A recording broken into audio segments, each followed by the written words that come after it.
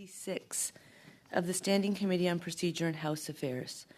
The committee is meeting today pursuant to Standing Order 108-3A and the motion agreed to on February 21st, 2023 concerning foreign election interference. Before we start, a reminder that all comments should be addressed through the chair. The clerk and I will maintain a consolidated speaking list of members wishing to speak. And before I get into the first hour, Mr. Julian, I see your hand is up.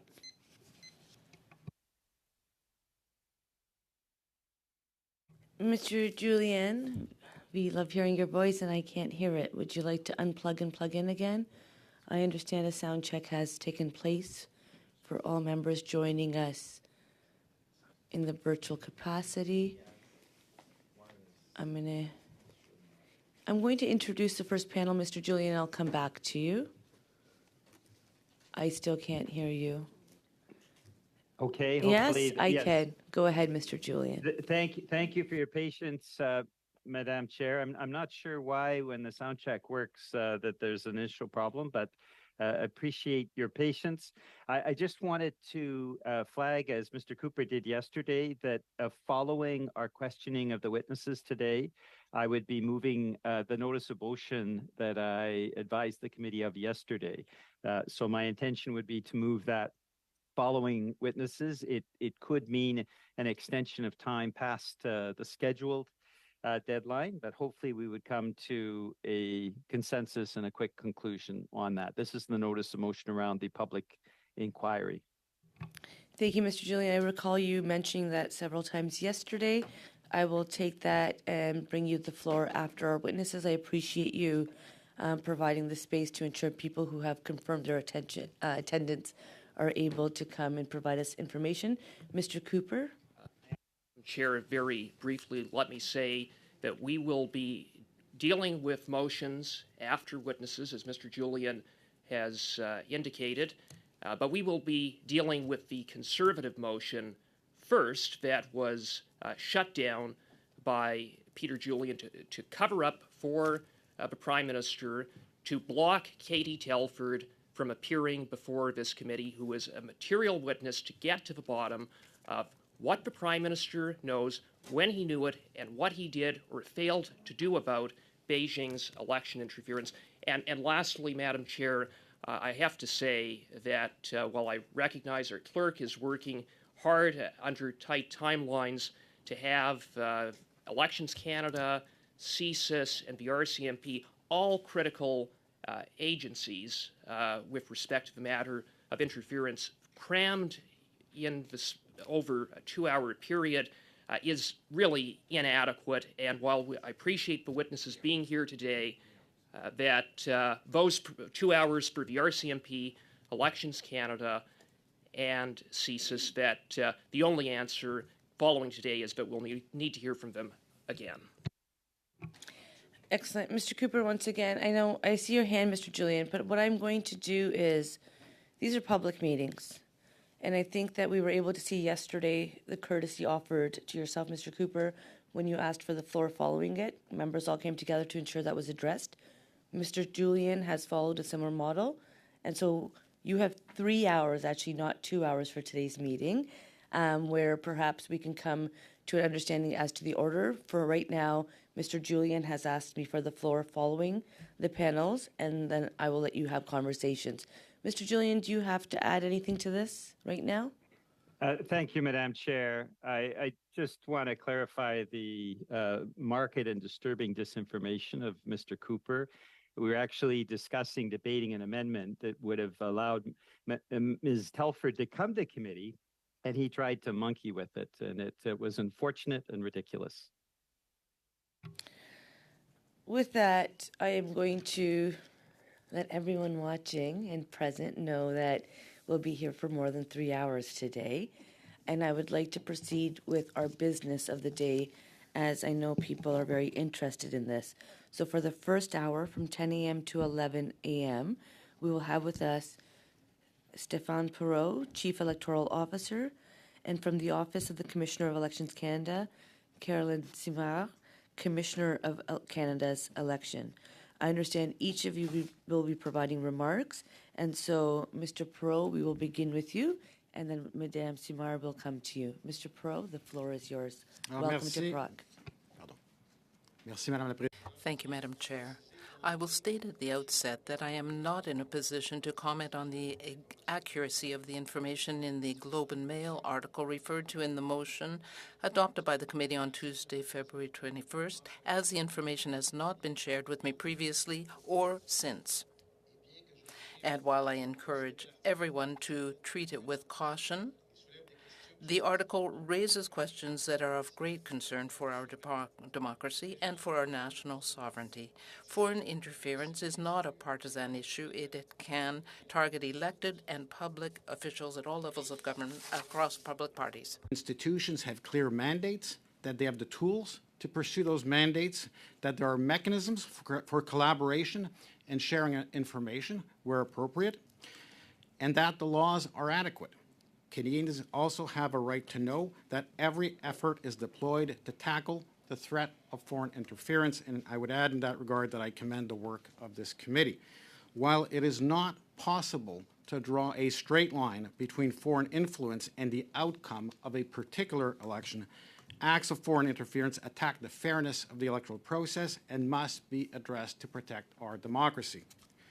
When I appeared on November 1st, I spoke of the importance of a whole-of-government approach. I would add that political parties, electoral district associations, and local campaigns also have a crucial role to play. Foreign interference is conducted through a range of tactics, and countering those tactics requires an array of measures, both legislative and non-legislative. Several suggestions have been made within and outside of this committee.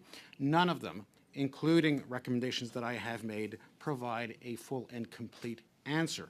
We cannot totally shield ourselves from foreign interference, especially in an open and free society, but we can and we must increase our resiliency. Thank you, Madam Chair. Thank you, Mr. Perot. Madame Simard. Merci, Madame la Présidente. Thank you, Madam Chair. I appreciate the invitation to appear before the committee again today. As Commissioner of Canada Elections, I take the issue of foreign interference in our elections very seriously.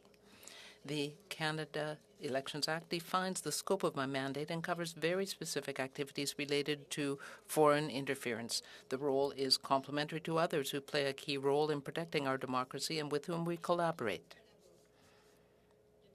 Since my last appearance on November 1st, additional allegations of foreign interference have circulated in the public environment and have led to complaints to my office. I am seized with the importance of this issue, as well as the need to reassure Canadians under these exceptional circumstances. I would therefore like to inform you that we have conducted a rigorous and thorough review of every complaint and every piece of information that has been brought to our attention concerning allegations of foreign interference in both the 2019 and 2021 general elections. That this review is ongoing as I speak to determine whether there is any tangible evidence of wrongdoing under the Canada Elections Act.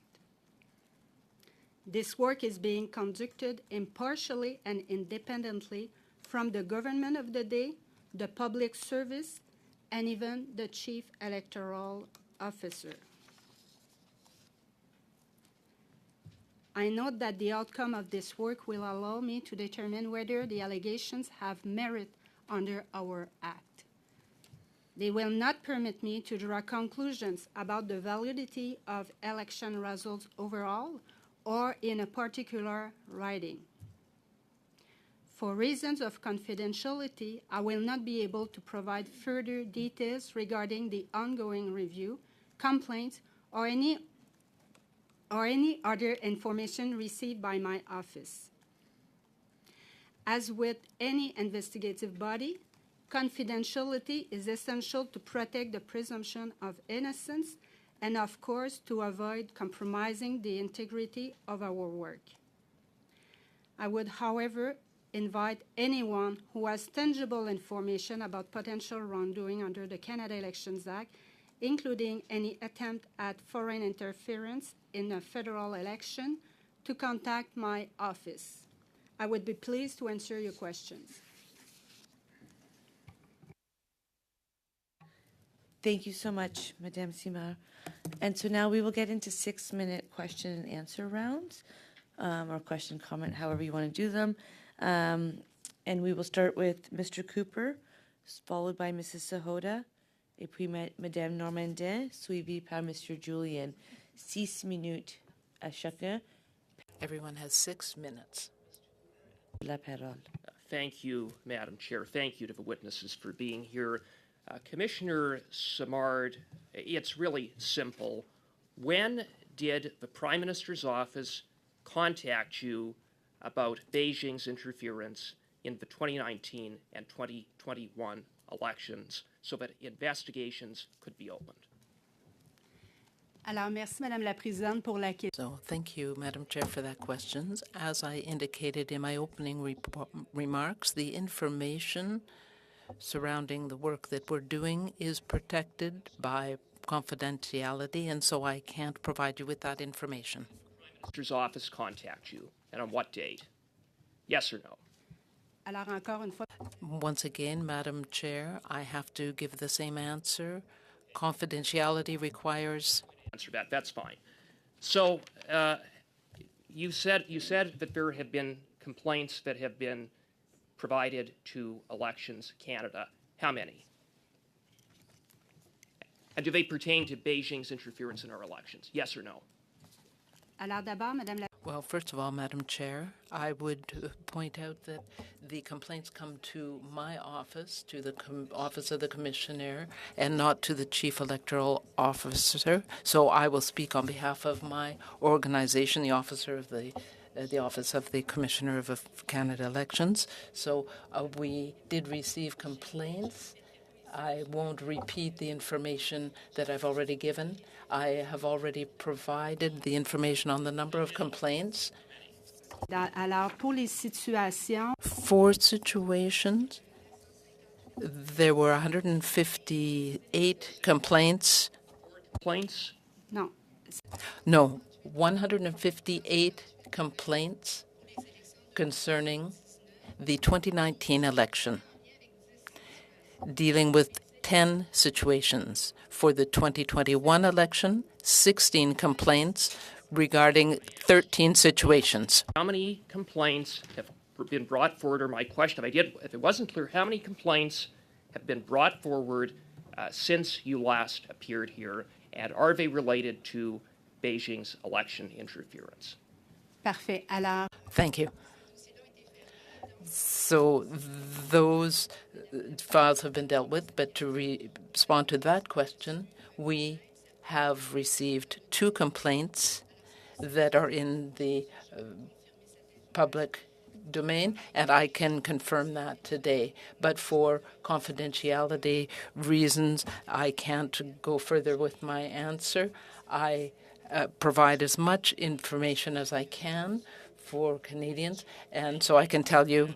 Mr. Perot, did you say, so I seek clarification that I understood you correctly, that the information that is contained in the Globe and Mail report has not, that information, no one has shared contents of that report with Elections Canada?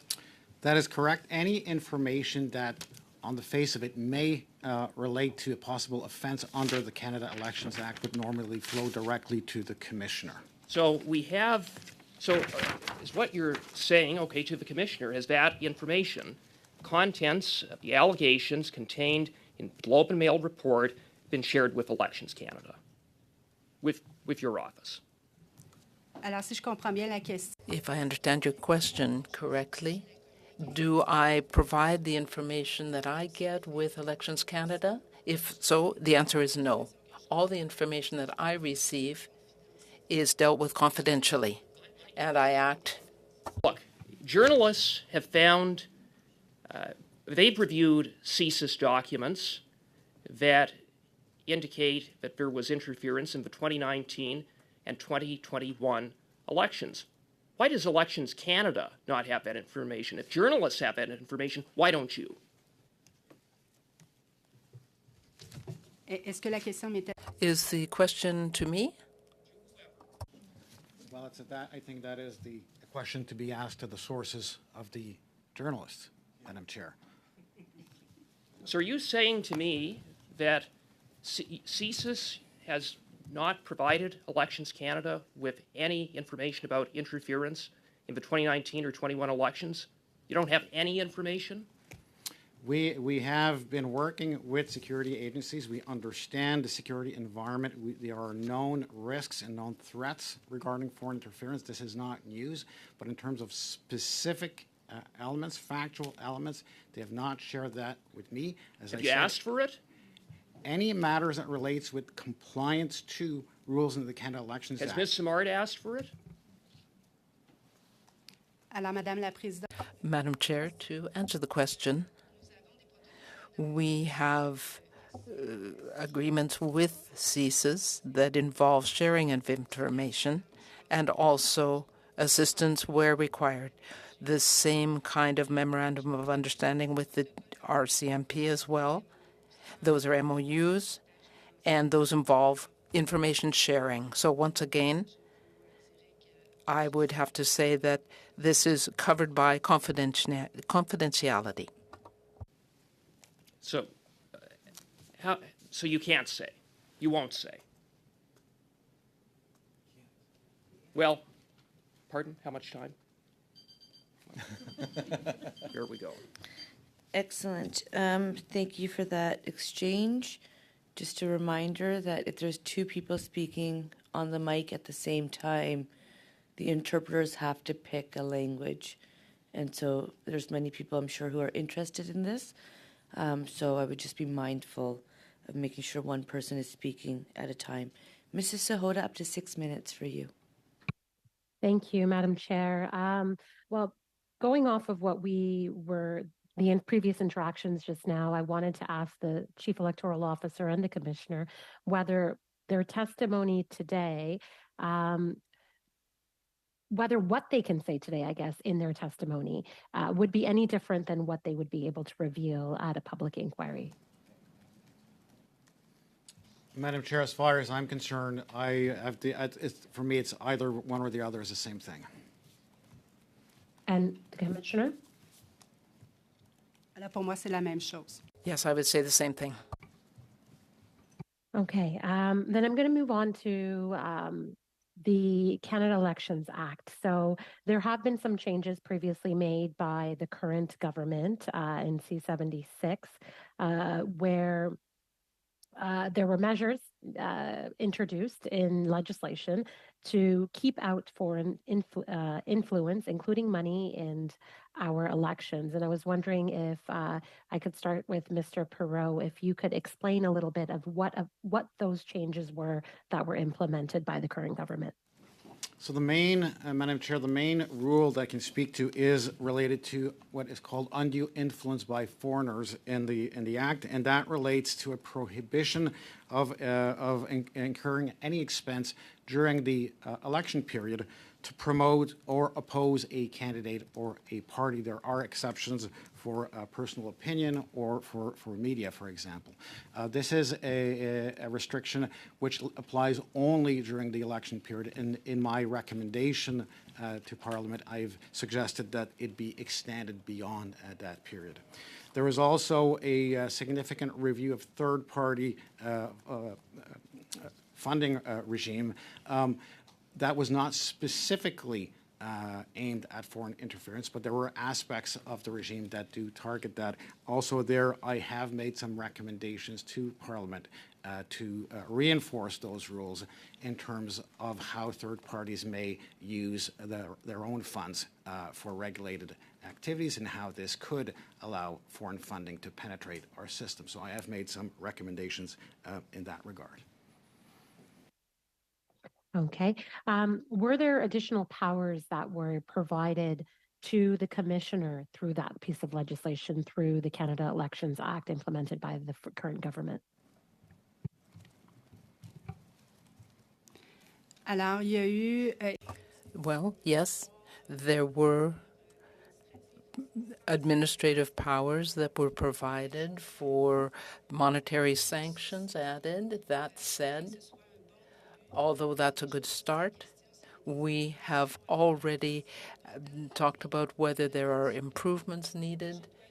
Right now, I have to use criminal powers to do my work. And so we don't have specific powers in the administrative area.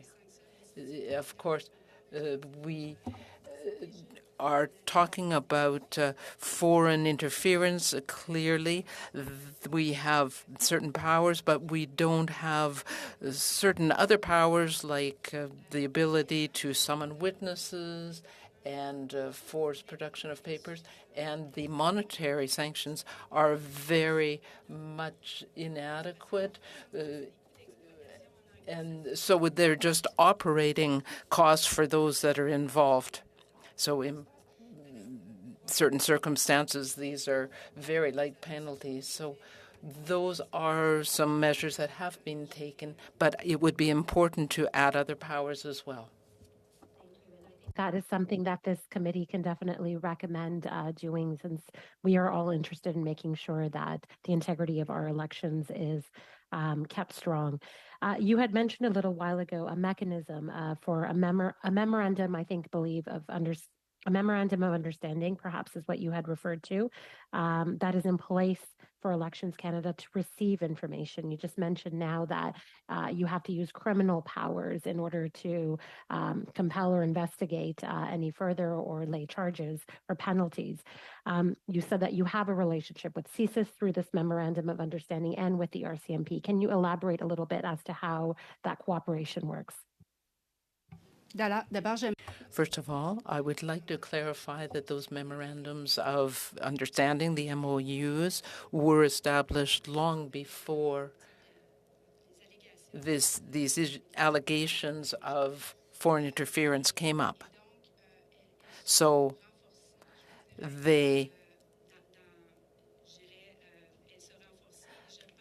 are being reinforced. And I think other memorandums of understanding might be needed in the future. But I want to point out that it is very important to collaborate, and certainly our partners can count on our full cooperation. Where CSIS and RCMP are concerned, they have told us the same thing. And this question is to the commissioner specifically. Have you found that through the investigations that you're currently undertaking right now, that CSIS and RCMP has been bringing you information in order for you to undertake those investigations? OK,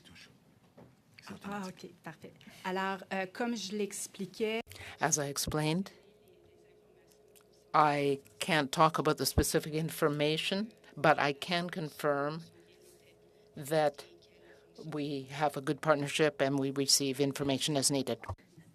Thank you. And now we go to Ms. Normandin. Thank you very much. Thank you to both our witnesses for being here.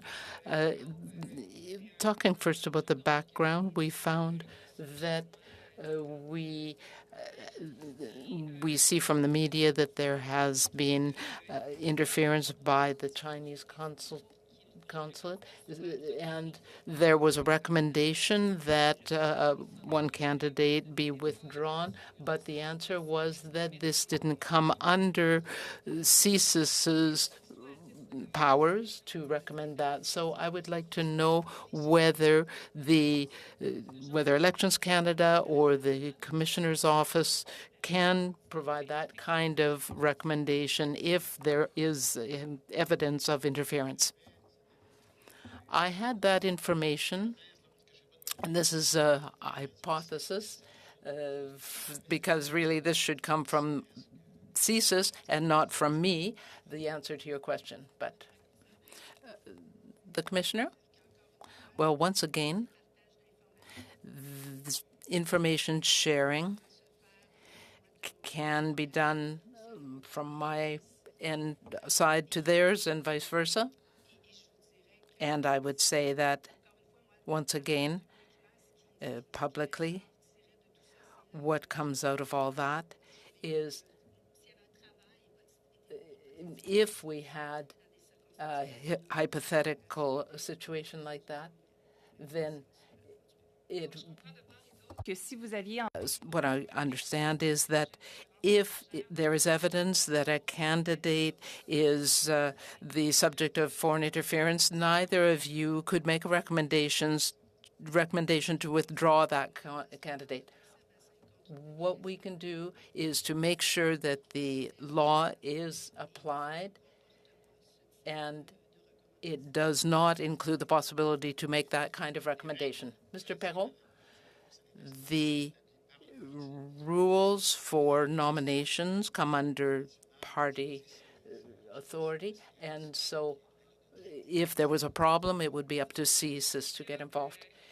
To your knowledge, is there anyone other than a party that can recommend withdrawal of a candidate who might be the subject of foreign interference?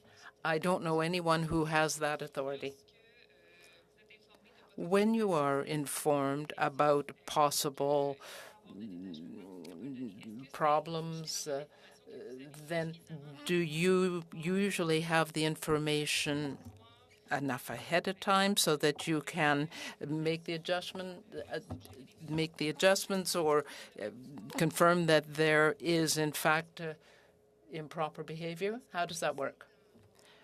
Well, as someone who makes sure that the law is properly applied, then this is a role that we play through my office. But once again, I have a very specific type of power, which is to bring charges under the criminal code. So that is how I can carry out my work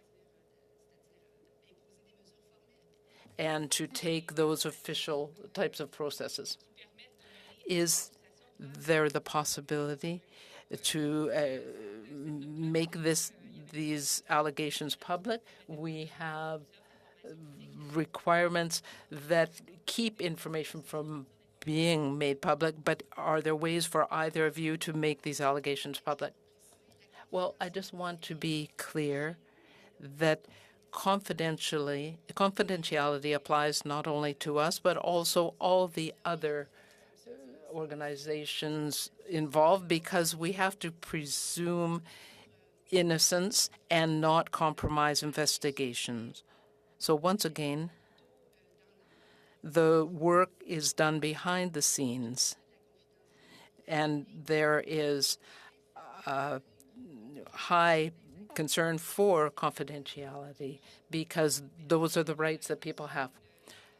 But if there is a potential charge against a candidate, the candidate would be informed, would he or she not? Yes, hypothetically, if there was an investigation, I would think that there would be witnesses and, well, I would imagine that if there were charges laid, then would national security be taken into account when laying those kind of charges? Well, my decisions are independent of what government is in power, and my colleagues as well. So they come under the Act. So there could not be a pretext used to keep, if information can't be made public, then the charges might not be laid for that reason. Thank you very much. Now, Mr. Julian, 6 minutes to yourself. Miss. Thank you very much, Madam Chair. And thank you, Ms. Perrault and Mr. Perrault and Ms. Sima. You work every day to protect our election process. and we really appreciate that. Your work is important. I know that you can't take a position, but the former chief electoral officer also called for a public inquiry regarding China's foreign interference in our elections. I know you can't make a comment on this, but there is definitely momentum for calling a public inquiry. The questions around the nomination process, it is true that the nomination process Elections Canada does not interfere with, but every candidate for nomination does have to file expense claims and file a full and comprehensive review of contributions they've received. In that case, for a nomination, if, for example, a bus was rented to transport people to a nomination meeting, should that have been included in the nomination expense declaration? So to be clear, Madam Chair, not all nomination contestants have the obligation to file a financial return. Those that have spent or received more than $1,000 do have to file that return. If there is a, to go specifically to the question, if a nomination contestant, needs to file a return and has incurred expenses to promote his or her nomination, then that should be in the return, including the bus that you refer to.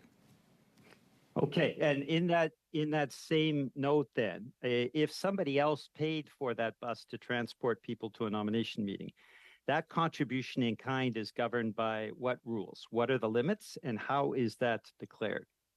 Contributions, whether in kind or monetary, are governed essentially by the same rules. They are subject to the same limits and are subject to the same disclosure requirements. So if somebody rented a number of buses and the cost was over $1,600, for example, or over $1,700, and that was declared as a contribution in kind, somebody else paid for it, would that be a violation of the Elections Act?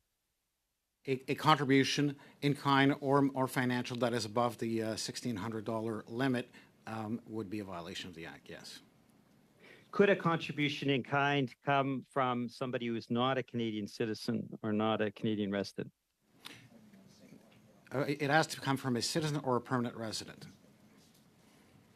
And so anyone else paying for that contribution in kind would also constitute a violation of the Elections Act? It would. If somebody made a contribution, they were a Canadian citizen or a permanent resident, and they made a contribution and that money was reimbursed to them, but they were still given the credit and the tax receipt for the contribution, is that a violation of the Canada's Elections Act? That would be a violation. There are many scenarios around that, but essentially if a contribution is returned, it's not a true contribution, and there are violations around that scenario. Okay, so these are all cases that could be violations. So if a complaint was issued even after the fact for a filing of a nomination candidate or for a candidate in the elections, is that not something that Elections Canada would refer to the Commissioner of Elections?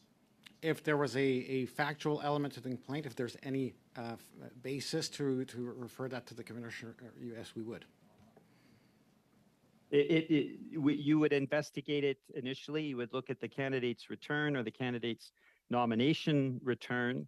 And if you see discrepancies or if the complaint touches on things that have not been declared within those declarations, you would be investigating it and then referring it to the Commissioner of Elections? We would use that information as part of the audit, inform the audit, but depending on the nature of the information and what we find in the audit, if there's any potential violation, we don't make that determination. If there's a possible violation of the Act, then it is referred to the Commissioner. It is her decision alone to decide how to deal with the matter.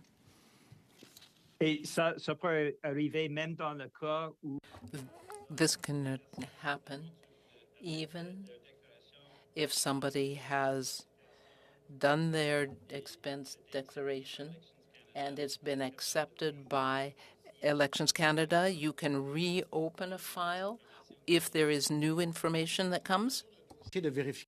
Well, if an audit file is closed, it doesn't mean that all is clear forever. It just means that it has been reviewed and it is closed. But if there is new information that affects the file, it can be reopened or it can be sent to the Commissioner's office. I would now like to talk about offenses and violations. For example, we had a situation where Dan Miastro was found guilty. And tell me about that situation and the violations. It might be useful. My office prepared a whole description that might be able to answer your questions. So we have the list of penalties compared with the different types of issues. Thank you. 5-minute rounds by Mr. Cooper, followed by Mr. Turnbull. Mr. Cooper. Thank you, Madam Chair. I'll be splitting my time with Mr. Berthold. Would it violate the Canada Elections Act to funnel money through proxies to a nomination or election candidate? Madame la Présidente, Well, the directed contributions are illegal. Thank you. Would it violate the Canada Elections Act for a business to hire an individual under the pretense that the individual work for that business and then pay that individual to work on a political campaign? Yes. that would amount to an illegal contribution, non-monetary contribution by the business. Thank you. Would it violate the Canada Elections Act for consular officials or staff at a foreign consulate or embassy to assist a candidate or a campaign during work hours? There are rules on volunteer labor, and I'd have to verify the specifics on that. Okay, thank you for that. And with respect to the penalties that would apply, could you elaborate briefly on those with respect to those two circumstances in which you had identified as contravening the Act? Oui, c'est-à-dire que, comme je viens de l'expliquer, Well, as I explained, Madam Chair, I have this table that indicates the violations. So we have to make a distinction between violations that have monetary or actual criminal sanctions. I'll refer to the table. Mr. Berthold. Merci, M. Perrault. Thank you, Mr. Perrault. Will you provide that information? Yes, we just want to make sure that we get all the information. Thank you. Mr. Perrault, have you had any meetings with a minister or anyone else regarding Beijing's political, or rather interference in elections? Has anyone from the government tried to communicate with you, to advise you, to ask you for information, or to ask you to find solutions to this issue, which is increasing? And we have heard a number of times that this is a problem that is quite predominant right now. We work with our security partners. We work with CSIS and others, RCMP and CSE, for, in some cases, to do tabletop exercises, but it hasn't been an important enough issue for the Prime Minister to contact your office. No. Have you all the authorities that you need to deal with CSIS? Yes. So are there things that CSIS tells you that you can't share with MPs right now? I don't have factual information about foreign interference.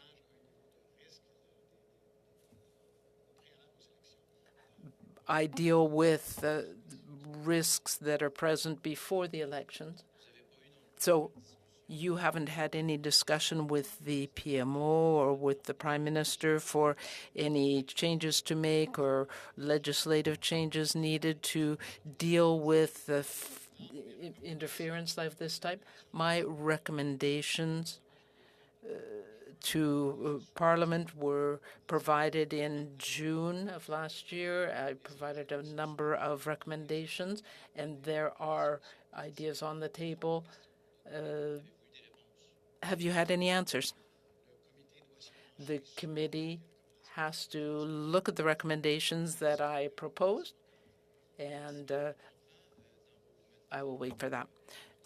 Ms. Sima, you said in your opening remarks that there were 16 complaints regarding 13 situations and that all those files were closed. As I mentioned earlier, yes. In the briefing that Mr. Perrault received, that was made public yesterday, I believe, we understand that Mr. Perrault referred 3 complaints to the commissioner, to you. Were those 3 complaints that were considered to be of concern to the chief electoral officer, were they investigated? Madam Chair, I would ask for more clarification because we get thousands of complaints a year, 1,000 in 2022. The 3 that were provided to you, referred to you by the Chief Electoral Office, by Elections Canada. I'm afraid I don't know which complaints those are. Thank you. Mr. Turnbull, up to 5 minutes for you. Thank you, Madam Chair. So thank you for the witnesses for being here today. So I want to just clarify. So here are some things that I've heard, and I just want to recap. So the RCMP is responsible for investigating incidents of foreign actor interference across Canada, and they do so based on information from their own intelligence and partner agencies. And the Commissioner of Elections is responsible for ensuring compliance with and enforcement of the Canada Elections Act. And you, Ms. Samar, do so based on your own investigative work as well as the intelligence provided by partner agencies and departments. And both these 2 functions, the RCMP and the Commissioner of Elections, make independent decisions on whether to investigate based on complaints or information received. Would you say that that's true, Ms. Samar? Well, generally speaking, that is the situation, yes. Thank you. And so we've seen, circulating in the media reports that CSIS allegedly became aware of instances where the difference between the original political contribution and the refund a person gets at tax time was returned to donors. Can you confirm, Ms. Samar, that that would be a contravention of the Canada Elections Act? Well, once again, this is a hypothetical scenario, and in that context, I can say that there are measures in the Canada Elections Act that could apply to that. Great. And what about the other CSIS, the report that CSIS allegedly found, which is that business owners hired international Chinese students and assigned them to volunteer in electoral campaigns on a full-time basis? Is that also in contravention of the Canada Elections Act? Once again, that is a hypothetical scenario, and under the financing provisions, there may be measures that apply, and that would be under the Canada Elections Act, yes. Okay, great. And you, as being the commissioner, have the authority to investigate those types of matters. Is that correct? Yes. My power is defined in the Elections Act. I apply the act. Sorry, I'm short answer question. Sorry. If CSIS became aware of illegal activity would you expect them to hand that over to you for an investigation to take place and appropriate action? Mon, a- mon attente. My expectation regarding my partner agency is for them to provide me information as soon as they receive it. Anything that might involve a violation of the Canada Elections Act, it should be communicated to me without an assessment on their part. And that action, if there is action taken as a result of an investigation, would that be made public? Alors, The investigations are confidential for the reasons that I mentioned, and if official steps are taken, then the certain information would be communicated. And within Bill C-76, you were given new powers and authorities to compel testimony by applying to a judge to have individuals basically be compelled under oath to testify on these matters. Is that not correct? je vous dirais. I would say that generally speaking, that is the case, but I could provide more clarification on that. But overall, yes. Thank you, Madam Chair. No more questions. Thank you, Mr. Turnbull. Madame Normandin? Merci beaucoup. Thank you very much. Since the beginning of this questioning, we have heard a number of examples raised, and you have said that hypothetically, given the possible violations of the Canada Elections Act, there could be action taken. And when we talked about partnering, you said that you would get information from the other agencies, the CSIS and RCMP, and you would act on them. So if there was any possibility of foreign interference. But yesterday we heard that the system as it exists prevents foreign interference, but I haven't heard that from you. So what prevents either the chief electoral officer or the commissioner, what prevents you from actually taking action ahead of time? Well, one of the constraints is that we live in a free and open society, and that is a very good thing. We can say what we want on the social media. We can go to the bank and withdraw money and spend it how we like without surveillance. So when we live in an open society, there are risks that foreign governments take advantage of that. So we don't want measures that would involve actual surveillance of Canadians. But we do want to make Canadians aware. We want to work with government parties, riding associations to make sure that we build resilience in Canada, but there is no mechanism to prevent problems. But when information is provided that foreign power is interfering and favoring a given candidate, you can't take action? Well, I don't know exactly what situation you're talking about or whether there is concrete information. So it's very difficult, Madam Chair, to answer that question. Thank you. Merci beaucoup. Thank you very much, Madam Chair.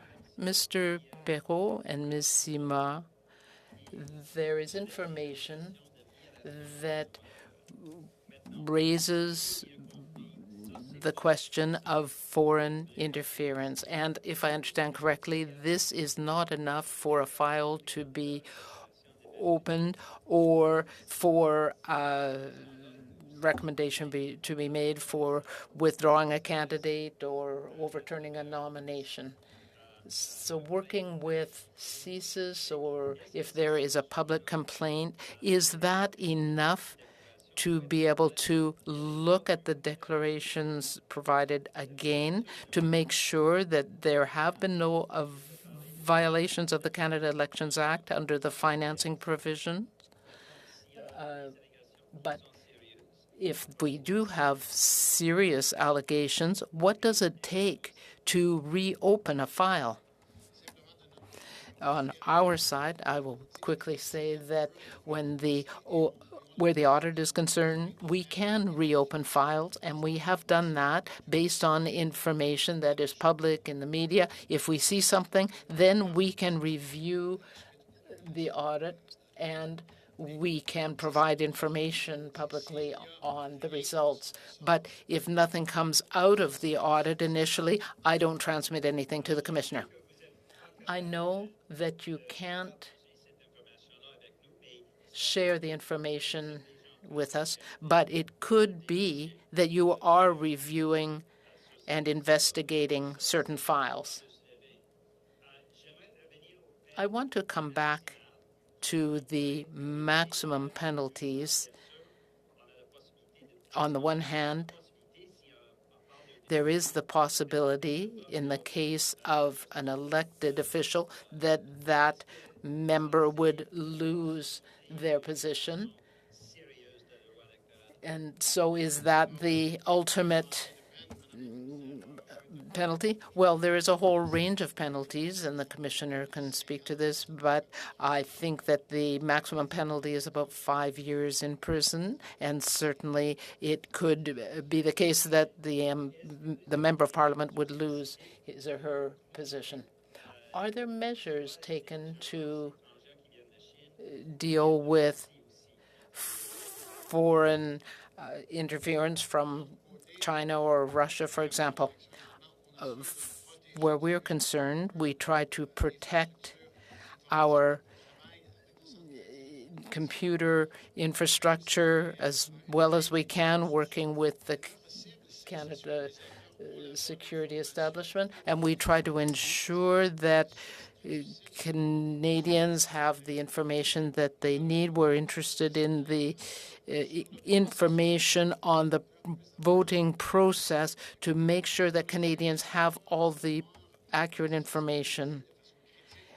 It doesn't concern us whether the information that is out there about a candidate is correct or not. Just so our witnesses know, and the rest of the day, we'll just be going over slightly to make sure that we do get this round done and that we have the hour with our guests. Mr. Cooper, 5 minutes to you, followed by Mr. Garrettson before we let them go. Thank you, Madam Chair, and Commissioner Simard, with the greatest respect, I find it astounding that in response to the last question posed by Mr. Berthold, you said that you had no knowledge or understanding of the particulars of the 3 new complaints. You're appearing here on a matter relating to serious allegations of foreign interference.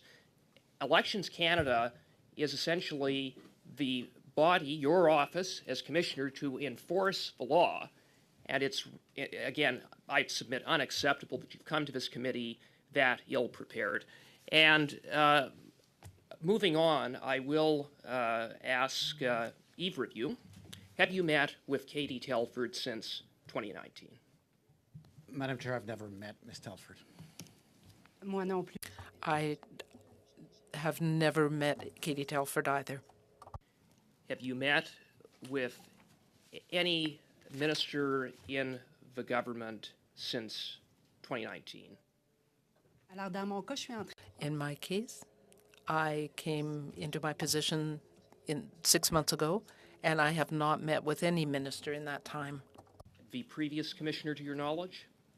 J'en ai aucune idée. I don't have any idea. Mr. Madam Perot? Chair, I do meet the minister responsible for democratic institutions, as I do meet opposition critics, and I've shared the invitation to all parties to hear from them concerns that they have and talk about some of the major priorities for our agency. So I have met. Okay, thank you for that. Have you met with any minister's office staff since 2019? To both of you? In the context of meeting, The minister, he or she is accompanied typically by staff. But never staff independent of minister. No, never. Moi non plus. I haven't either. What about security cleared staff or other officials of the Liberal Party of Canada? Moi non plus. Il y a juste le No, just the advisory committee in June on behalf of political parties. I met with people then, but not otherwise. Through the Advisory Committee of Political Parties, Madam Chair, and at that committee, I have a standing invitation for the commissioner, but we meet regularly with senior executives from all parties. Okay. Well, then, thank you for that. I would ask if you'd be prepared to undertake to provide to this committee dates and names of the ministers and ministers' office staff to the degree that that is possible, along with any Liberal Party staff or officials that you have met with since 2019. Will you undertake that? Since presumably January 2019. Since January 2019. Sure. The minutes of the meetings are on our website, and membership is public, so there's no confidential Will you information. provide? I will provide that. Provide to the a detailed chair. list to this committee. I will do that, Madam Chair. And although you had indicated that you did not meet with the Prime Minister or anyone of the PMO, will you go back and verify that as well? That will not be difficult. I've never met Okay, them. thank you. And Mr. Berthold. Monsieur Perrault, est-ce que vous... Mr. Perrault, have you had any report regarding threats to the electoral process? No, not a report specifically, because my job is really to oversee the administration of the election process. And yesterday I was surprised that Elections Canada was not on that working group to protect our election process and that looks at what information should be made public. So if I understand correctly, you are not. Well, in preparation for the elections, we meet with various partners so that everyone is clear about their roles. We have that kind of communication, and we know if there is an issue, we know who should take charge of that and react. So the communication mechanisms are clearly established. So I understand that. It's not because we're not part of the group that we don't have a role to play in that. Well, you know better than anyone that elections, when there's something at the beginning of the election process and the election process goes on, it's too late to react. Well, that depends on the quality of the information. There is a whole range of types of information, and so it all depends on the quality of that information. Thank you.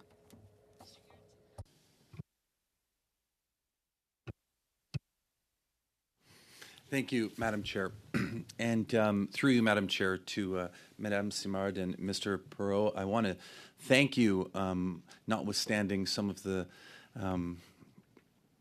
unfortunate comments that have been shared around the table today. I want to thank you for the incredible work that you and Elections Canada do. The reality of the situation is that we live in one of the freest and open democracies in the world, and that's as a result, not because of partisan members of parliament or politicians, but because of the incredible work that you do. And so in any capacity that I can, I apologize for some of the comments that have been expressed today, and I thank you for the incredible work that you do. I just want to recap so that I fully understand this, and please feel free just to answer with yes and no if I have it correctly. So CSIS will receive complaints.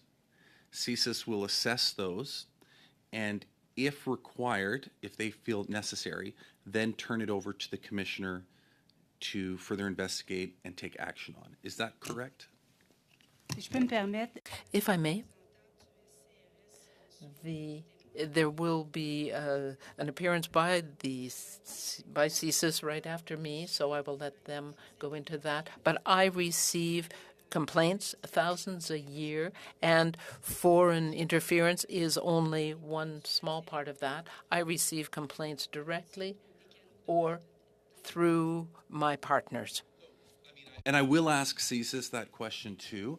But so just to confirm, it is very, it would be reasonably acceptable to assume that CSIS might get some information that they don't end up turning over to you because they don't deem it necessary to go to you, correct? I mean, CSIS must receive a lot of information, but maybe that's a hypothetical and you would rather not answer it, I understand. I don't know the unknown. Yeah, fair enough. And just to go back to Mr. Cooper's question in the first round, CSIS did not provide any information regarding this global report to Elections Canada, to you, Commissioner? Alors, comme je l'explique, As I explained, for good reasons, for legal reasons, I can't share that information because of confidentiality. Bill C-76, which came about in 2018, that significantly increased the powers for Elections Canada to look into and investigate foreign interference, correct? alors, je vais corriger. I just want to correct you. It's not Elections Canada, but it is the Commissioner of Canada Elections. And as was mentioned, one of those powers is to summon testimony. Is working? Is it has it improved the ability of the Commissioner of Canada Elections to do your work? Je vous dirais que I would say that any improvement is welcome, and for the future, it would be helpful to have additional administrative powers as well, because we have to look at all means to deal with such serious threats. You know, I won't direct this comment at the witnesses because they do an incredible job of being nonpartisan, Madam Chair, but I guess I would just say in conclusion that perhaps it would be beneficial for us to reflect on the fact that the Conservatives voted against Bill C-76 when that came before the House of Commons, that gave those powers to the Commissioner to be able to do the incredible work that they're doing on our behalf today. Thank you, Madam Speaker.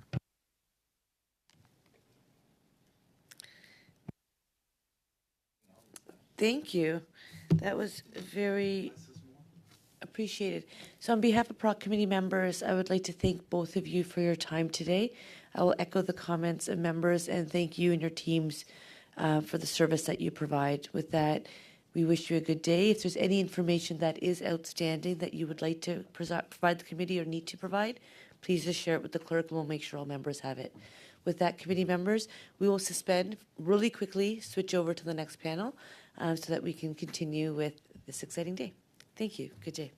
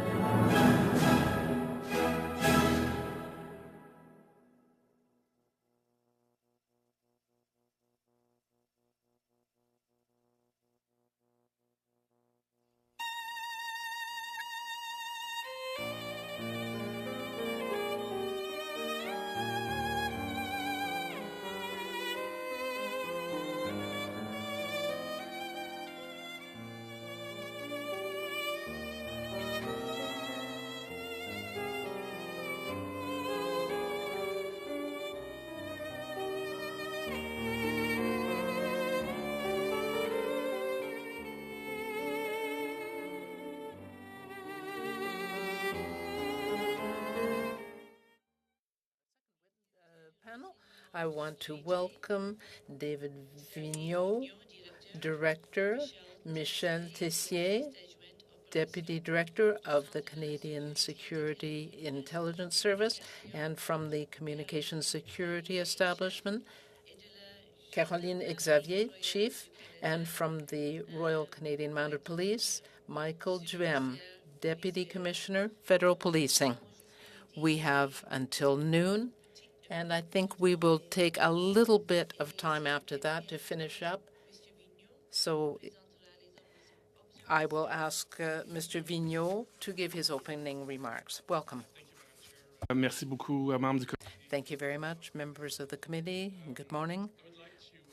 inviting CSIS and our colleagues to appear on foreign interference threats to Canada's democratic institutions. CSIS continues to view hostile activities by foreign state actors as the most significant strategic threat to Canada's national security community. Foreign interference in our democratic institutions is particular undermines Canadian society. Foreign state actors who engage in these deceptive, covert, and hostile activities seek to weaken trust in our fundamental institutions and processes, threaten communities, sow division, and ultimately influence policy. Comme l'a récemment souligné un représentant du As CSIS officials recently told this committee, foreign interference can take multiple forms. Threat actors may aggressively threaten or coerce their targets into acting in a certain way. This is a common activity impacting Canada's diverse communities and can involve threats to them or their family outside Canada.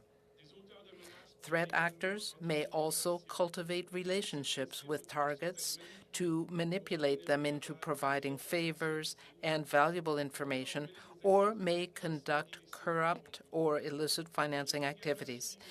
It is also important to note that threat actors may use others as proxies to conduct these activities on their behalf. of the techniques that foreign state actors employ to influence public discourse, the behavior of individual Canadians, and even our democratic processes to their advantage. We have also observed them to deploy cyber attacks, disinformation campaigns, and espionage to these ends. Foreign interference is therefore a complex and enduring threat to Canada's sovereignty. I can assure you that CSIS takes all allegations of foreign interference very seriously and uses its authorities under the CSIS Act to investigate, provide advice to government, and where appropriate, take measures to reduce the threat. Building resilience to foreign interference is one way to mitigate its coercive effects. CSIS has spoken publicly in a variety of forums to warn Canadians about these threats and these techniques and inform them of ways they can protect themselves. We have also provided defensive briefings to elected officials from all orders of government across Canada. Perhaps most central to these efforts is our engagement with Canadian communities. We have been clear that the principal threat to Canada comes from the People's Republic of China. But to be clear, the threat does not come from the Chinese people, but rather from the Chinese Communist Party and the government of China. Indeed, we are keenly aware that Chinese communities are often the primary victims of PRC foreign interference efforts in Canada. Le service continue aussi à investir. We therefore continue to invest significant effort in building relationships with individuals, communities, and community leaders to establish and sustain trust and to offer our support and partnership in their protection. Furthermore, these efforts are not limited to Chinese Canadian communities. CSIS takes allegation of unauthorized release of classified information very seriously. Compromises of this kind can reveal sensitive sources, methodologies, and techniques to Canada's adversaries. They are listening. This can subsequently threaten the integrity of our operations and even the physical safety and security of human sources and employees. Ultimately, such releases can hinder our ability to protect Canadians. Therefore, I would like to remind the committee that, just as with other recent appearances in front of PROC and other committees here, I am limited in what we can say in an unclassified setting. CSIS cannot publicly, in fact, prohibited from commenting on operational matters and classified information, in order to protect the safety and security of Canadians. Nonetheless, I welcome this opportunity for a frank and transparent discussion to the extent possible on the foreign interference threats to Canada that Canada faces, and we'll be happy to answer your questions. Merci, Madame la. Thank you, Madam Chair. Thank you so much, Mr. Vigneault. And so we will start with our 6-minute rounds. It will start with Mr. Cooper, followed by Mrs. Romanado, suivi par Madame Goudreau, et puis Mr. Ms. Goudreau, Ms. Normandin, rather, and then Mr. Julian. Remind everyone that comments should go through the chair, and there should be one voice being heard at a time. Mr. Cooper, 6 minutes to you. Well, thank you very much, Madam Chair. Thank you to the witnesses, and I would like to just express and associate myself with the remarks of Mr. Vigneault in saying that the interference that we see and the threat posed by the Beijing Communist Party has nothing to do with Chinese Canadians who are victims of the regime and their interference activities. It's very important we keep that in mind at all times during this our deliberations on this matter. Mr. Vigneault, how many times did CSIS brief the Prime Minister regarding Beijing's interference in the 2019 and 2021 elections? And Madam Chair, I have been director of CSIS since 2017. I have had many opportunities to brief the Prime Minister, Cabinet, and different ministers on the subject of national security, including specifically on foreign interference. I would not have a specific breakdown of the number of times since 2017, but this has been a topic of ongoing briefings. Will you undertake then to provide the committee with a list of all the dates that you briefed the Prime Minister, that CSIS briefed the Prime Minister in regards to interference activities by Beijing related to the 2019 and 2021 elections? So, Madam Chair, I understand that yesterday the National Security Intelligence Advisor was asked for a similar request, and my reaction to this would be to probably work with the Privy Council Office to have a consolidated response to the committee through you, Madam Chair. And will you also undertake to do the same with respect to a list of all the dates that CSIS briefed any minister, PMO staff, minister's office staff, or security-cleared Liberal Party staff related to Beijing's interference in the 2019 and 2021 elections? So, Madam Chair, I think, as I just mentioned, we will endeavor to collide as much of that information possible. And bearing any specific national security considerations, we will endeavor to provide as much as possible to the committee. Okay, and I guess consistent with that, or in addition to that, will you undertake to provide a list of all individuals who are present at these briefings to the degree that this is possible? I will probably have to defer to the extent to which we know. We will again, provide the information in the context of any other national security considerations, but we'll probably have to rely also on the Privy Council Office for some of the attendance of these briefings. So that consolidated piece will hopefully be answering many of these questions, Madam Chair. Thank you very much. On February 24th, 2023, Sam Cooper of Global News reported that 3 weeks before the 2019 election, CSIS officials gave an urgent briefing to senior aides in the Prime Minister's office, warning them that a Liberal candidate who is a sitting Liberal MP now had received assistance from Beijing's Toronto consulate in his nomination campaign. What are the names of the PMO aides who were briefed? Madam Chair, as I just indicated, we'll have to review the list of and the dates of such briefings. It will be important to remind colleagues that I will, or this committee, I should say, that I do not take the premise of that the question at face value. I need to be able to provide information respecting the proper classification of the information. So that the spirit of that question will be answered through the consolidated response. And to that end, did CSIS brief the Prime Minister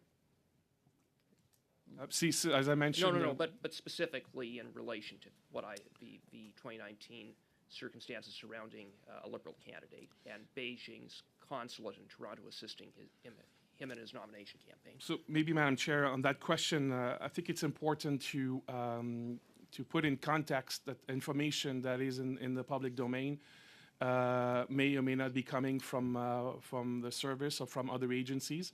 There's been indeed information that is now reported by the media, and it is not because the information is in the media that I'm at liberty to confirm or deny the specific nature of classified information.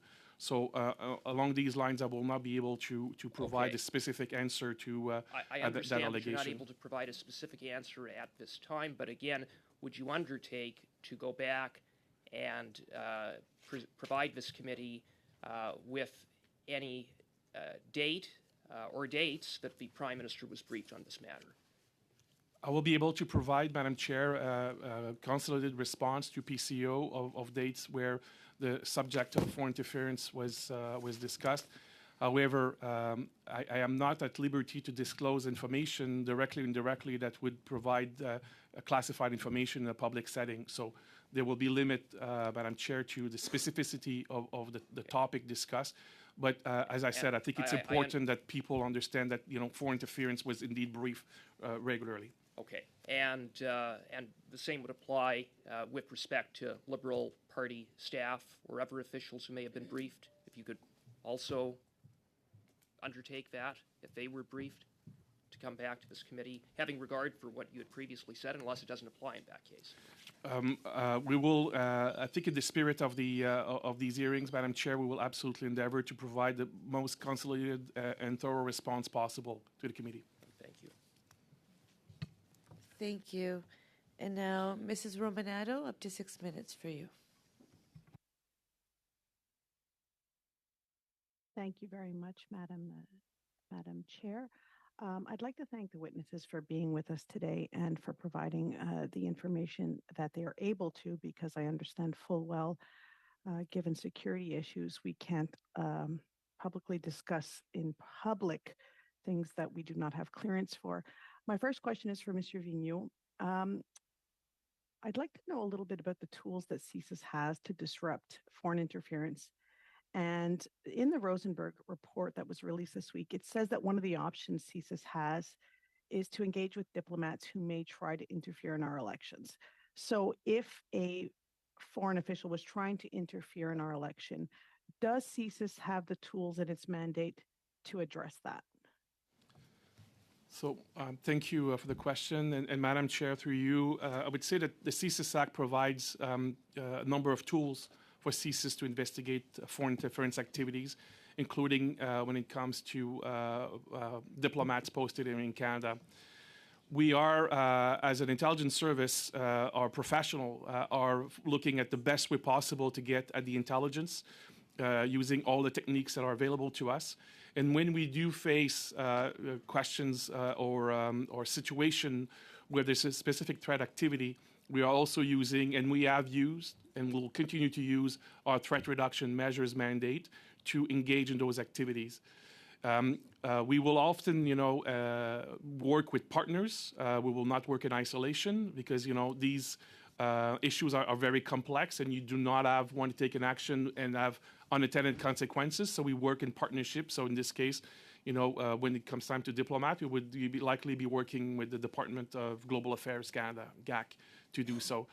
But I can assure the committee that, as I said in my opening remarks, that CSIS and our partners at this table, we do take any allegations of foreign interference extremely seriously. We investigate these allegations, and we use all the tools at our disposal to try to better understand, characterize these activities, and reduce the threat where possible. Okay, and thank you very much. CSIS has the ability to share information with the RCMP for them to launch an investigation. Is that correct? Yes, CSIS is actually over the years, since the inception of CSIS in 1984, we have developed between the CSIS and the RCMP very elaborate processes to be able to share information. I think the committee has heard some of the challenges that exist in using intelligence and passing it on to law enforcement agencies or investigative bodies, because intelligence is not a question of evidence. So, the RCMP in this specific case needs to determine how to use the information and further their own investigation. It is a complex process. The two organizations working with Department of Justice continue to work on this issue. The notion of using intelligence to pursue law enforcement matters continues to be a challenge that a number of organizations are actively working on. But we do have robust processes with the RCMP and with other law enforcement and investigative bodies to do such an exchange. So on that, Mr. Vigneault, I'm sure you're aware that yesterday the Deputy Minister of Public Safety confirmed that there are actually no investigations into allegations of foreign interference from the last election underway. So based on your previous response that information is shared, what they have in front of them, they do not have any active investigations. I'd like to just talk a little bit about the briefings next. You mentioned that you do participate in briefings of the panel. Do you personally do that briefing, or is that somebody else on your team or along with you? I normally, I'm the one who would be doing these briefings. There may have been one or two that my colleague, Deputy Director of Operations, may have undertook, but it will be myself briefing the panel directly. Okay, and from what I understand, based on those briefings, there has been no incident or incidents of interference that have threatened the integrity of the election. Is that correct? Madam Chair, it's indeed the conclusion that the panel has taken. They received a lot of information, a lot of briefings, and the panel can tell you, having been part of the discussions, have been challenging us on our information, on better understanding, the panel members wanting to better understand what we had. And I can tell you that it has been a very robust exchange. And the committee, the panel have come to conclusions in 2019 and also for the elections in 2021 that indeed the information did not reach that threshold. And based on my information and my experience, for what it's worth, Madam Chair, I would say that I concur with that conclusion. Perfect. And I have only about 30 seconds left. You mentioned that you could not comment on media reports that may or may not have come from CSIS, whether it be leaks and so on and so forth. As you probably know, my son is an intelligence officer of the Canadian Armed Forces, and I take the issue of security and national security extremely seriously. Could you explain quickly what a leak could mean to the intelligence sharing of Five Eyes, and what would that happen if we were to have leaks of top secret information? So, Madam Chair, very quickly, I would say that the bread and butter of an intelligence organization is our ability to collect secrets and keep secrets and use those secrets, with the appropriate people. When that ability is threatened, it undermines the confidence of our partners domestically and internationally. And this is something we take very seriously. But I would say it's also the ability of to protect our people and our sources, people who put their lives at risk to protect Canada. So would you say that letting information like this out would actually put our members of the Canadian Armed Forces at risk? If you can give it in one answer, I would take it. I would say that any information that is disclosed in an unauthorized way, you do not know the consequences. You cannot foresee the consequences down the road. So I think it's very serious. Thank you. I have to end our time there, and I would just like to keep it tight. I will go, Madame Normandin, jusqu'à 6. Ms. Normandin, 6 minutes. Thank you very much to all of the witnesses for being here.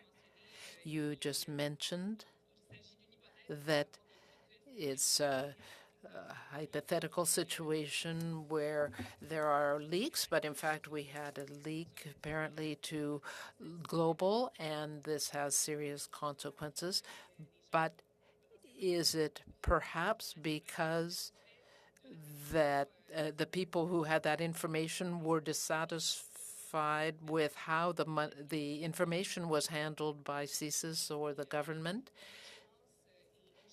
And does it say something about the tensions that might exist.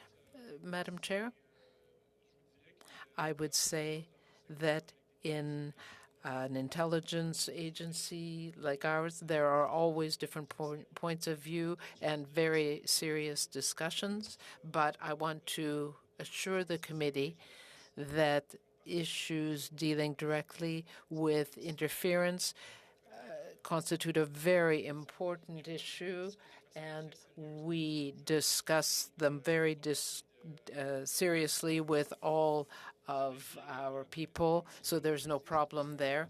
There are measures in CSIS for people who are dissatisfied with how information is being handled to take use a process to deal with that. We have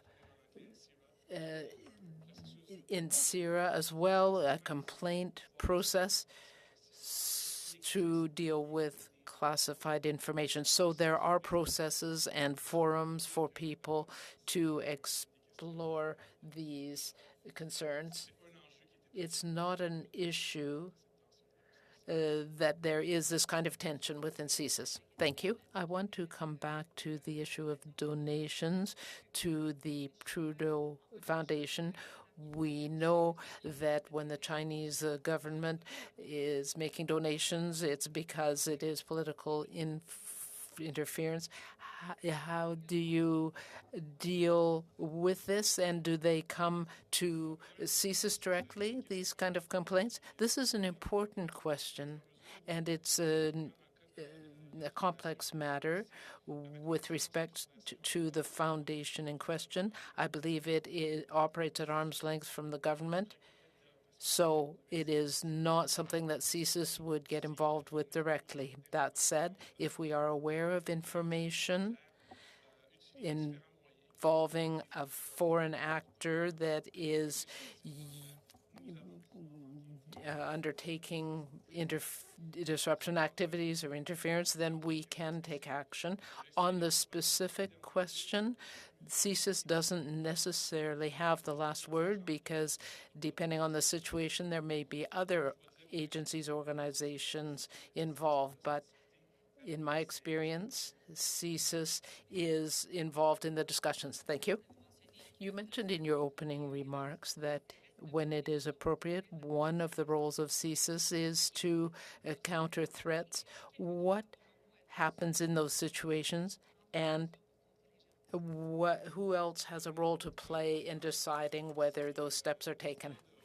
Madam Chair, the powers that CSIS has for countering threats go back to 1998, I believe.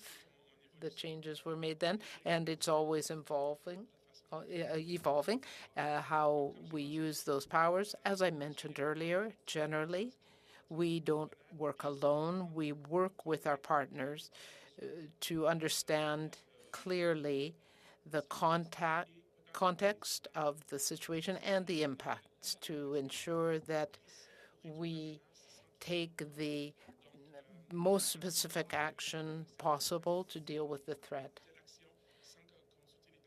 So we would not usually take action without consulting our agency, but before taking action.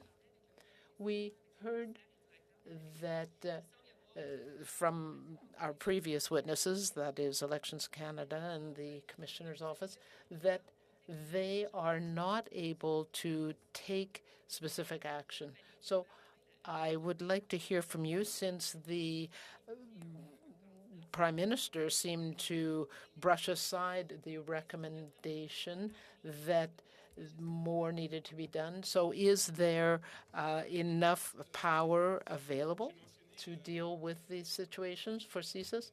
I mentioned in my opening remarks, Madam Chair, that foreign interference is taken seriously, and over the past few years, we have noted that the types and sophistication of foreign interference have evolved, have increased. They have learned how we work and the types of work of powers that we have and what we can do. And that is why we need to protect certain parts of our information. CSIS, the CSE, the RCMP, and the Commissioner's Office all have complementary powers. And do we need more tools in our toolbox? That's certainly something that we can look at. We work very well together, but there is certainly room for improvement.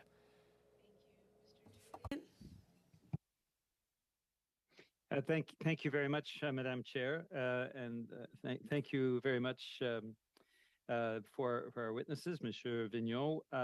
I was tempted to ask the same question I asked yesterday, which is the articles by Robert Fife and Stephen Chase in the Globe and Mail and Sam Cooper in Global News. If you could acknowledge their factual articles, I don't believe you're willing to do that. However, I do want to ask whether the concerns around multiple Liberal and Conservative candidates being involved, potentially being favored by Beijing, if this is something that you can confirm, whether there are multiple Liberal and Conservative candidates that were of concern. Madam Chair, I think the member has had the preview of my answers. I will not be able to speak specifically about who may or may not have been a subject of interference. What I can say, and we have said that publicly many times over the last number of years, is that foreign interference is the actors who are engaged in foreign interference against Canadians do so at all levels of government, at the federal, provincial, and municipal level, and they're doing it across party lines. The goal here for the country organizations who want to interfere is to favor their own interest, and therefore, whatever way they decide to determine that those interests would be pursued most effectively, they will engage.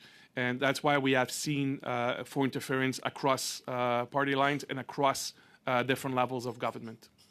Now, I want to ask you, following up on Madame Romanato's question around foreign diplomats, when we have a case of a foreign diplomat that is involved in potentially provoking violations of our laws, in this case, the Canada Elections Act, what are the steps that CSIS can take in the case of that diplomat? What is open to the Canadian government as well? So I would say probably, Madam Chair, I would structure my answer in two ways. First is what CSIS can do, which is we would investigate the information. We would pursue using all techniques to find as much as possible about the interference of diplomats based in Canada. When we have that information, then there's the options of the service taking the measures directly ourselves using our threat reduction mandate. But in the case of a foreign diplomat, it would I do not foresee a scenario in which we would not engage GAC. Global Affairs Canada is the authority in Canada to ensure that the enforcement of the Vienna Convention on Diplomatic Relations. They are the ones who are interacting on a day-to-day basis with foreign diplomats. And at that point, there are different tools at the disposal of the government through Global Affairs Canada to be able to enforce the Vienna Convention, up to and including declaring someone persona non grata from the country. And so, again... Thank you. Yeah. Okay. Yeah, thank you. That responds to my question. You did say something that disturbed me a few minutes ago. You said, and I quote, I've got quotation marks around it, intelligence is not a question of evidence, making the distinction between intelligence you receive and evidence that the RCMP or the Commissioner of Elections can act on. So my question is, how do you validate intelligence then in that case to ensure that you're moving from intelligence to actual evidence that is actionable? Thank you for the question, Madam Chair. I'll respond if that's okay. We constantly work with our partners in law enforcement, as the Director mentioned, with the Commissioner of Canada Elections, and we share that information. We have those discussions, and they are really the ultimate authority to know what could be of use to them. The challenge for us and the challenge in the system currently is we need to be able to protect our methods of operation. We need to be able to protect our human sources, our technical sources, our employees. And so that sometimes poses challenges, as was mentioned by the panel yesterday, in terms of converting that intelligence into evidence. But the decision in terms of whether to use that information could belong to the Public Prosecutor Office. It could belong, of course, to our RCMP colleagues. And perhaps I'll turn to my RCMP colleague if there's anything he wants to add from his perspective in terms of sharing information. But I can say that it is a very close partnership, ongoing discussions, and we work quite closely with all involved agencies in trying to action that information. OK. Je vais passer à ma prochaine question qui est... Now I will go to my next question that deals with the diaspora. You talked about the measures to decrease the threat of foreign interference. What are the measures you are undertaking with the diaspora? Namely, I'm talking here about the Chinese diaspora, but also with the Russian, Iranian diasporas. So, Madam Chair, it's a very good question. As mentioned in my opening remarks, it is a very sensitive issue and it is a priority for CSIS. Ethnocultural communities in Canada are being pressured when it comes to foreign interference. And to answer your question, in the last year, we've published a report on foreign interference. We've published it in the different Chinese dialects, in Persian and in Russian. We've released a guide for communities to better counter foreign interference. So this is a tool. It's a public information tool. We engage people to talk to us to see what more can be done. Merci beaucoup. Thank you very much. We will now go for a 5-minute round. Madam Dancho, you have the floor. Thank you. Thank you, Madam Chair. Thank you to the witnesses for being with us today. Regarding the specific allegations report in the Globe and Mail from CSIS documents that Beijing was responsible for illegal cash donations, tax receipts, and hiring campaign workers using illegal methods, as well as disinformation campaigns in the 2021 election. This information from CSIS would have been shared with our Five Eyes intelligence allies. Is that correct? Madam Chair, as I mentioned earlier, I would not be in a position to comment specifically on these allegations, this information. What I can say, however, is that indeed CSIS and our intelligence partners do share information extensively with international partners. This foreign interference, amongst other threats, is one that is shared by many countries. The PRC specifically and other countries are engaging in foreign interference in other countries. And one of the advantage we have is having a number of countries in not only amongst the Five Eyes, but more broadly in Western Europe, in Asia, in the Middle East. We work very closely with these partners to share information. And that is one way we have to protect Canadians, is to benefit from the enriched picture here. It was also, pardon me, it was also reported that a Consul General of Beijing took credit for the defeat of a Conservative MP in the 2021 election. Is that correct? Madam Chair, I would unfortunately have to reiterate my answer. I cannot specifically confirm some of the information that is in the public domain in this current setting. This has been asked, but I'll ask again. Was the Prime Minister briefed of any of this information, and when would that have been? What would have been the dates?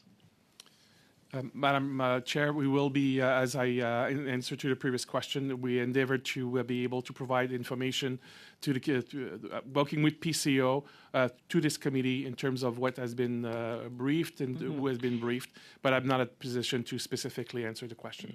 Thank you, Mr. Vignon. I appreciate your service to this country, but I am surprised. Of course, you were all aware that you were coming to this committee today, and I know you all take, I'm sure, very detailed notes in your calendar. So I'm a bit surprised that that information is not readily available to committee members, as I'm sure you anticipated the questions of when the Prime Minister would or would not have been briefed by you or others in CSIS. But I would appreciate if you would provide that in short order to the committee. Thank you.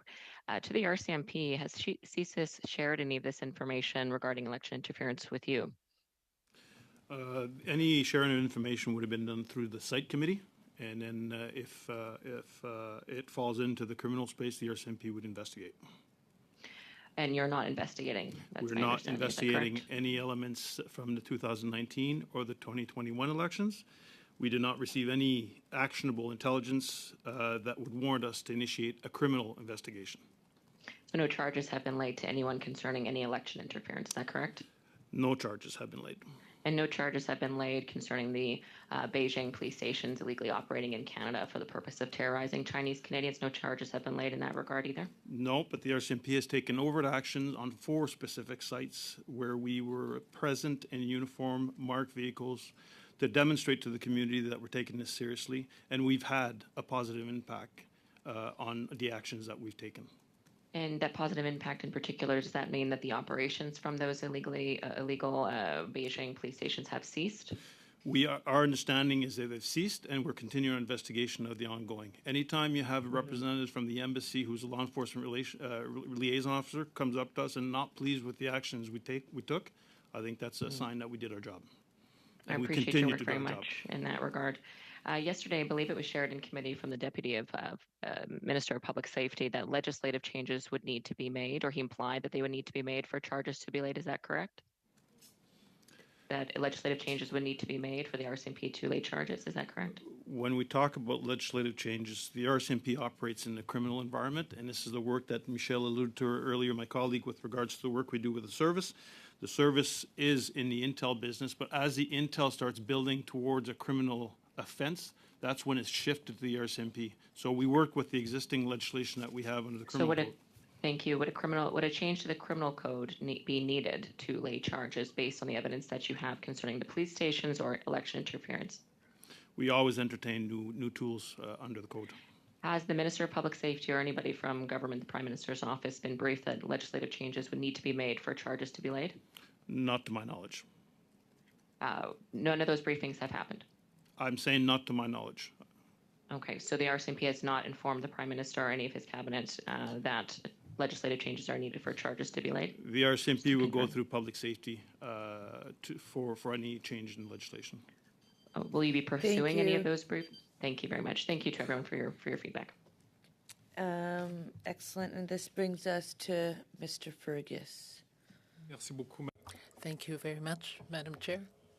And I first want to thank our witnesses who are here with us today. I feel very encouraged to see the coordination between the RCMP, our CSIS partners. It's very important to see this coordination so that you are working together to protect Canadians and playing our part with our international partners. Mr. Vignon, I want to come back to an answer you gave to Mr. Cooper when he talked about allegations that have come out in the media. If I remember correctly, you confirmed,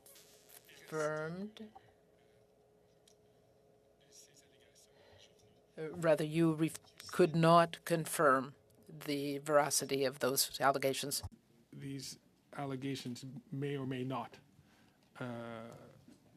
come from CSIS. And this leads me to a sensitive question. Now, I know you can't comment about the specific case, but so let me just take this into a hypothetical range. When you see, with your knowledge of foreign interference, and the different techniques which are used in foreign interference, is it possible, in your opinion, that unverified or unconfirmed leaks from secret sources that may or may not come from official sources could in itself represent a form of foreign interference? Madame la Présidente, Madam Chair, I will answer in English, or rather in French, if you don't mind. I think that this is one of the key aspects of this whole situation. Foreign interference is very complex. There is a whole spectrum of activities that goes from a diplomat that might speak openly to exercise influence, and that would be acceptable. And then there is a whole category of activities that would be a gray area, that would be a little more secretive or would be revealed only later, and that would also be foreign interference in a way. So that's very complex, as you can see. So Department is the organization, UFWD, United Front Work Department, is an organization of the Communist Party. It is as old as the Chinese Communist Party. Under Xi Jinping, this organization, has been provided new budgets, and that now the budget of the organization dedicated to engage the Chinese abroad, but also to interfere in other countries' internal affairs that done by the FWD. The budget of that organization now is bigger than their entire Department of Foreign Affairs. So the budget of an organization dedicated to foreign interference is now larger than the entire overt diplomatic work that the PRC is engaging in. It gives you a sense of how important this is. And I would say very quickly, Madam Chair, this is why the President of China, Xi Jinping, calls the UFWD one of its magic weapons. So then it's not beyond reasonable to see that undermining democratic systems, democratic institutions could be a primary purpose of the UFWD. Chair, in terms of foreign interference writ large, carried out by the PRC, but also we have seen it by Russia, disinformation is one of this very specific tool that is being used. That is why, as an intelligence service, we have very rigorous processes to be able to ingest information, challenge that information, validate it, assess it, and that's how intelligence is then put together at the end. And so that I would just invite everybody to be mindful that some of the information that may be in the public domain could be accurate, could also be information that is part of that process, that it's still part of an evaluation and assessment process. So this is why we are very concerned when we see this in the public domain, because you need to have experts also be able to assess the specific information. Thank you. Madame Normandin, 2 minutes et demi. 2.5 minutes for Ms. Normandin. I understand that you can't say whether or not the information that was provided to the Globe and Mail is accurate, but there is information that indicate that some CSIS officials may have leaked information about how information was managed with the PMO, and the Prime Minister has brushed aside the possibility that one of his candidates may have had interference work in his favor. So we've got these activities by the Communist Party of China, but I want to hear about whether there are any tensions between your organization and the Prime Minister and the PMO. Thank you. Through you, Madam Chair, there are various aspects to that question, so I would like to quickly say that there is an investigation underway by CSIS and our partners regarding the sources of the information, the leak. We are in a democracy. People do have the right to speak freely. And as I said earlier, in response to a question, if there are means that exist already for people to express their discontent regarding relations with the Prime Minister's office, it is clear that our work is to inform the government, and we have every means available to us to do that. And so I can say that communication is open so that CSIS can provide all of the required information. Very quickly, I have little time, but on another issue, would it be useful for CSIS to have a registry of foreign officials and actors to be able to track down interference? Yes, Madam Chair. I had the opportunity to appear before a different parliamentary committee with Minister Mendocino a few weeks ago, and I would say in response to that question that yes, CSIS has been talking about foreign influence for the last few years, foreign interference, and I think that tool would be useful. It wouldn't solve all our problems, but it would increase transparency. Thank you. Mr. Julia. Merci beaucoup, Madame la Présidente. Thank you very much, Madam Chair.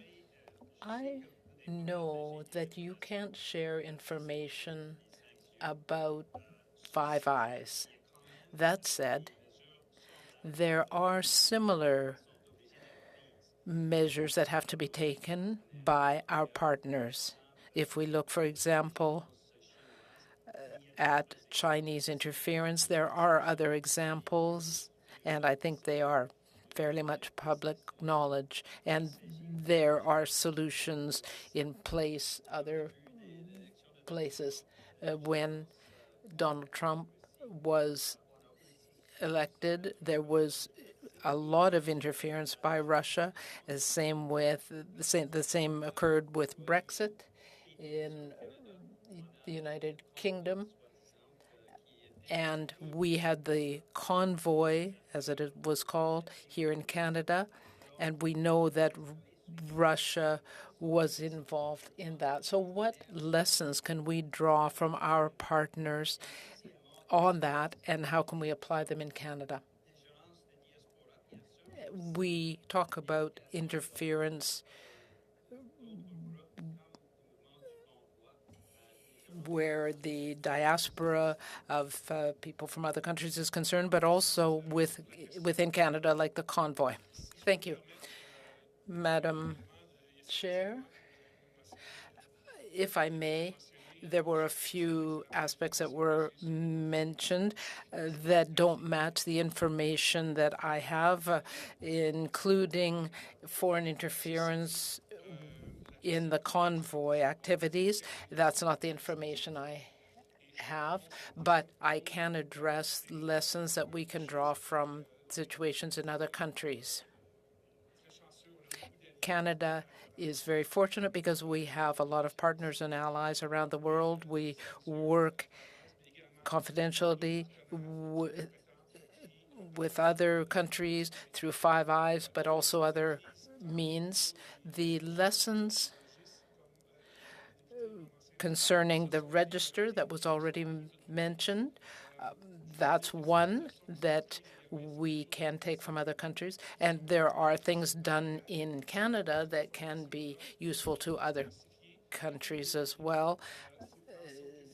Some of them are confidential, and this is how we build our partnerships. Thank you. We will now go to Mr. Berthold for 4 minutes. Thank you, Madam Chair. Mr. Vignon, I have a question for you. I'm a little bit of a novice when it comes to security levels and things. I asked the same question of Ms. Thomas. When information is provided to somebody in a political party that is classified, can that person provide information to others? That, Madam Chair, is one thing that we need to keep learning about and drawing lessons about, because that is one of the examples. The process isn't as clear as that. There are ways for people who have classified information to be able to share it in order to provide advice to people, just like we've got certain committees, but the actual information is classified. Is that correct? Yes, the specific information is classified. So if a person provides, shares that information, that is illegal, so to speak, if it is classified. Yes, specific information would probably be considered illegally shared. But in my experience, this is an information that needs to be held to see how the information can be used. Yes, I understand. There's a distinction between the specific information and advice. So if CSIS is investigating a specific candidate, then that information can't be shared. I understand the need for the committee members to have specific answers on to their questions, but I do have to just take a moment to say that it is not just a matter of providing the information and then washing our hands of it, but rather to provide it to along with means to use it. Yes, we understand that classified information under the current system remains classified, and it has to be classified and can't be shared. Madam Chair, very specific information can't be shared. That's correct. Mr. Vigneault, Ms. Thomas said that CSIS was informed a number of of a number of complaints regarding foreign interference in 2019-21. Can you confirm that, or rather to the RCMP? No, it's very rare that information would be sent to us. Do you have any information that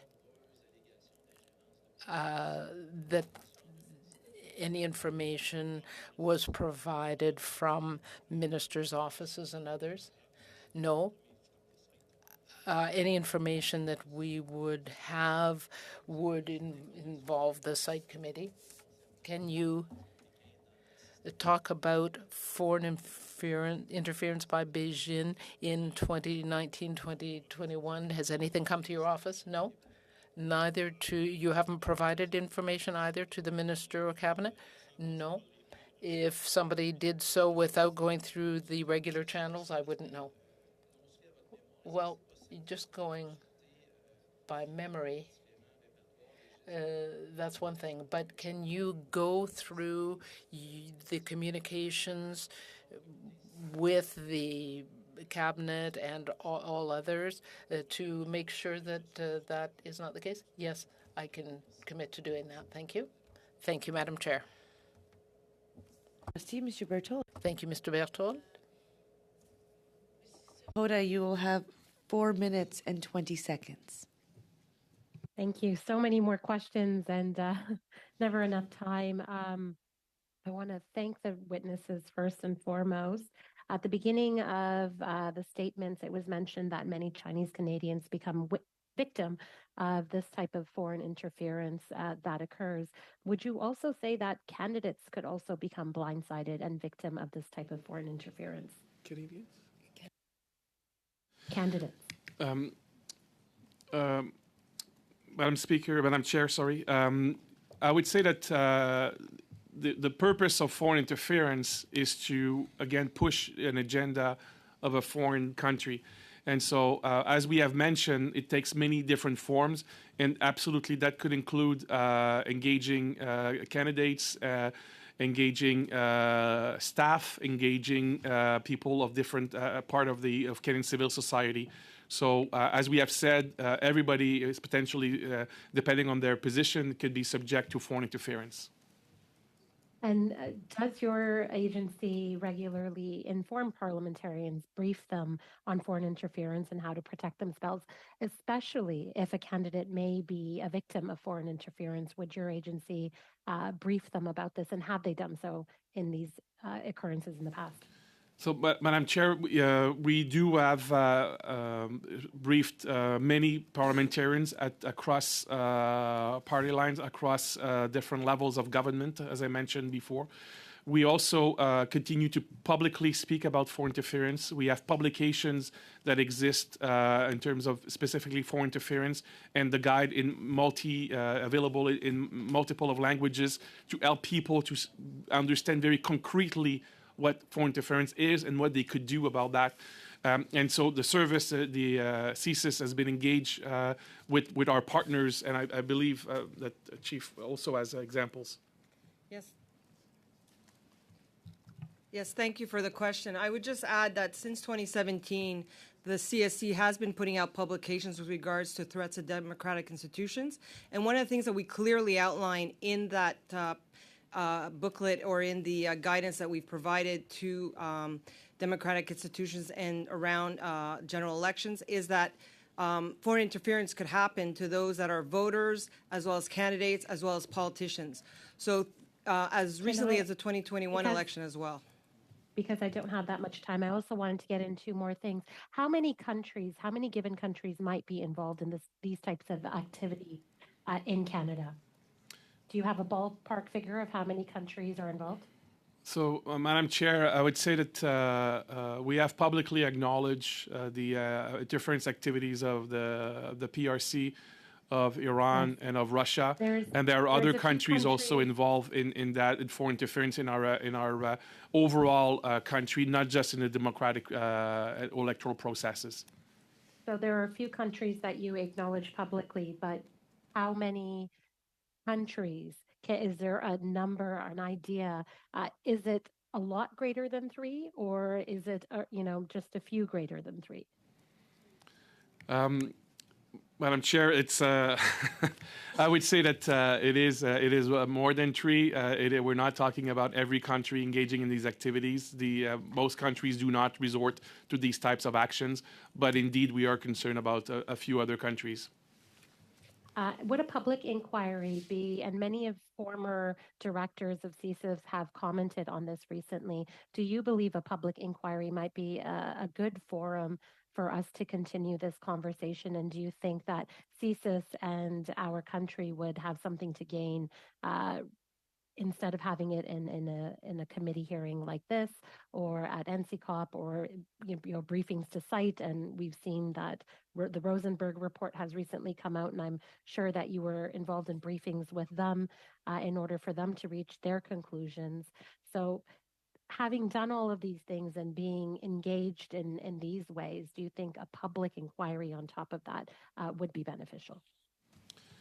Madam Chair, I would say that the goal of the focus of CSIS of the last number of years has been to publicly engage in talking about foreign interference. We're using all platforms available to us, including parliamentary committees. So whatever decision is made to continue this discussion, CSIS would be, of course, engaged actively in continuing the discussion. The one, of course, remaining consideration is the classified information. How can we find the best possible way of having classified information, part of a classified discussion, but inform the proper debate without becoming public? Is that the key conundrum? So with that, I would like to thank all of our guests for coming. It's been really interesting. And something that I also often hear is, when does the public get to know these meetings are taking place in public? You've really demonstrated just the level of detail and just the layers of it. So I can speak for myself to say I appreciate that you are responsible for our security and that you are doing really important work. So I thank you. And for being available today, I thank you. And I'm going to let witnesses go so that we can get to the next. Well, just it's related to the witnesses. Just very briefly, Madam Mr. Chair, Cooper. Mr. Bino undertook to provide a consolidated response in consultation with PCO. I would ask that the clerk contact the PCO to request that that response be provided within a week. These are the briefings were matters that I think were easy to anticipate and would not require a significant amount of time for calendars to be checked. So I think I appreciate that. And I have full confidence that everyone who is appearing here will get us information as quickly as possible. I have not found one person yet who does not take this matter seriously and who wants to ensure that our elections are protected, open and transparent and fair. So I would ask that you provide us information as quickly as possible to the clerk. If there's other information you would like to provide us, to the clerk, and we'll make sure it's circulated to all members. With that, on behalf of committee members, thank you for your service, and to your teams, have a great day, and we'll get ready for the next panel. For committee members, I am going to suspend for till 12:20 so that everyone has time to go to the washroom or take a health break or whatever you need to do, and we will resume at 12:20 with the next panel. Thank you and have a great day.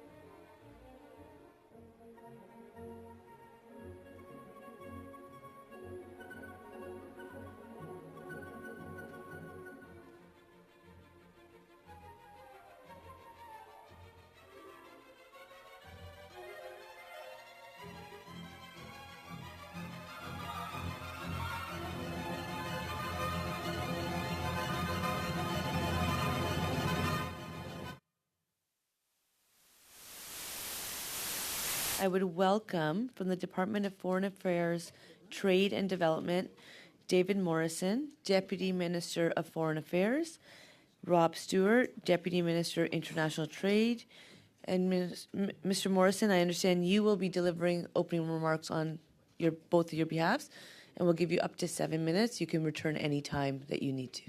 Thank you. Thank you, Madam Chair. Good morning, everyone. I'm pleased to appear before this committee to discuss foreign election interference. I'm joined today by a fellow member of the panel that stands At the heart of Canada's critical election incident public protocol, Mr. Rob Stewart, Deputy Minister of International Trade and previously Deputy Minister of Public Safety. I thank the Standing Committee on Procedure and House Affairs for looking into the issue of foreign electoral interference. Ensuring that we defend Canada's federal elections against electoral interference is a critical part of keeping Canada's democratic processes legitimate, credible, and trustworthy. Madam Chair, the critical election incident public protocol was created ahead of the 2019 general election as part of the plan to protect Canada's democracy, which put in place a number of measures to safeguard Canada's democratic institutions and processes, including our elections. The plan is a whole-of-government effort based on 4 pillars, which are enhancing citizen preparedness, improving organization readiness, combating foreign interference, and ensuring a healthy information ecosystem. The protocol lays out a simple, clear, and impartial process by which Canadians would be notified of a threat to the integrity of a general election during the caretaker period, whether national or in one or more individual ridings. The government created a panel so that there was a clear, nonpartisan oversight of the election, as well as a clear process for informing Canadians about any incident or incidents that could impair our ability to have a free and fair election. The decision to make such an announcement must be agreed by all panel members, that is, by consensus. Panel members are responsible for determining whether the threshold for informing Canadians of a threat to the integrity of a general election has been met. That threshold is high and limited to exceptional circumstances that could impair Canadians' ability to have a free and fair election, whether due to a single incident or an accumulation of incidents.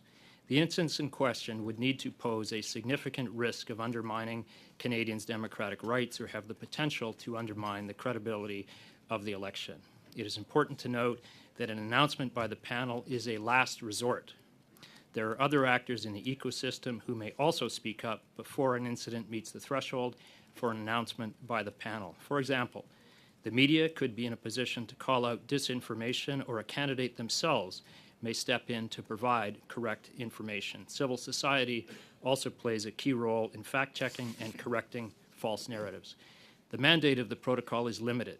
It is only initiated to respond to incidents that occur within the caretaker period and that do not fall within Election Canada's area of responsibility as defined in the Canada Elections Act.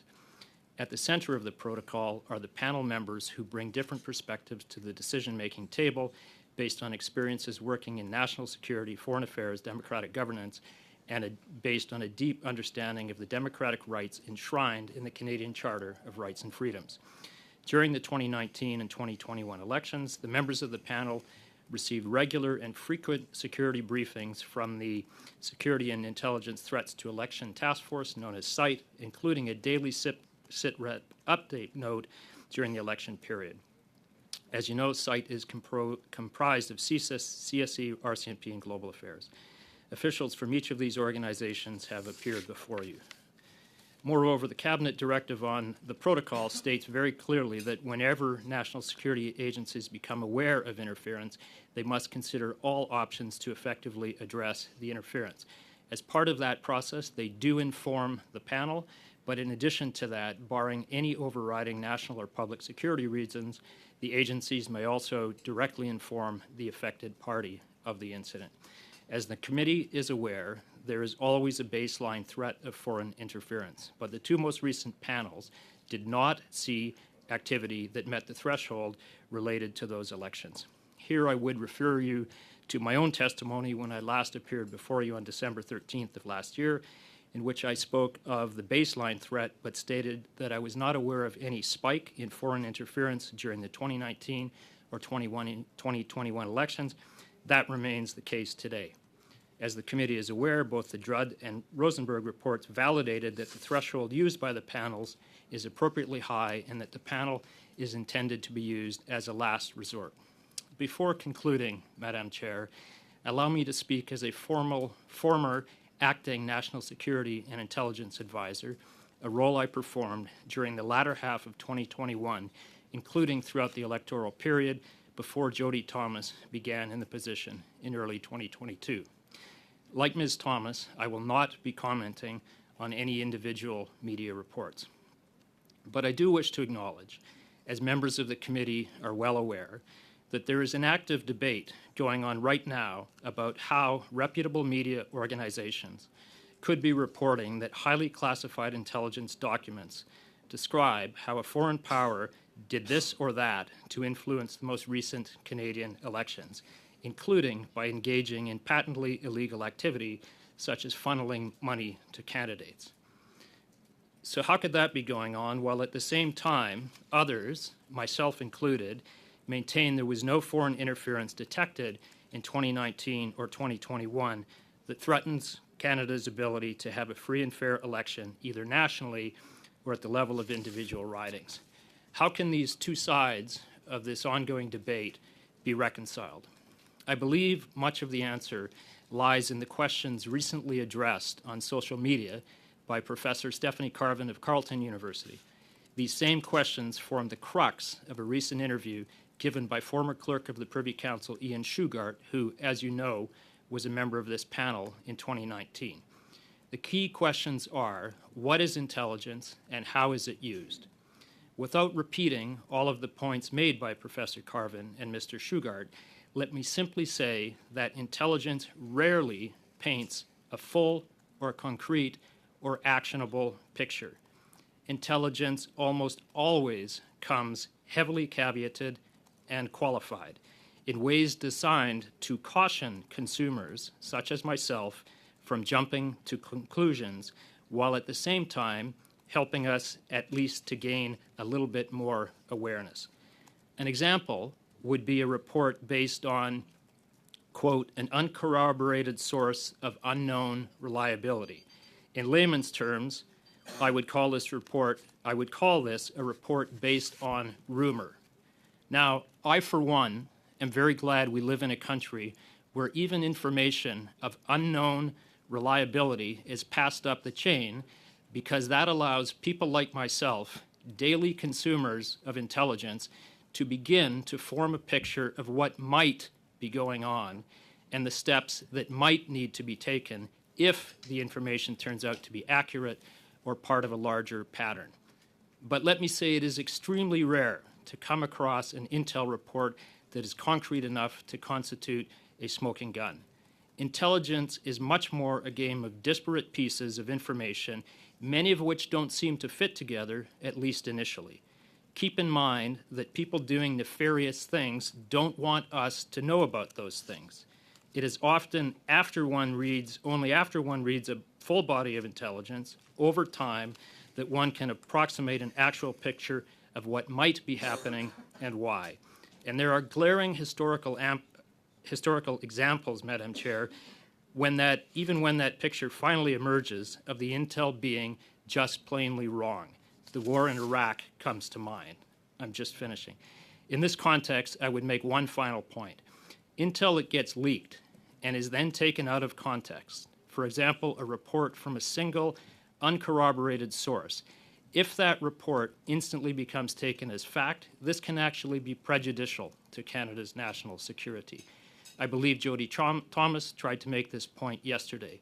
There is nothing our adversaries would like more than to divide Canadians and have us call into question the very institutions that keep us safe and free, including our electoral processes.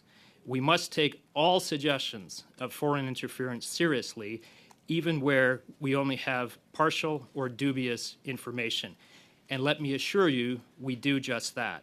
But the larger point is that intelligence needs to be seen for what it is and what it is not. And if that doesn't happen, we will all end up much worse off. Thank you.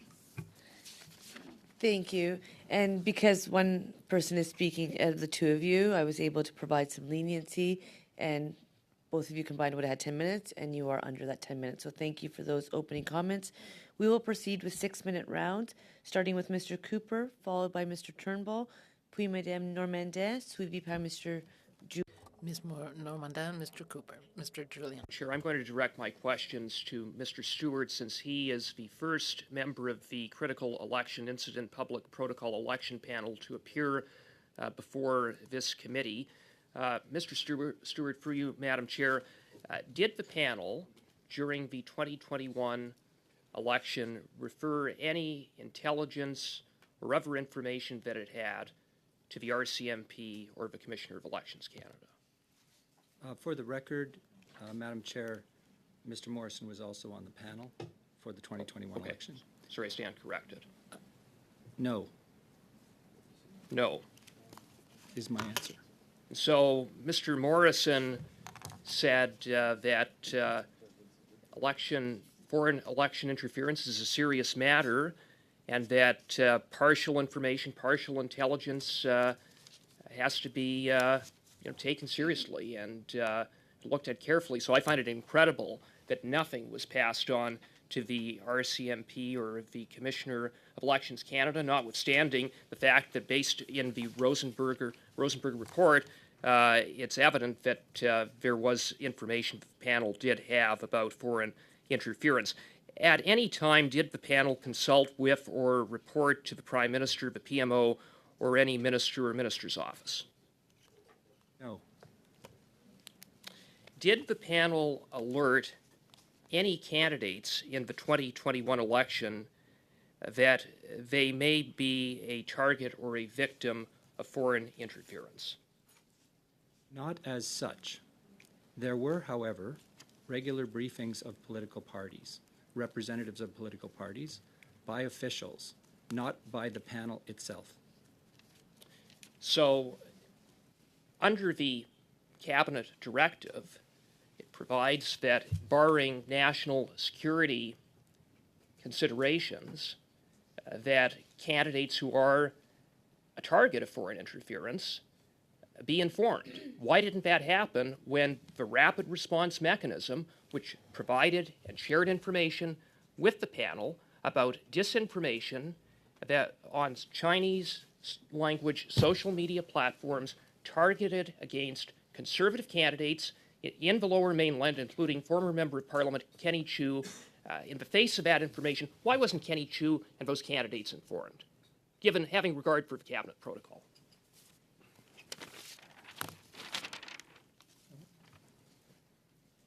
Well, your question really embeds many assumptions, sir.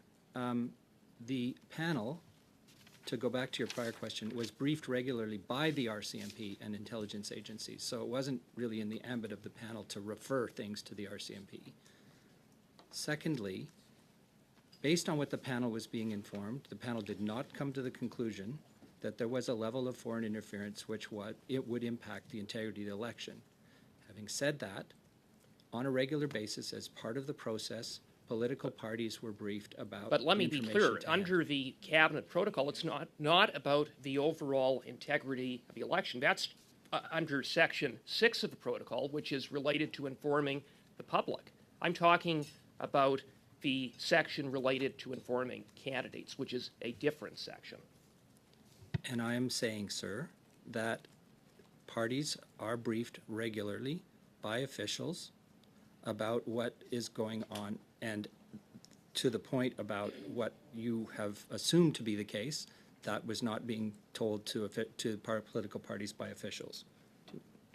Well, were you aware that the Conservative Party of Canada alerted the site task force that there was suspected foreign interference by Beijing targeted at Conservative candidates? Did the site task force relay that information to the panel? I am aware that there was a meeting after the election with representatives of the Conservative Party on that point. No, during the election campaign, the Conservative Party of Canada informed the site task force about interference that was suspected by Beijing targeted at Conservative candidates. Was that information passed on to the panel? Yes or no? The panel was briefed by intelligence agencies and the RCMP on the best information they had available. Was that information passed on to the panel, yes or no? Were you aware, was the panel aware that the Conservative Party had provided concerns about interference targeted at Conservative candidates, yes or no? The panel was briefed about activities that were happening in ridings that were difficult to attribute to foreign interference at the time, and that were potentially of interest. It did not rise to the level of the panel adjudicating it as a matter of foreign interference in the election of a riding or at a national level. Well, it's really not comforting to think that in the face of what we know with respect to the types of disinformation that was being circulated, that the panel didn't even see fit to inform any of the candidates. And so I guess what did the panel do with that information? Just said, well, it doesn't meet some threshold, and therefore we're not going to inform the public, we're not going to inform candidates, we're going to keep everyone in the dark. That's completely unacceptable. I will ask Mr. Morrison or Mr. Stewart to answer, please. Can I just say, through the chair, that in the online space, one needs to be certain that the disinformation circulating comes from abroad, and that it is sponsored by a state. That's what would constitute foreign interference, as opposed to just the rough and tumble of an electoral campaign. We were aware of what I think the rapid response mechanism called activity or unusual activity, but we were advised by the rapid response mechanism that it was not possible, and they did read everything in Chinese, that it was not possible to attribute that to necessarily to non-Canadian sources, non-Canadian citizen sources, or to state-sponsored sources. Thank you. Mr. Turnbull, up to 6 minutes. Thanks, Madam Chair, and thanks to both the witnesses for being here today and for the incredible expertise that you provide on these matters. Greatly respect your work and your service. So just maybe, Mr. Morrison, you could just give us, I feel like with the last line of questioning that there seems to be a misunderstanding perhaps among my colleagues around the table as to what the protocol is and how the protocol and the panel functions and works. Could you give a really brief overview of that, Mr. Morrison? Sure. Thank you for the question, Madam Chair. The panel exists by design only during the caretaker period. So the relevant agencies and the relevant ministers are live to the possibilities of foreign interference before, during, and after the writ period, but during the writ period, the caretaker period, where parties are out campaigning, the panel functions as a mechanism of last resort in case something rises to the level that it would threaten the integrity of the electoral process, either at a national or individual riding level. So the experts, the information, comes to the panel via the site task force. As I said in my opening remarks, that involved during the time of the election, after a number of preparatory meetings. I believe there were 4 meetings before the election and 6 meetings during the election. The site task force was providing daily updates as to what they were seeing or what they weren't seeing. And we had weekly meetings to ensure we had the same understanding of, or a shared understanding of what the site task force was reporting to us. And then we would deliberate on what we had learned. Thank you. That's a great overview. And just to be clear, that panel and protocol were set up in 2019. So prior to that, was there any mechanism like this that would operate, to identify and notify the public of a potential threat during an election? Not that I'm aware of. Thank you. And as both of you were members of the 2021 panel, my understanding is you were briefed by security officials at every meeting during the election. Is that correct? Yes. Okay, great. And the panel relied on the input from our security agencies through the site task force to inform its discussions and deliberations. Is that not right? That's correct.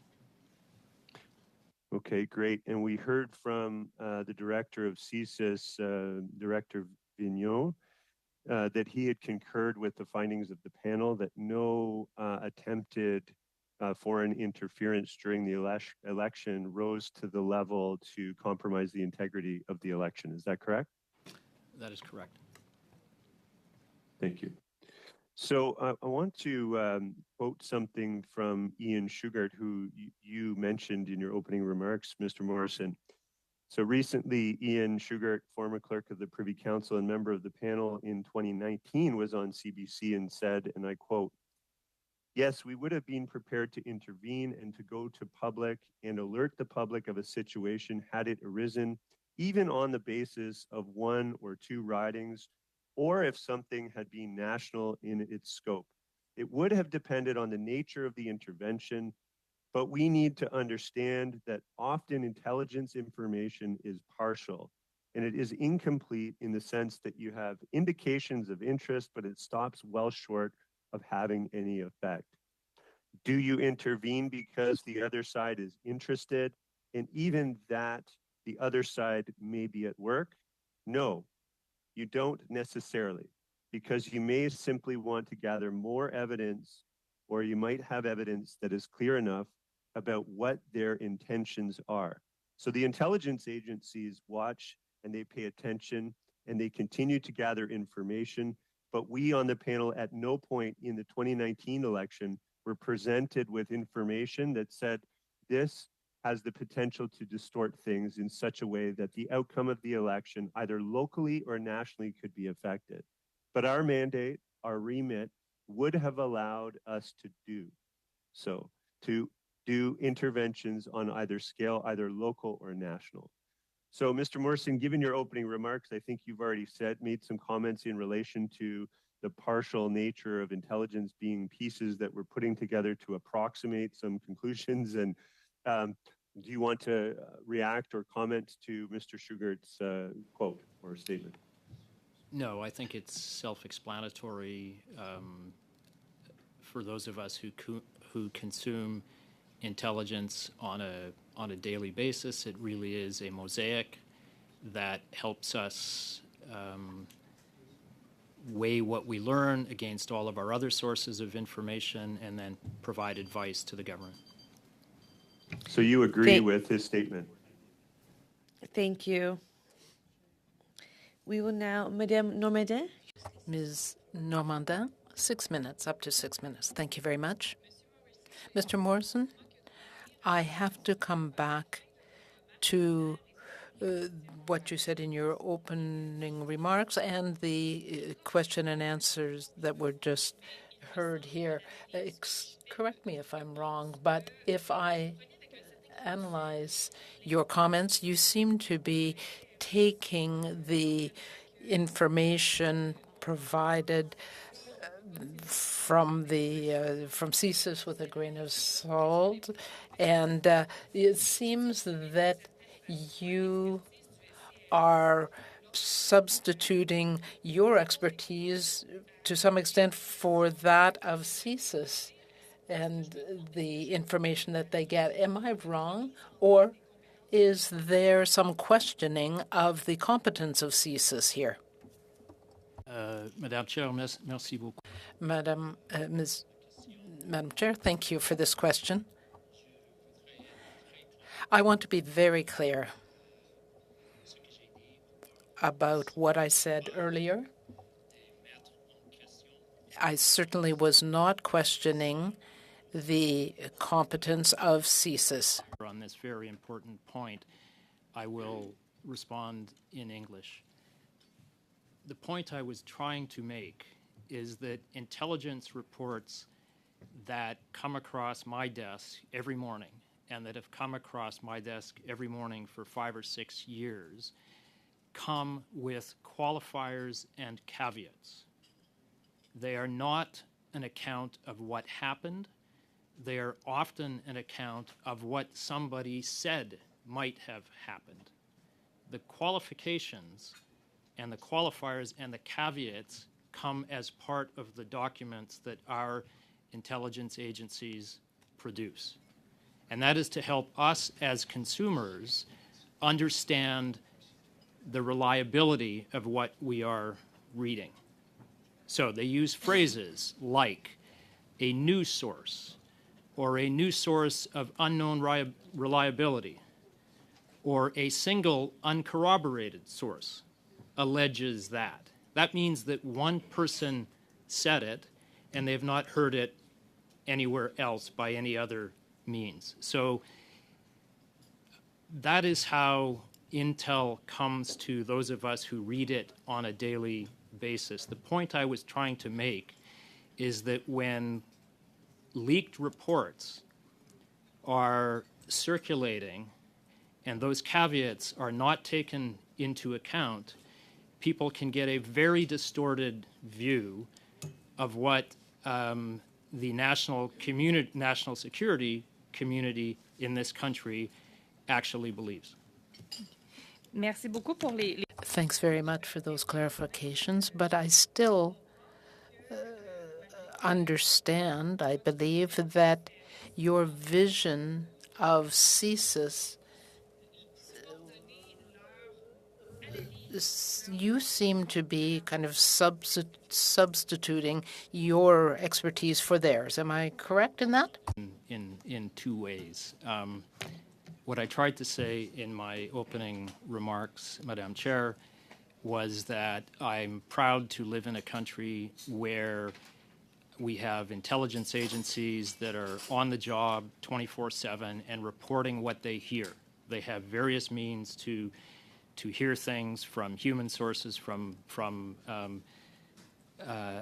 electronic sources, and so on. And it is their responsibility to pass that information up to people like myself and others who are the senior members of the national security community. The information always comes with, I never know who it's from, but it is characterized as to its degree of newness or reliability and what we know about the source. And sometimes it openly says, we don't know why the person is, we may be being told this to influence us rather than to inform us. So, the consummation or the daily receipt of intelligence comes with grains of salt. I'm not myself putting those grains of salt in.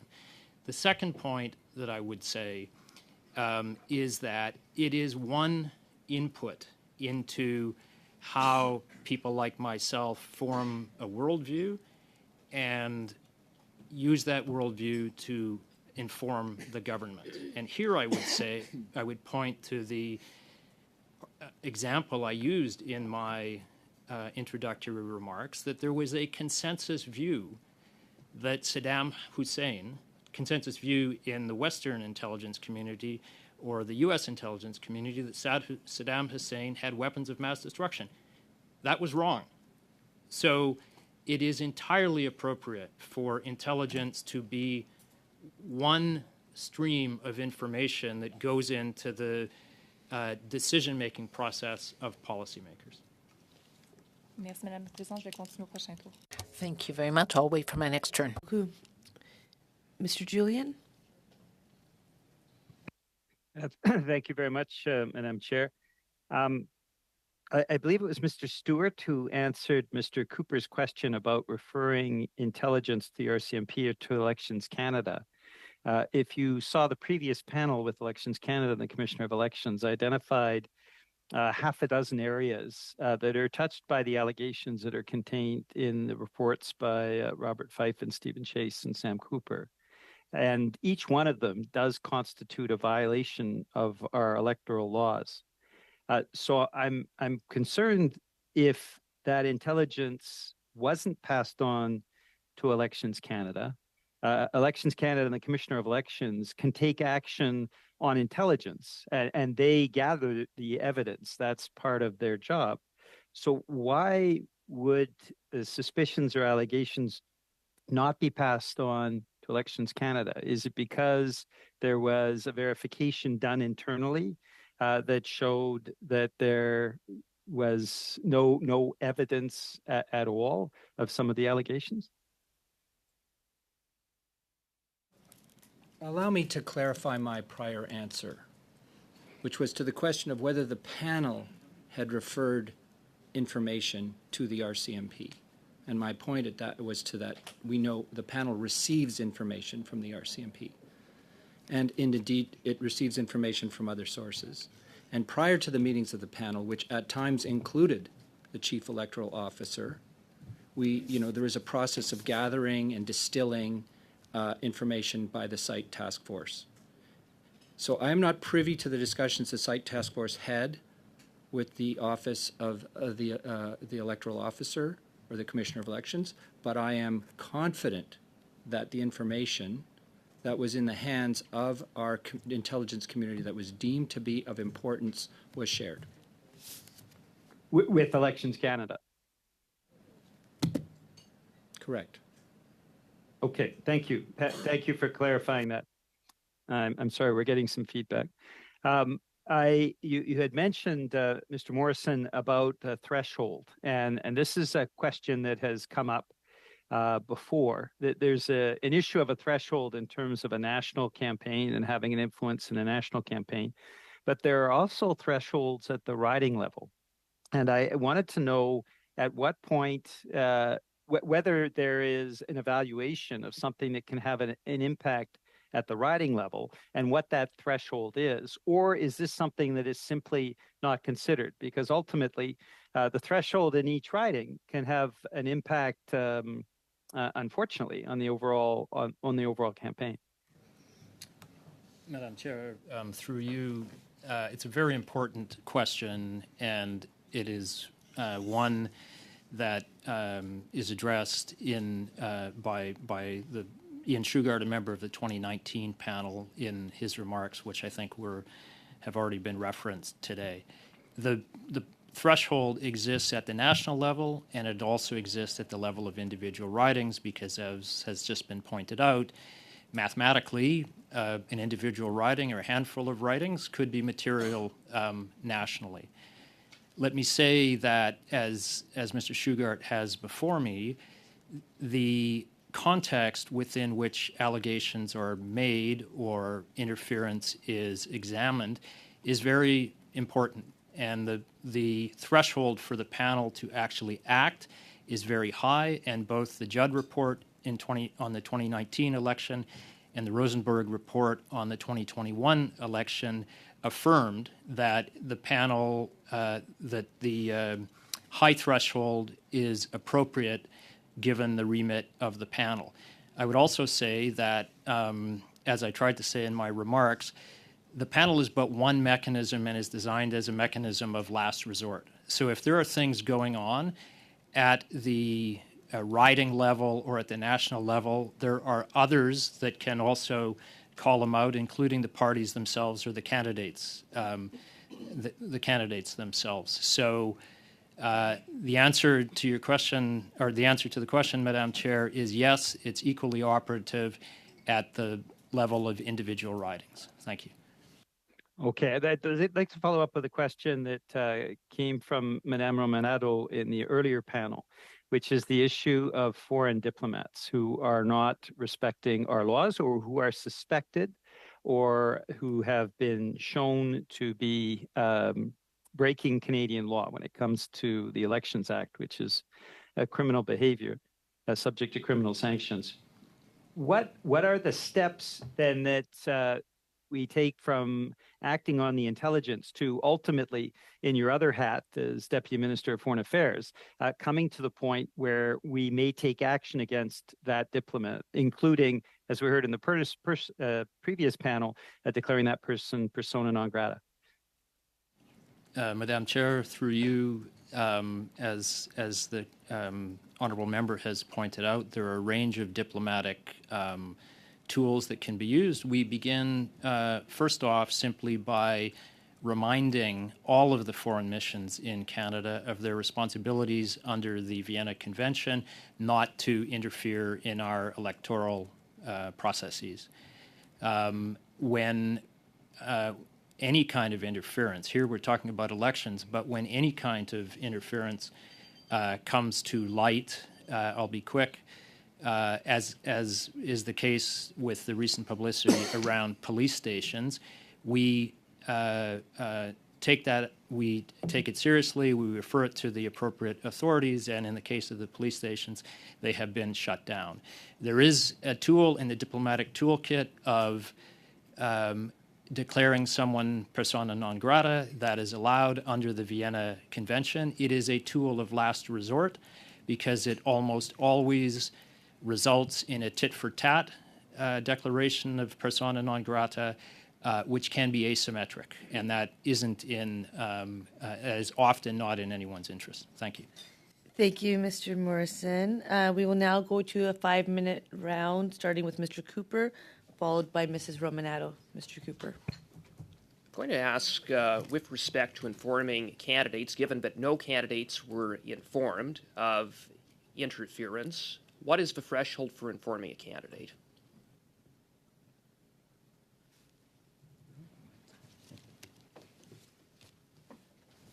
So I will go back to a point that Mr. Morrison just made, which is that the panel is briefed by the site task force and looks at the evidence that it has to hand, and the threshold for deciding that foreign interference committed by a foreign entity with covert and clandestine properties has occurred, and the threshold for that determination is high.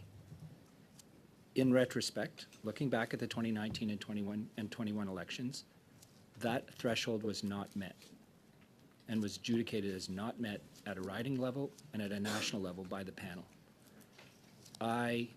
It would be hypothetical for me to answer the question. And I appreciate you answered as to what the threshold is. You said it was a high threshold.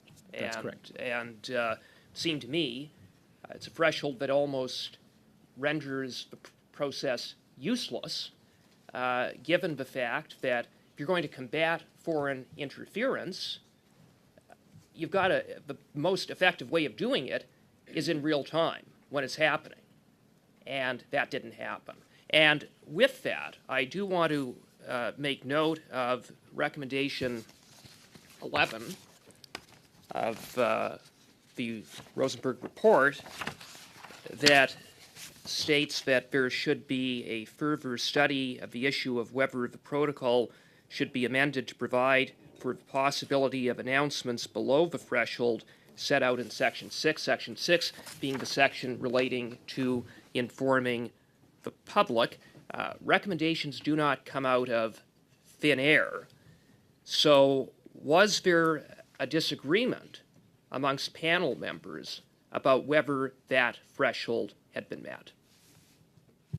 The panel operates by consensus. There was no disagreement. And the recommendation Mr. Rosenberg makes is a worthy recommendation.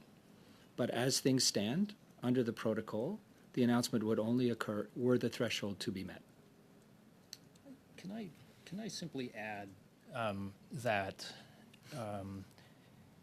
we as a panel were informed by site on a regular basis of things that the various intel agencies were picking up. We had vigorous debates as a panel as to whether what they were picking up constituted foreign interference. We did not have, in this election year, to the best of my recollection, any debates on whether a threshold had been met, because per my comments in my appearance before this committee, Madam Chair, on the 13th of December, we did not see a spike in foreign interference activities during the 2021 election. Well, that just seems incredible that you would say that there was no spike in the 2021 election, notwithstanding the hundreds of complaints that were received by Elections Canada, notwithstanding the alarming reports of interference by Beijing based upon a review of CSIS documents reviewed by reputable journalists at Global News and the Globe and Mail. And here you are citing the Prime Minister's favorite talking point, or among his favorite talking points, that there was no spike in foreign interference. I have some difficulty believing that. And it really begs the question whether this panel really was interested in getting to the bottom of foreign interference and respond in real time, or whether what we have is just a reiteration of the Prime Minister's talking point, because it just doesn't add up. It just doesn't add up. I mean, on what basis can you conclude that? Madam Chair, I said in my opening remarks that I continue to believe, as I did when the question was first asked in December of last year, that there is a baseline amount of foreign interference going on every day in Canada that we need to be mindful of, but that I was not aware of any spike in foreign interference during either the 2019 or 2021 election campaigns, and I stand by that. Thank you so much. I just want to assure yourselves that we do appreciate you being here today, and I'm confident that you come here in the capacity in which we've asked you to come, and that the information you are providing is from within that capacity. So perhaps sometimes people might imply otherwise, but I can rest assured that I am confident that you are here to provide information that you have access to so that we can do our important work. Mrs. Romanado, 5 minutes to you. Thank you very much, Madam Chair, and I'll be quick because I'll be sharing my time. If I understood correctly, MP Cooper mentioned that complaints were filed by the Conservative Party during the election to say that they were seeing some instances of things of concern, and then we heard that they did not meet a threshold. My question to you is, if a political party was aware of information that they felt was a concern, would they not share that with their own candidate, or would they rely on an external body to advise them?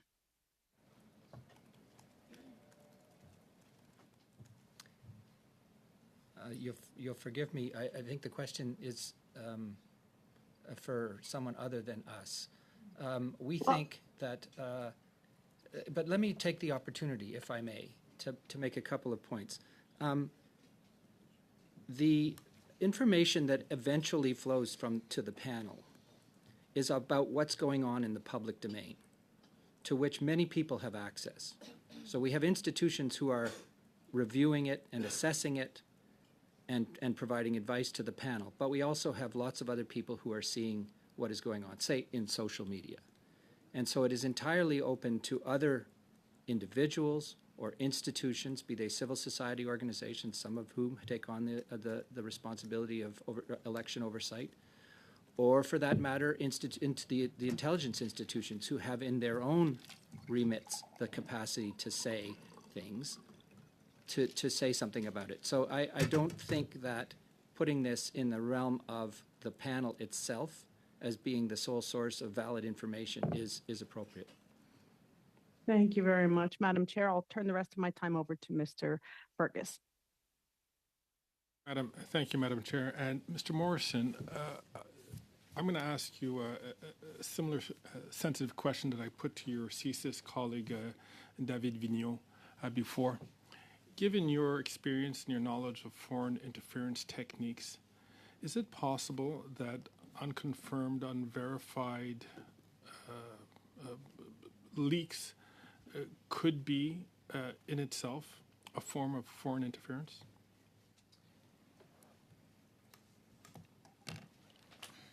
I don't know where leaks are coming from, would be where I would start, Madam Chair.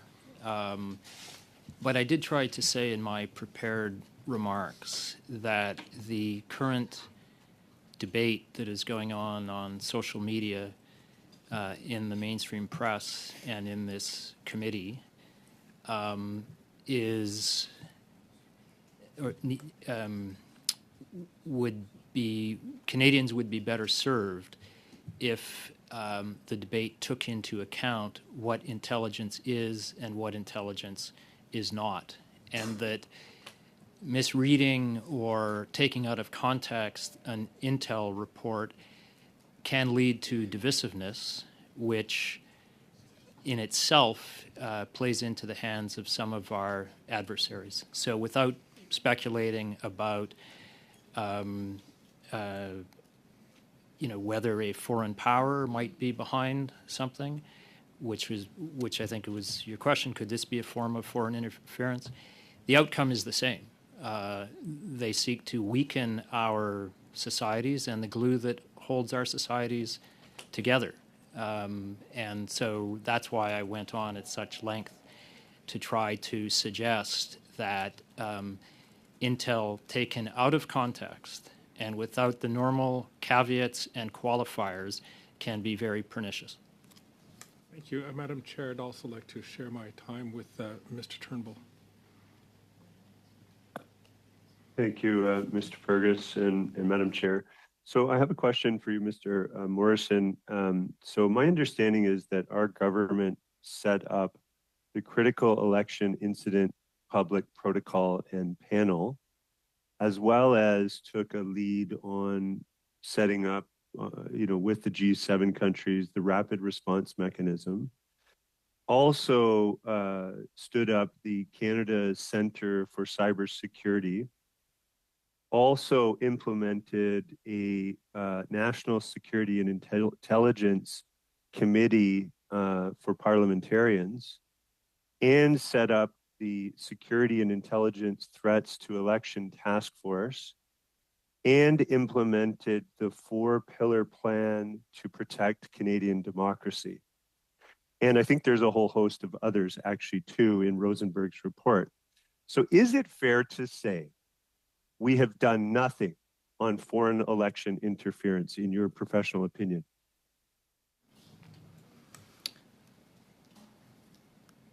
I would say that the threat of foreign interference, including from our major adversaries, has increased in recent years, and it is therefore reassuring to know that our mechanisms and tools, and I would hope the vigilance of Canadians, particularly within the political process, is also increasing. Because the final point I would make is that we will, I think, as officials, certainly do our best to continue to implement, continue to use the tools we have. But it is awareness of the threats throughout the country that will be the best antidote. Thank you. Thank you. Madame Normandin. Merci beaucoup. Thank you very much. I want to come back to my line of questionings and the comparison you made with Saddam Hussein. I know that there is a very political side to this. In addition to what has already been raised, of course, we've talked about China, and we know that the intelligence agencies around the world are seeing interference. It seems to me that there may not be enough deference to the expertise of CSIS. So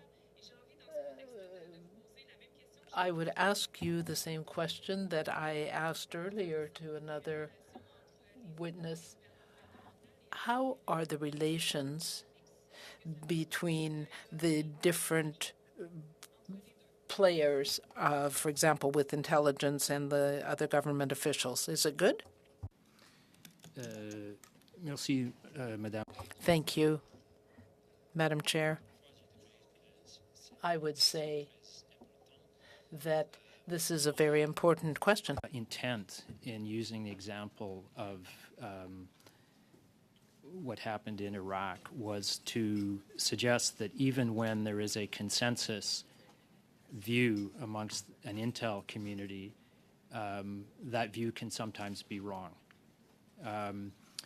So I think it is entirely appropriate within our system and within all pluralistic systems to welcome a range of views on any one subject, particularly something as threatening as foreign interference.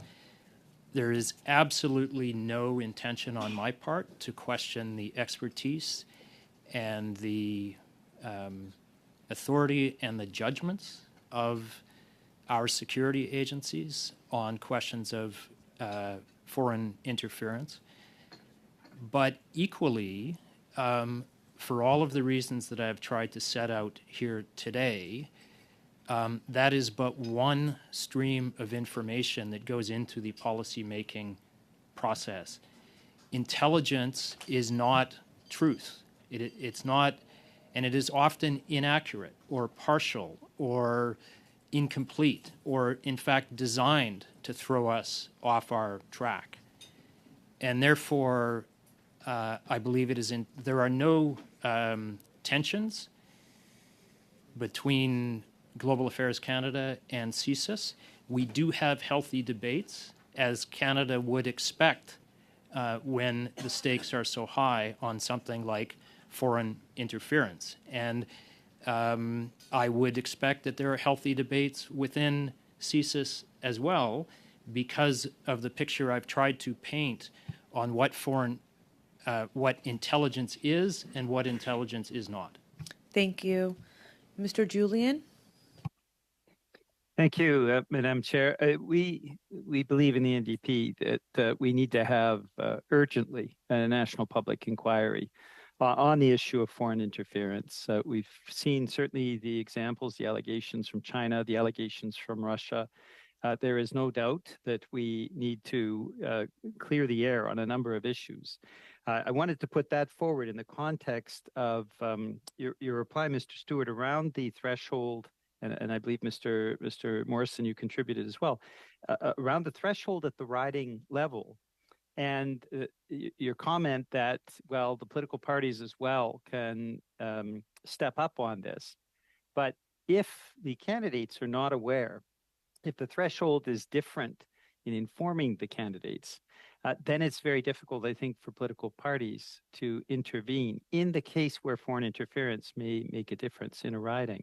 So how do you reconcile that, the issue of understandably not acting with information that is not necessarily complete, but at the same time, a non-action or non-information could mean the difference in a riding? And I'm particularly thinking of an upcoming election campaign. Thank you for that question. It allows me, I hope, to clarify. In the instance that we have been talking about, which is the 2021 election, for which I was a member of the the panel, and due to through a series of meetings and a significant amount of discussion based on information flowing to the panel, we determined that a threshold, and this is not a bright line, this is a value judgment on the part of the panel, had not been met. And that, as it happened, means that we did not define a threshold since it was not met. But we were seeing, indications that foreign interference could be occurring. And indeed, I think it's been on the public record for a long time that this is an ongoing issue. Reports by intelligence agencies, reports by the National Security Intelligence Community of Parliamentarians, etc., have pointed to the fact that foreign intelligence is an issue, and it's a growing issue, as Mr. Morrison has said. I think the problem becomes here understanding what you're seeing on the ground, and whether social media campaigns, to pick an example, are a reflection of the politics of the day, or whether they are in fact instigated by foreign actors. And there is a very difficult and gray area there. Thank you. Monsieur Berthold, 4 minutes. Merci, Madame. Thank you, Madam Chair. I've been listening to you from the beginning, and I really wonder about the utility of the panel because an election campaign may last 30 days, so it's almost impossible to think that one day there might be a critical incident decided on, that is, that meets the threshold that the panel would actually be effective and be called on to make decisions, because foreign political actors are threatening Canada's democratic institutions, and they carry out these activities for strategic objectives that are short and long term, and they want to threaten our prosperity and the well-being of Canadians, and there's almost no doubt that we will have an increasing amount of these activities. But in fact, what are we seeing in the media? That there was a campaign orchestrated by the Beijing government to re-elect a minority Liberal government, and that there was a huge media social media campaign. And despite all of these things, you are saying, no, nothing happened. There's been no increase in the foreign interference threat. So what will it take to meet that threshold? Will it be a recorded statement by President Xi Jinping to say, if you vote against the Liberals, we're going to bring our, we're going to threaten you? Thank you, Madam Chair. The question of a 30-day period, the panel exists because it's in the caretaker period. Before that period, after that period, there are elected officials that are that have the remit to keep Canada safe from foreign interference. It would be inappropriate for a panel of unelected officials to be doing that when there is a ministry in place.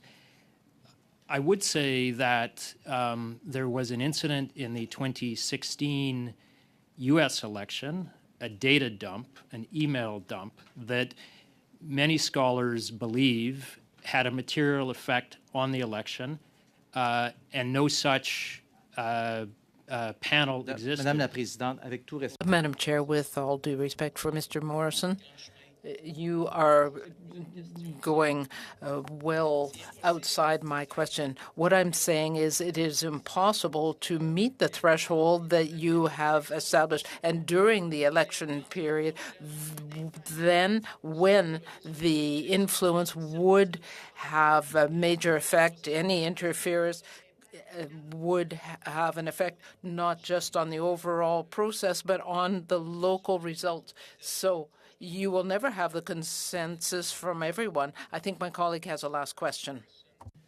How many PRC diplomats have been expelled from Canada in 2019? None that I'm aware of. In 2020? None that I'm aware of. In 2021? None that I'm aware of. In 2022? None that I'm aware of. Zero. Zero, zero, zero, zero. This is clearly a government that doesn't take foreign interference by Beijing seriously.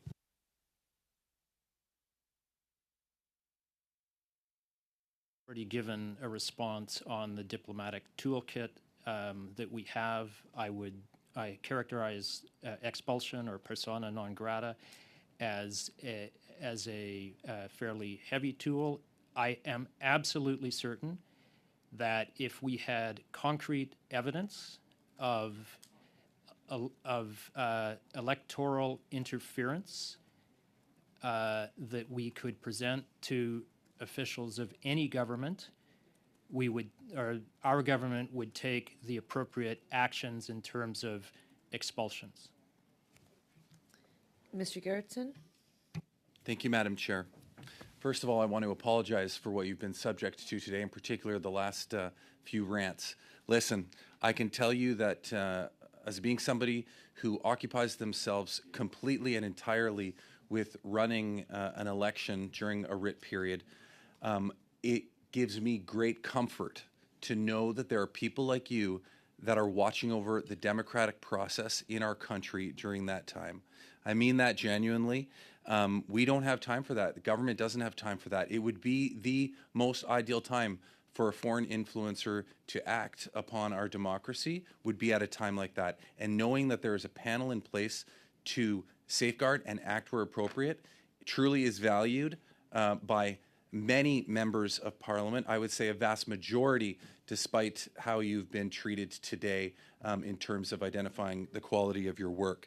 Mr. Morrison, I want to go back to something that you said, because I went back to review what you said. You said, let me simply say intelligence really paints a full or concrete or actionable picture. Intelligence almost always comes heavily caveated and qualified in ways designed to caution consumers, such as myself, from jumping to conclusions, while at the same time helping us at least gain a little bit more awareness. An example would be a report based on uncorroborated source, unknown reliability. In layman's terms, I would call this a report based on rumor. So what you're basically saying, if I understand you correctly, is that you'll have multiple reports of intelligence come across your desk. Some of them could turn out to be quite legitimate and verified based on how you assess the variables and the caveats that go into that.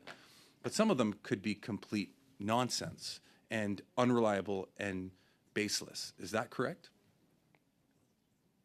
Thank you for the question, Madam Chair. I respond by saying I'm glad that all of the reports come across my desk because they help me and my colleagues form a better picture of what may be going on in the shadows.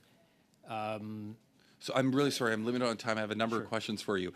Is that true that there would be some legit and some non-legit? It is accurate to say that sometimes we see a report with allegations. We say those need to be followed up, or that seems alarming, and nothing, it is followed up because it is alarming, and it turns out that nothing comes of it. Yes, that is correct. So it's safe to say that the global report that is apparently the bombshell report that Global News got a hold of and is basing this entire circus on could be a report that really was just a rumor. I am not going to speculate on any particular reports. I've tried to give a comprehensive answer to why there are reports circulating in the press and on social media, and why myself and Mr. Stewart can say with, I believe, absolute confidence that Canada and Canadians can have full confidence in the results of the recent election. Mr. Morrison, who stands to gain the most by this circus? I can't speculate on that. Is it safe to say that foreign actors stand to gain by watching us question our democracy like this?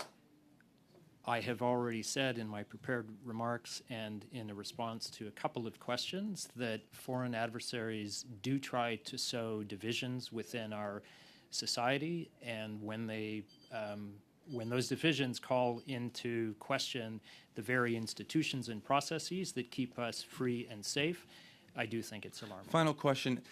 You can't deliver some information to us here because of the nature of that information. Would you be able to deliver that to the NSICOP committee, the National Security Intelligence Committee of Parliamentarians? You could. Can you verbalize that, Mr. Stewart? Sorry.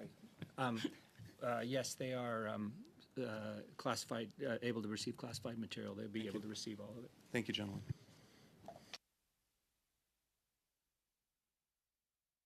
With that, our time has come to an end. So I do want to thank you both and your teams for your service and for being available to us as quickly as you were. I would like to thank you for your work. If there is any additional information as has been requested, can you please provide it to the clerk and we'll make sure that it is circulated to members. We do know that at the top of this meeting, that this meeting is going to continue, but Mr. Cooper is asking for my attention. Thank you very much, Madam Chair, and I want to thank on behalf of the official opposition, the witnesses, and I know that Mr. Julian does have a motion on notice. However, it's my position that we need to finish unfinished business from last evening first, based upon a notice of motion that we had put and that resulted in an abrupt adjournment as a result of Mr. Julian. And I believe there's a very easy path forward. Mr. Julian has stated that he does want to see Katie Telford appear before this committee, just as the bloc and certainly we want to see. Point of order. order. Yes, okay. I really do believe that if we can release our witnesses, and as I have said to you, that we would come back, and I have said this now multiple times, I'm not sure how much more I can demonstrate that I would like our committee to function, and I too believe we can find a path forward. So Mr. Garrettson has a point of order first. I was just going to encourage that we allow the witnesses to leave rather than subjecting them to this. Mr. Julian, was it yourself who asked for the point of order? Yes, Madam Chair. I think we should allow the witnesses to leave and have a brief suspension. And as I've already indicated, I will be moving my motion on the public inquiry right after that. Welcome to PROC. So with that, I'm going to say to our guests, thank you for joining us. We are going to suspend for a minute of 5 minutes, and we're going to come back as members of the committee to figure out a way forward. Is that fine? Excellent. With that, have a great day. We'll be back in 5.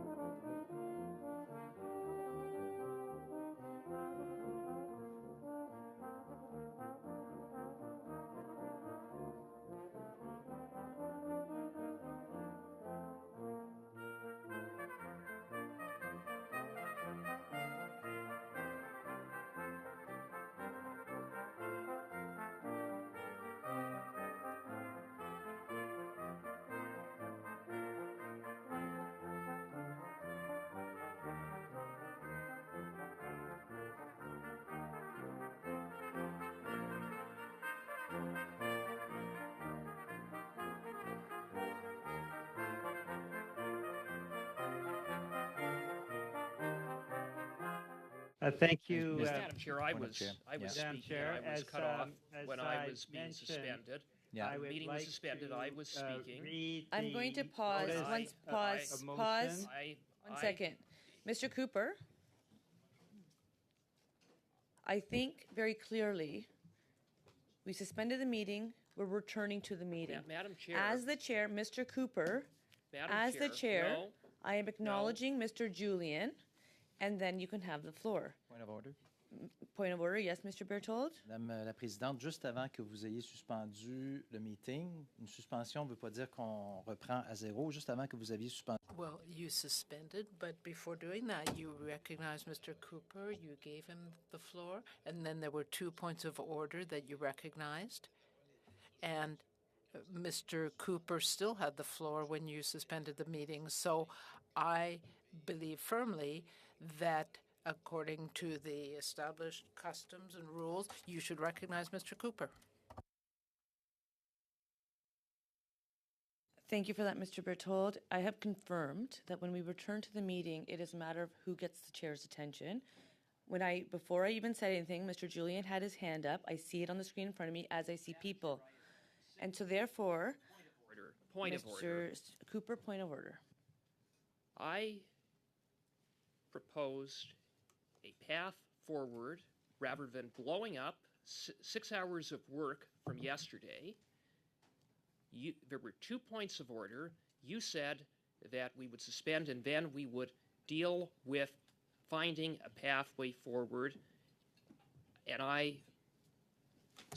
that's what I seek to do, because I wasn't even able to present my sub-amendment before I was cut off yesterday and the meeting was shut down. And I think that if we're going to deal with the motions before us, and I am eager to get to Mr. Julian's motion, but I think it's appropriate that we deal with the motion that had been put on notice before and that had resulted in Mr. Julian shutting down debate yesterday. We all agree, or at least the NDP, the Bloc, and Conservatives agree, that it is important that Katie Telford appear before this committee to answer. Point of order. This is not a point of order. To answer questions about what she knows about Beijing's interference. I had put forward a very minor sub-amendment to Mr. Julian's amendment that would simply establish a panel comprised of all chiefs of staff and national campaign chairs for the 2019 and 2021 election of all of the parties. The only person who would not be included in that panel was Katie Telford, which I had explained the reasons why she needs to appear before this committee alone. And the second part of my motion was simply So, to Mr. provide Cooper, for... as you know, on a point of order, when you say point of order, I need to know the point of order. I would have to agree, I have another point of order now, that this is not a point of order. I know you're going to say no, but that's not how this works. So on your point of order, thank you for your comments. Mr. Gerritsen, point of order. Just first, Madam Chair, the screen keeps flickering in and out. If there's any way to fix that. Yes, Madam Chair, I would concur that a point of order is to address a point of order in terms of the manner in which the meeting has been conducted, not to enter into a debate about something one wishes they had the opportunity to speak to. In terms of a point of order, last night there was a motion that was on the table. There was a motion to adjourn, and then this committee adjourned. Whenever the committee restarts after that, that motion that had previously been debated is not subject to be initiated again. The mover of the motion has to, at their discretion and when they decide to, move the motion again. Mr. Cooper clearly heard Mr. Julian say earlier on that he was going to move a motion. And so rather than the normal customary practice of allowing the witnesses to leave before getting into committee business, Mr. Cooper tried to seize on an opportunity to circumvent the fact that he knew Mr. Julian was going to do that. So in terms of point of order, there is no motion that's currently on the floor right now because we adjourned last night, and now we're at a starting point again. And I think it's incumbent upon you to respect the rules and to allow Mr. Julian to go first. Okay, I'm just going to say that members, saying point of order, yes, it gives you the floor, but like you can't just say point of order for the sake of saying point of order, and that's what's happening right now. Mr. Cooper, I'm going to try this once more time, and then I am going to proceed with running a meeting. What is your point of order? Madam Chair, what I'm trying to do is to be reasonable here, which is to provide a path forward for this committee to I would hope, deal with my amendment quickly, Mr. Julian's, his amendment to my motion quickly, to vote on the motion, and then turn to Mr. Julian's motion. The points pro and con have largely been made. I've attempted to explain the rationale for my sub-amendment, but Mr. Julian has tried and others to shut me down in that regard. And I don't know why this is so difficult. It shouldn't be difficult. I agree with you. Why is this being difficult? Well, because Mr. Julian took it upon himself to shut down debate midway through my attempt to present. Point of order, Madam Chair. I'd like the member opposite to tell us what standing order he is referencing in terms of his point of order, because all we're doing right now is giving him the floor for debate. I'm actually going to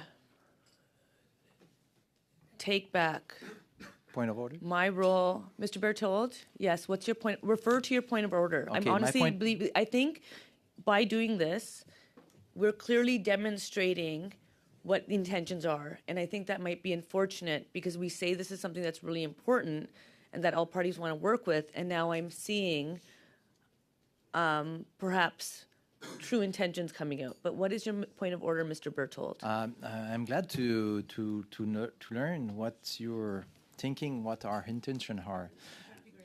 Yeah, but I look forward to see it and to hear it, Madame Speaker. Madame la Présidente.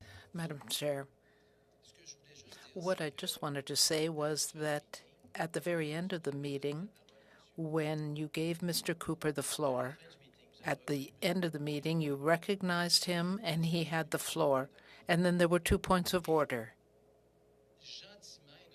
And very kindly and properly, you asked for us to suspend to allow the witnesses to leave. Mr. Cooper agreed because that seemed quite legitimate, the idea of letting the witnesses leave. So, and then the idea was that he would have the floor again after the suspension. Because when the committee suspended, at that time he was speaking, he was introducing his motion so that we could take up the debate again. Then there were 2 points of order. One was to release the witnesses, which was fine, but Mr. Cooper never agreed to give back the floor to anyone else.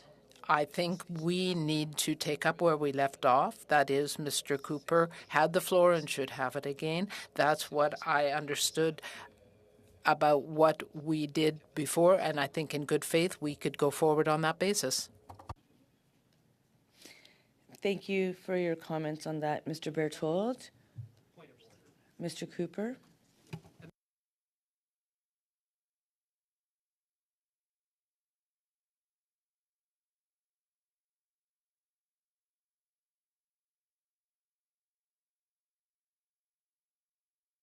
The motion that had been on notice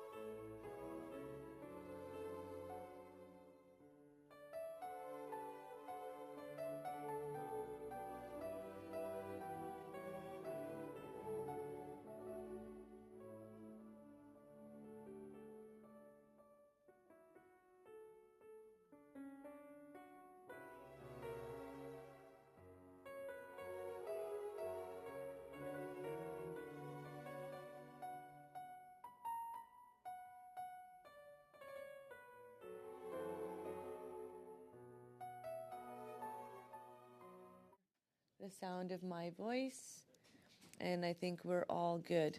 Mr. Julian. Thank you, Madam Chair. I'm going to read into the record the notice of motion that I provided yesterday morning. It was distributed Tuesday afternoon to committee. And of course, I also gave notice this morning that it would be moved immediately following our witnesses. So there's been ample notice for all parties to know what is coming forward, when it is coming forward, and how I am moving it. I will now read into the record in English and French the motion, then I have some comments following that, Madam Chair. That the committee report to the House that it calls on the Government of Canada to launch a national public inquiry into allegations of foreign interference in Canada's democratic system, including, but not limited to, allegations of interference in general elections by foreign governments.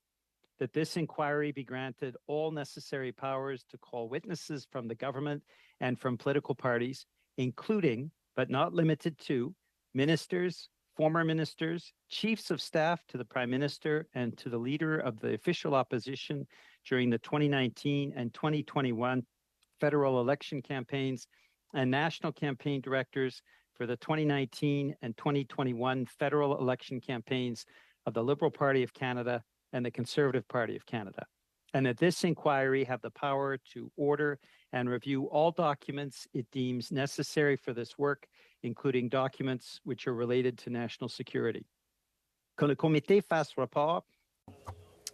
That the committee report to the House that it calls on the Government of Canada to launch a national public inquiry into allegations of foreign interference in Canada's democratic system, including but not limited to allegations of interference in general elections by foreign governments. That this inquiry be granted all necessary powers to call witnesses from the government and from political parties, including but not limited to ministers, former ministers, Chiefs of Staff to the Prime Minister and to the Leader of the Official Opposition during the 2019 and 2020-21 federal election campaigns, and National Campaign Directors for the 2019 and 2021 federal election campaigns of the Liberal Party of Canada and the Conservative Party of Canada, and that this inquiry have the power to order and review all documents it deems necessary for this work, including documents which are related to national security. I'm glad to have finally been able to move this after 2 days and after an hour of procedural circus. And Madam Chair, I'd like to start off by saying I think Mr. Cooper has made the case for this national public inquiry by his own actions. Because this has been a circus last night and today, it clearly indicates that what we need is a nonpartisan national public inquiry to get answers for Canadians. What answers do we need? Well, certainly, I think there have been disturbing allegations that have come out of both the news reports published by Robert Fife and Stephen Chase in the Globe and Mail and by Sam Cooper for Global News. Those allegations, as I mentioned earlier today, could possibly involve violations of Canada's Elections Act. This is very serious allegations. And so for the Prime Minister to say that he doesn't believe a national public inquiry is warranted, I would have to profoundly disagree. The member for Burnaby South, Jagmeet Singh, raised this on Sunday, as you know. We've had other political parties subsequently weigh in.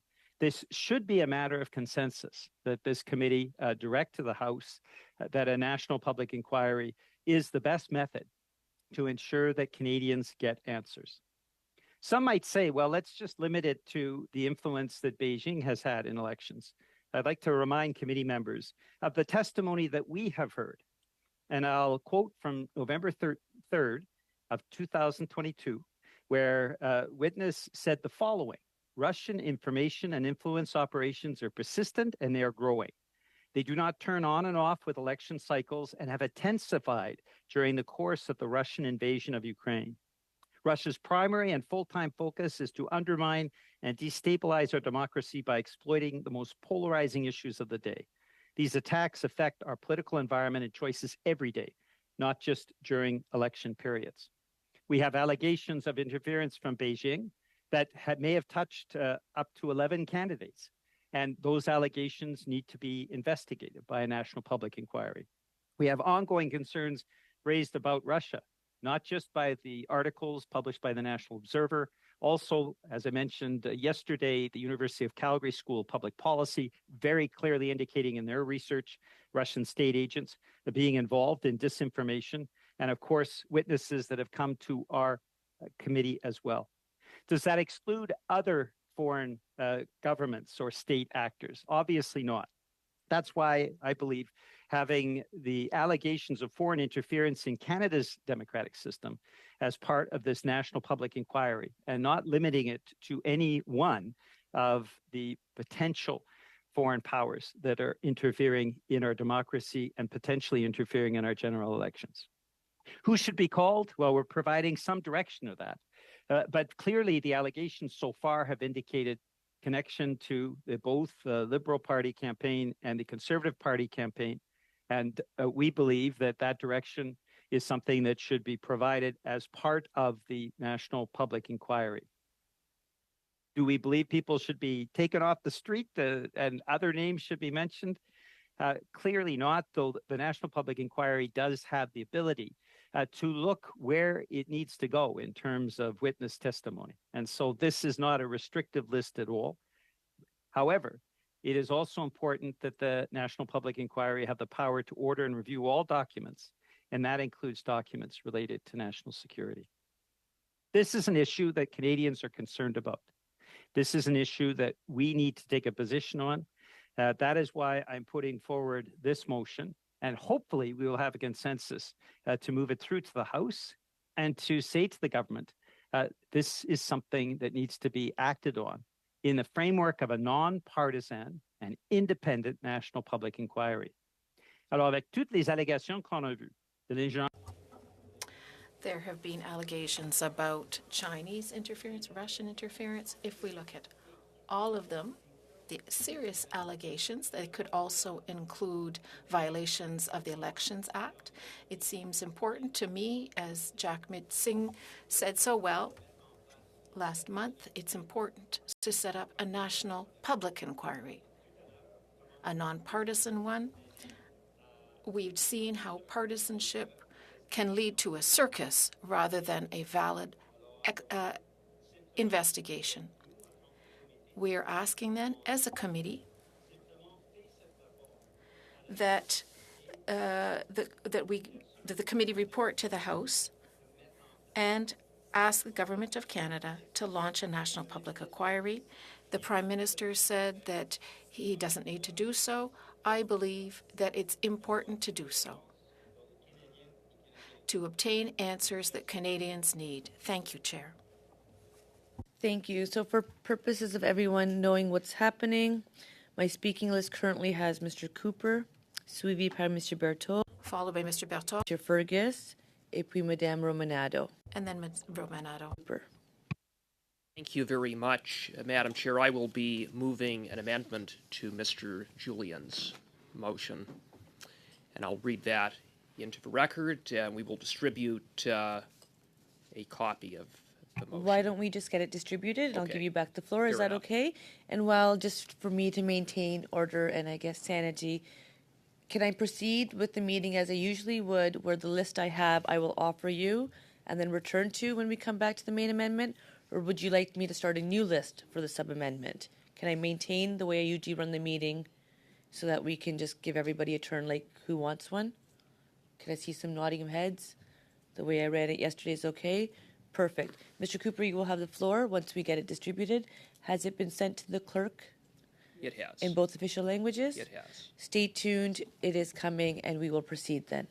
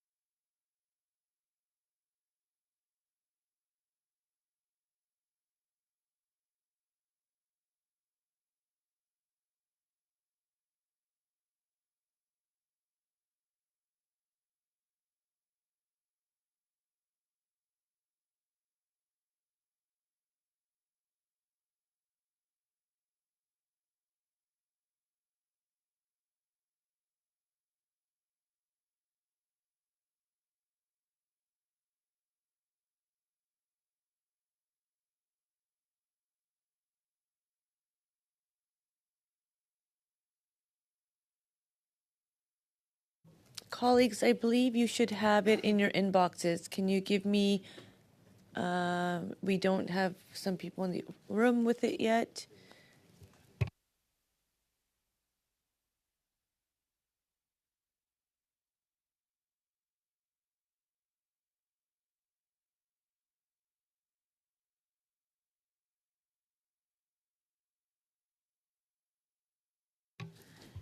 colleagues online, can you give me a head nod? Yes, to say if you've received the amendment. I see a thumbs up. I see some heads nodding.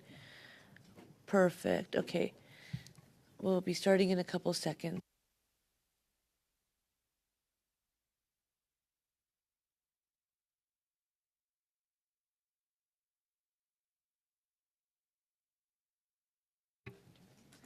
And we're back. We'll go back to Mr. Cooper. Thank you, Madam Chair. I will read my amendment into the record. A, in the first paragraph, by replacing all the words after the words foreign interference with the following: by Beijing in the 2019 and 2021 federal elections. B, in the second paragraph, by replacing all the words after the words the government with the following: and from all political parties. C, by adding the following after the second paragraph: that the inquiry investigates abuse of diaspora groups by hostile foreign governments. And D, by adding the following after the last paragraph: that the individual heading this inquiry be selected by a unanimous agreement by the House leaders of the officially recognized parties in the House of Commons, and that this inquiry does not impede or stop the committee's study on foreign election interference, including the production of documents and calling of witnesses.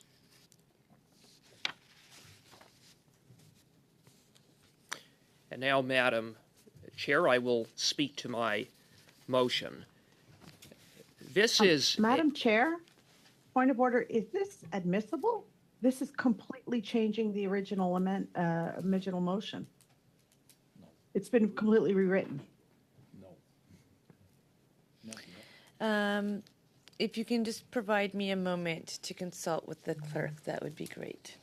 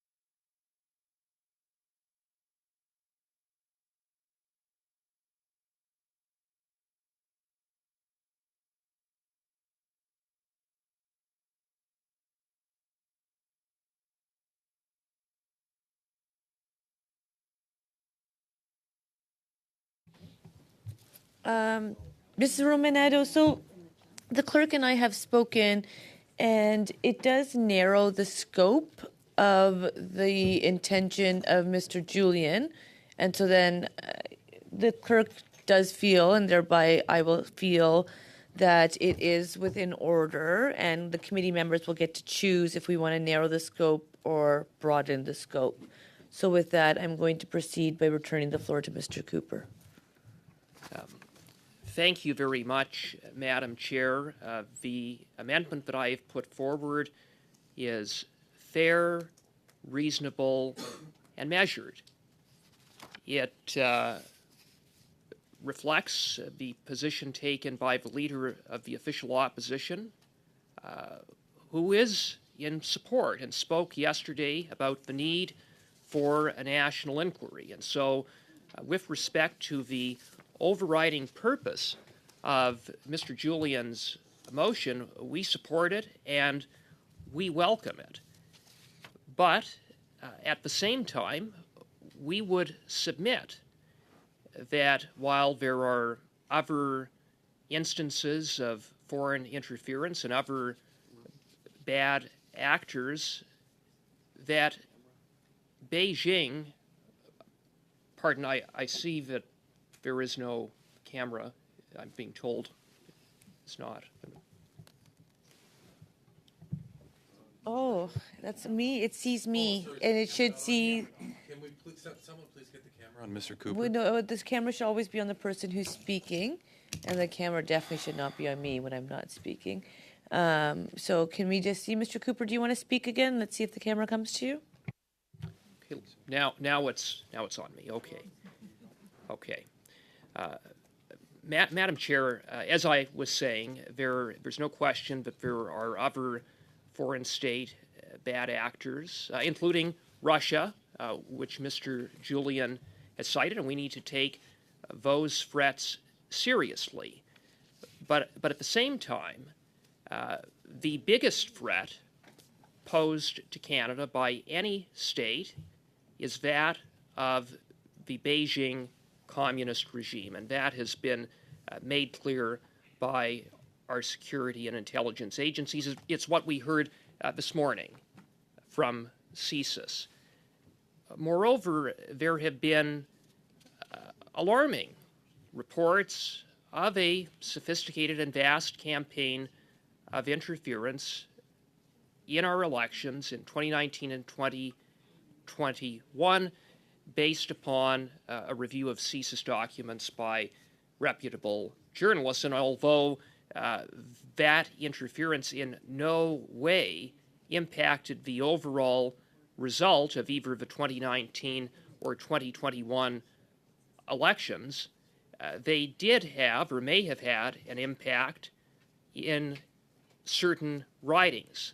If even one riding is impacted, that is something that should be of grave concern for all Canadians who care about protecting our democracy and our democratic institutions. It should be Canadians and Canadians alone who decide elections, overall election outcomes in ridings, not hostile foreign state actors. And so in the face of that, what I believe is appropriate to get to the bottom of this interference by way of an inquiry is an inquiry that is targeted and focused, that can produce a report in the near future. I would hope before the next election, which could happen at any time. What would not be desirable is to have a inquiry that was expansive, that did not provide a report perhaps for a year or 2 years down the road. We need answers, and we need answers now. And that is why a targeted, narrow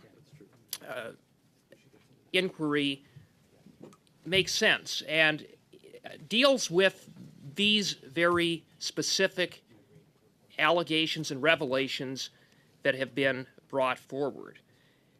The other aspect of this amendment is to ensure that Justin Trudeau, the Prime Minister, doesn't get to decide unilaterally who is the commissioner. We already... Point of order, Madam Chair.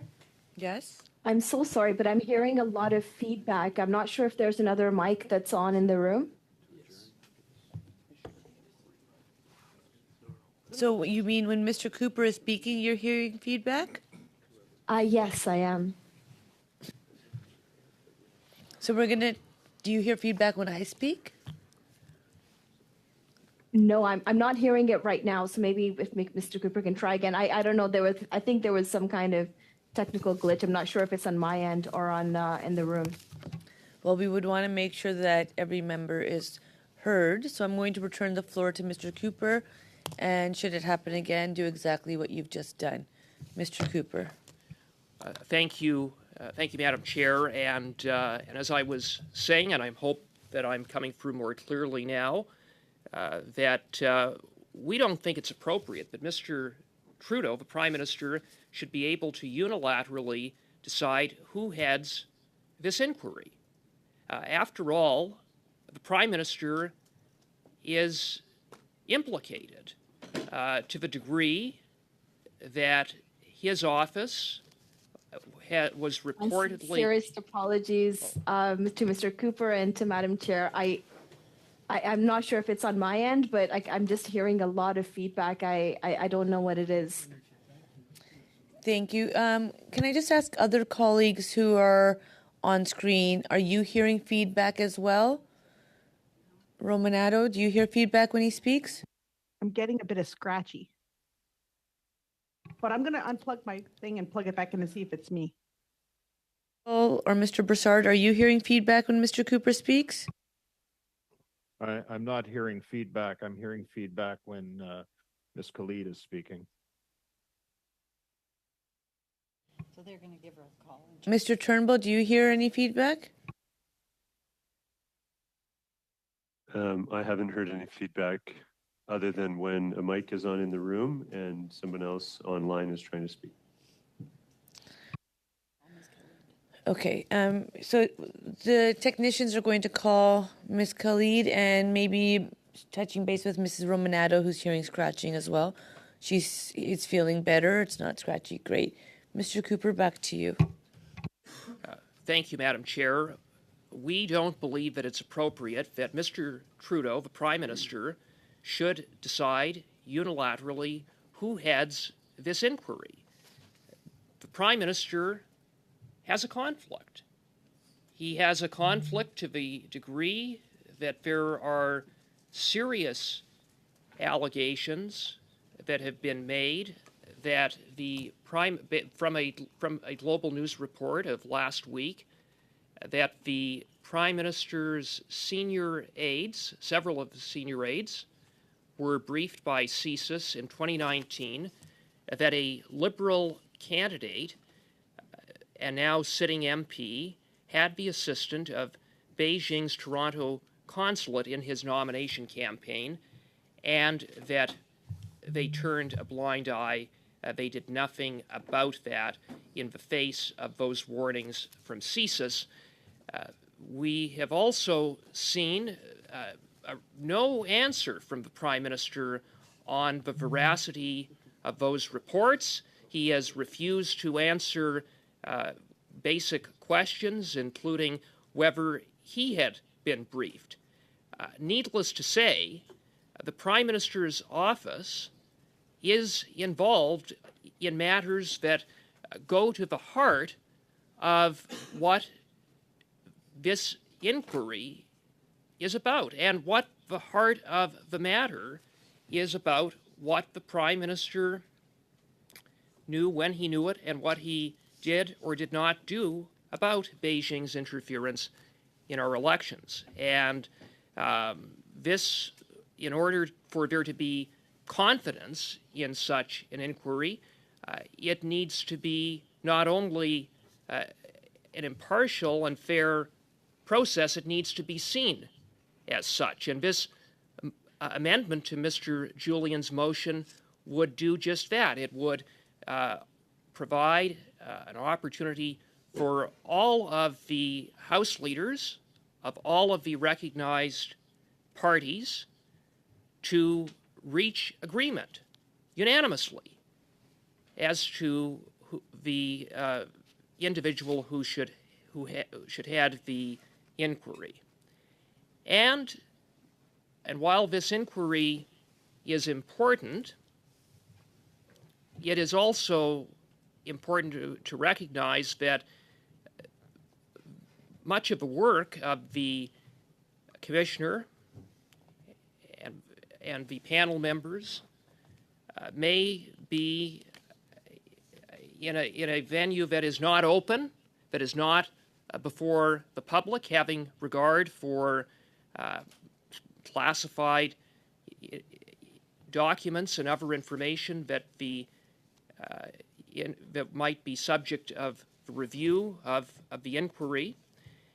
And given the very serious allegations that have been made, given the almost daily reports of some new aspect, some new issue, some new scandal involving election interference by Beijing in the 2019 and 2021 elections, it's not simply enough to say, well, let the inquiry do its work behind closed doors, and then at the end of it issue a heavily redacted report.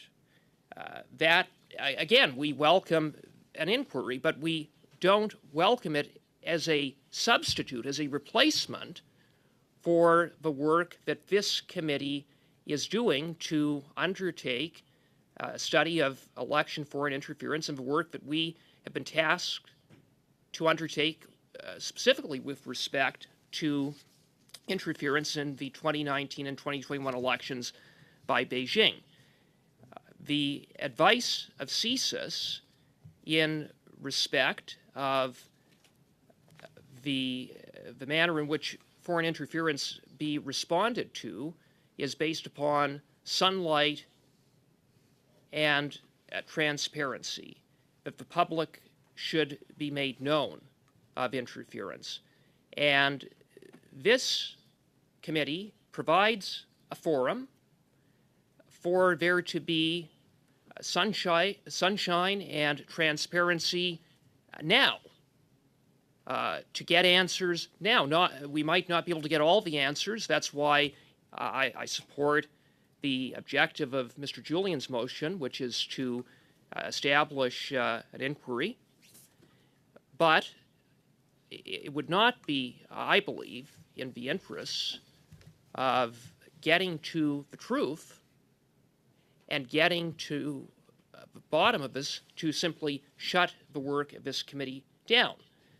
We need to continue to do our work. We need to continue to hear from witnesses, and we need to continue to insist on the production of documents. And there are a lot of witnesses that we need to hear from, including Katie Telford, the Prime Minister's Chief of Staff, who is someone who, as the Prime Minister said, when you're talking to Katie Telford, it's like talking to me. She is someone who is a key witness to getting to the bottom of the central issue at hand, which is what the Prime Minister knew, when he knew it, what he did about it or didn't do about it in respect to Beijing's interference in our election. So given that, this would strike, I think, the right balance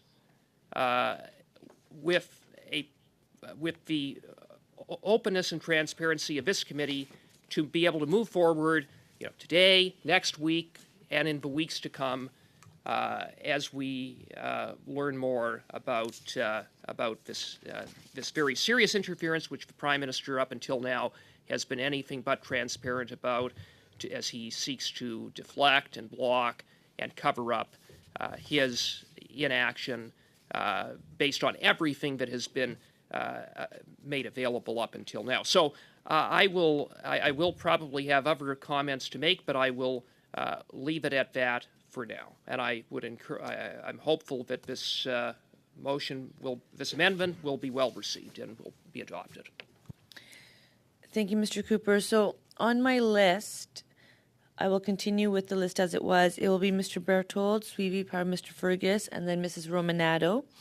I also have Madame Normandin, Mr. Turnbull, Mr. Julian, Mr. Gerritsen. For the main motion, when we get to it, my list will be Berthold, Fergus, Romanado still. The others have been added on after the amendment was moved, just so we're on the same page. Monsieur Berthold. Merci, Madame la Présidente. Thank you, Madam Chairperson.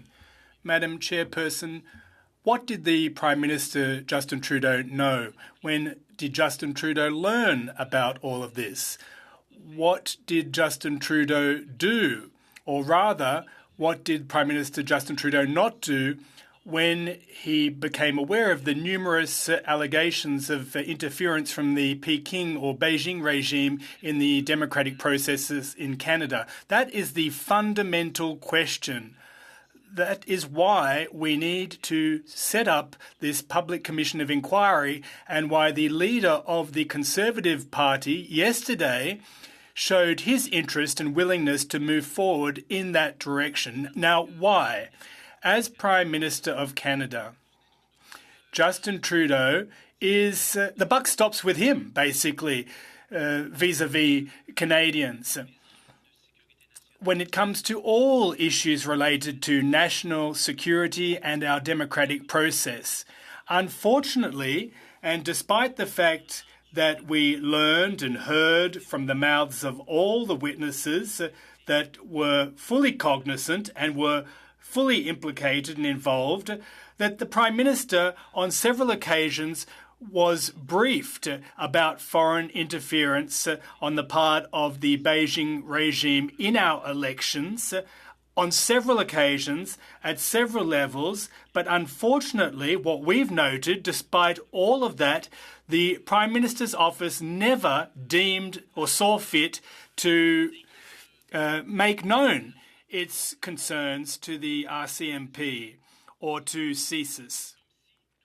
As if everything was fine and dandy, Madam Chairperson. Now, I'd remind you that these are serious allegations afoot. It's a matter of a clandestine network of 11 candidates that would have been financially supported by the Beijing regime.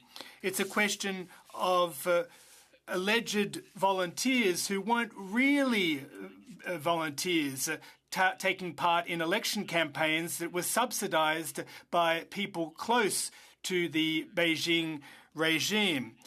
There's talk of an orchestrated campaign to re-elect a minority Liberal government and to beat certain Conservative candidates. So not a day goes by that we don't see a newspaper article. We learn of developments. We learn things on social media about the interference on the part of the Beijing regime in our democratic processes.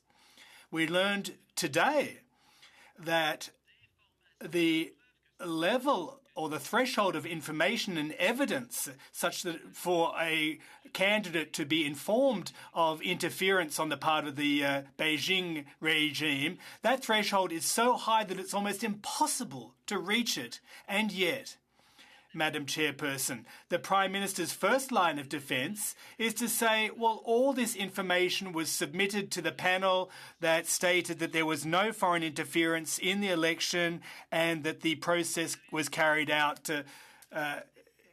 properly. That's what we've heard right from the outset from the Prime Minister's mouth, Madam Chairperson, who, I should say in passing, is the one who struck this panel of 5 senior public servants who were to determine whether there was foreign interference in the election.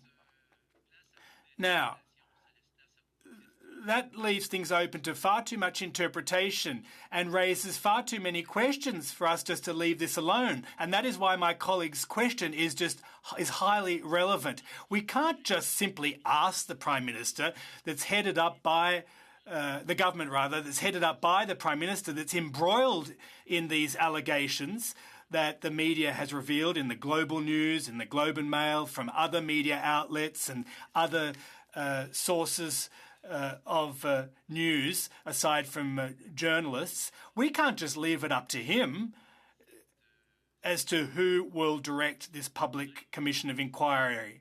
Moreover, and in the same vein, Madam Chairperson, we must ensure that this public inquiry is carried out in a responsible manner and that it deals with all political parties. And I would like to extend an olive branch to the New Democrats who at the outset their comments were the subject of consensus when they said that this needed to be non-partisan and that we need to agree. There needs to be a unanimous message sent to the House of Commons, to the government, that we wanted an investigation. But in the motion itself, there's an important part.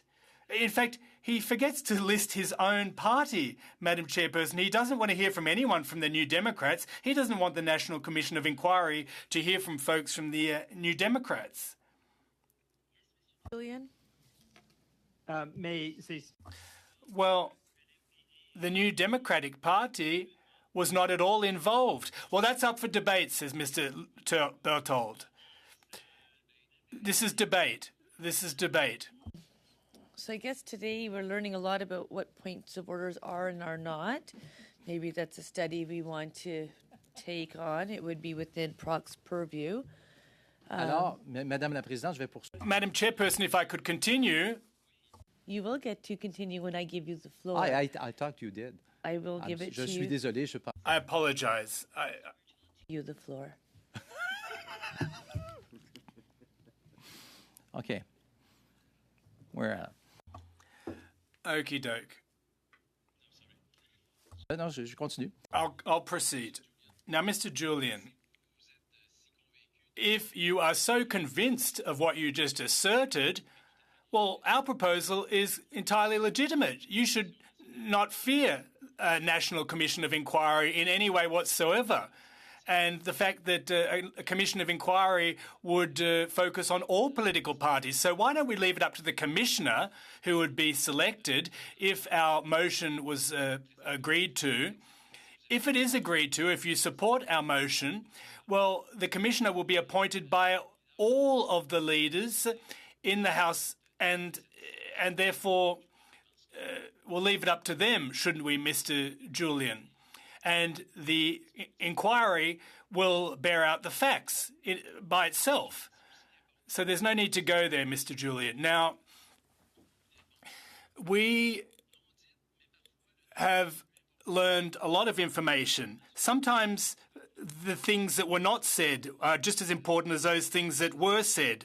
And, Madam Chairperson, it would be a great pity if we're trying to shed light on this political interference, that the investigation take place behind closed doors and that we wouldn't get our hands on the pertinent information. So that's why, in parallel with the inquiry, the committee should continue its study on foreign interference in our elections, so that we obtain documents, that we continue to shed light on this situation ourselves in committee. Now, Madam Chairperson, in closing, I'd like to say that we do need to focus on the 2019 and 2021 elections and Beijing's potential interference, so that at the end of the day, our report is fulsome. And there are specific allegations here that have been made. They are quite straightforward, quite easy to understand in relation to an orchestrated strategy on the part of the Beijing regime to influence the Canadian elections in some ridings across Canada and to incite certain persons by various means, technical means, intimidation, bullying, fear-mongering, to change their votes. And that should not occur in Canada. It shouldn't occur in any democracy. what's more. And that is why we need to focus in closely on those allegations that have been demonstrated in numerous articles from numerous news outlets. And one can't forget, Madam Chairperson, in relation to all of this, that the groups from the diaspora that have been targeted by hostile foreign governments are the first victims, the very first victims of this kind of manoeuvring. They should be able to vote legitimately in their elections, and it is for that reason that we, on their behalf, that we get to the bottom of things and shed light on the interference on the part of the Beijing regime in our democratic process. And that's why I'd call on all my colleagues, particularly my New Democrat colleague, who I'd like to extend an olive branch to. We have a very straightforward amendment that we've put forward, which would achieve the same goal, that is to shed light on foreign interference. And I hope that he accepts this olive branch so that the opposition parties can speak in unison, and at the end of the day, that we would shed light on this situation. And I'd remind you that we're talking about a minority government here. We don't want this to happen again, do we? And it could happen sooner than we think. Mr. Fergus.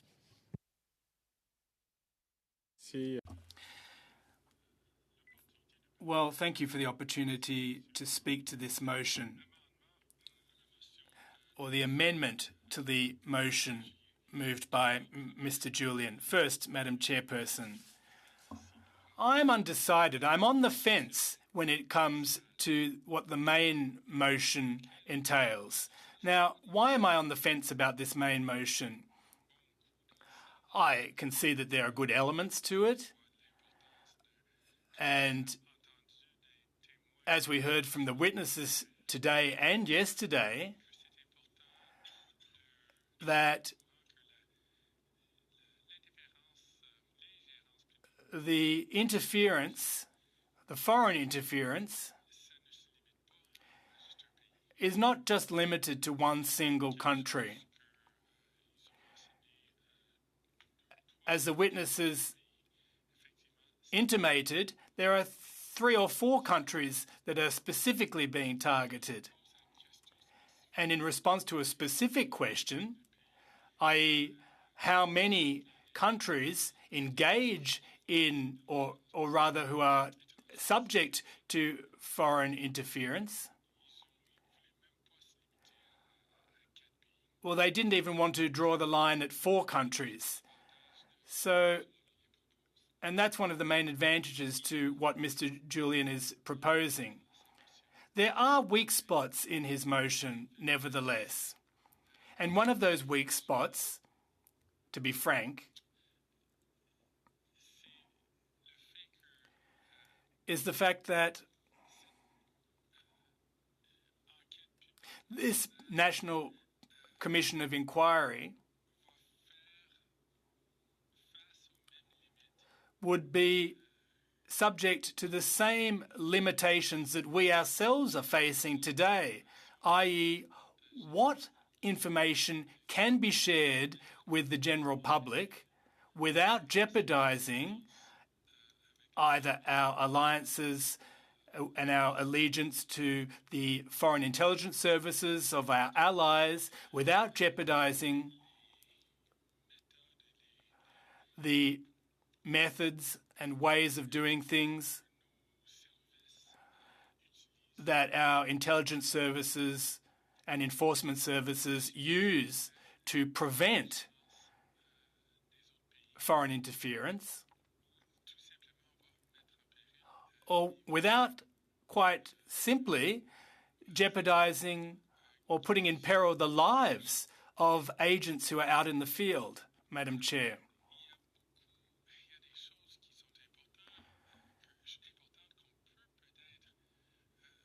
We may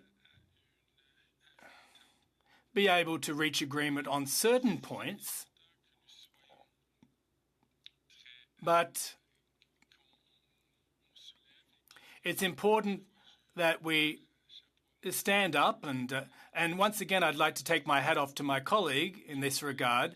we need to stand up and find a way, a non-partisan way of getting to the bottom of things with regards to this important issue. And unfortunately, in the case of one political party that I won't name, well, thus far, or to date, I'm not convinced that they are not immune to the temptation of engaging in partisanship. And the proof is in the pudding. And the evidence for my sad and unfortunate observations is this very amendment. This very amendment that basically ignores the testimony that was presented to us. And that political party wants to limit the scope of Mr. Julian's motion, which as I said right from the outset, that is regrettable. Secondly, and if I can just put my finger on Mr. Cooper's motion here, secondly, once again, by playing political games and engaging in petty partisan politics, well, unfortunately, it targets Ms. Telford. And Madam Chairperson, I don't think that helps things in any way. It's limited to 2 elections, whereas, as we know, based on testimony, that political interference has been going on since further back than just 2 elections. And what I'm afraid of is, based on what I've been experiencing for the past 24 hours or more, as we've sat around this table discussing these issues, it's my fear that the official opposition is going to try and veto the selection of the individual who would be in charge. Now, perhaps I'll stand corrected, and I'd be happy to stand corrected. So, Madam Chairperson, I'm certainly going to vote against this amendment for the reasons that I just laid out. It will disfigure, this amendment will completely disfigure and render unrecognisable the main amendment. And I'm very much looking forward to hearing what my colleagues have to say about the main amendment. And I'd like to hear from fellow members who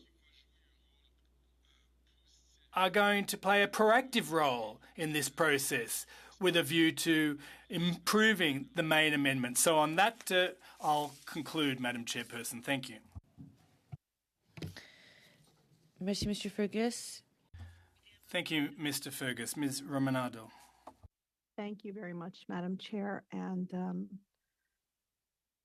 further to my colleague's intervention, I'm looking at this amendment to the motion, and I want to make it clear the one reason why I can't support it that is glaring to me is the reference to including documents which are related to national security, and I want to explain why. We've heard over the course of the last 2 days the Chief Electoral Officer, the Commissioner of Elections.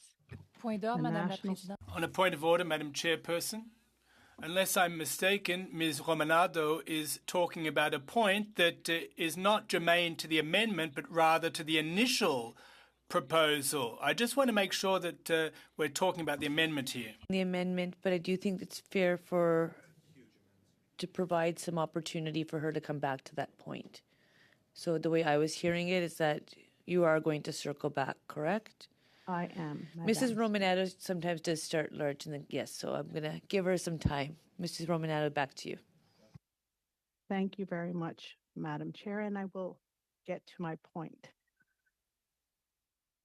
We've heard from multiple people who are experts in their field, whether it be the National Security Intelligence Officer, SITE, the director of CSIS today, the CSE, the RCMP, very clearly state that there would be no difference in terms of the access to information that a public inquiry would have compared to what this committee would have. And the reason I'm bringing this up is that the reference to production of documents and calling of witnesses. We cannot, for the purpose of national security, have information that would have a direct impact to our Five Eyes intelligence partners out there in the public forum. The impact of that, as we heard in the last panel, would be devastating. Not only in terms of our alliance, not only in terms of our partnerships, but in terms of the intelligence assets that we have around the world, including Canadian Armed Forces members. And I know full well that the Royal Military College is in the riding of Ms. Lenormandin, and I'm sure that she doesn't want to jeopardize the health and safety of the members of our Canadian Armed Forces. Strictly against us keep having a conversation of us not wanting to provide these informations. We cannot. This is not partisan. We cannot have this kind of information in the public domain. So we can keep putting it out there to pretend to wave around saying we get redacted documents when we know full well we cannot. So rather than playing games with respect to our national security, is there not another venue that has the proper clearance to look at that, whether it be NCCOP or something else? Because this is the big beef that I'm having with this conversation. I'm not making this up. This is being told to us by the experts. We cannot have this information out there. Thank you.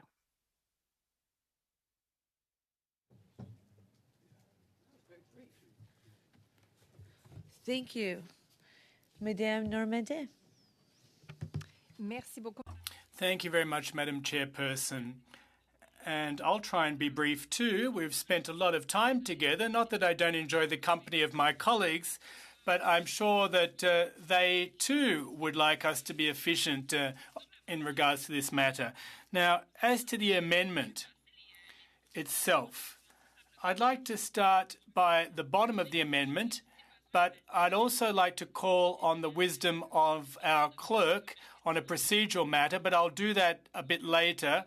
There's no rush.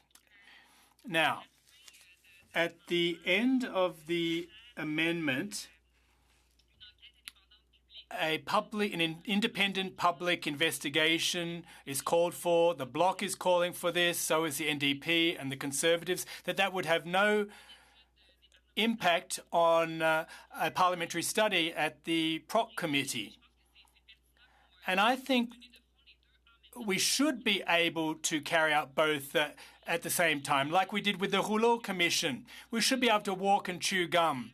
The Joint Parliamentary Committee continued to sit despite the fact that the Rouleau Commission had its own also sat, because sometimes the mandates and terms of reference are different, their recommendations are sometimes and often different, so I think it's quite appropriate that they both coexist.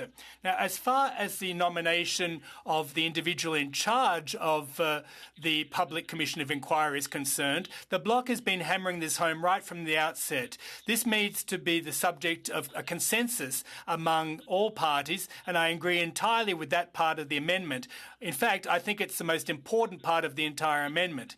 If we want to restore the trust of voters in their democratic institutions, right from the outset, we need to ensure that the individual in charge of the investigation is credible in their eyes. So I am 100% on board with that. Now, that there'd be a portion of the investigation that focuses on the abuse of diaspora groups by hostile foreign governments. Well, that would be a suggestion. It wouldn't be a limitation.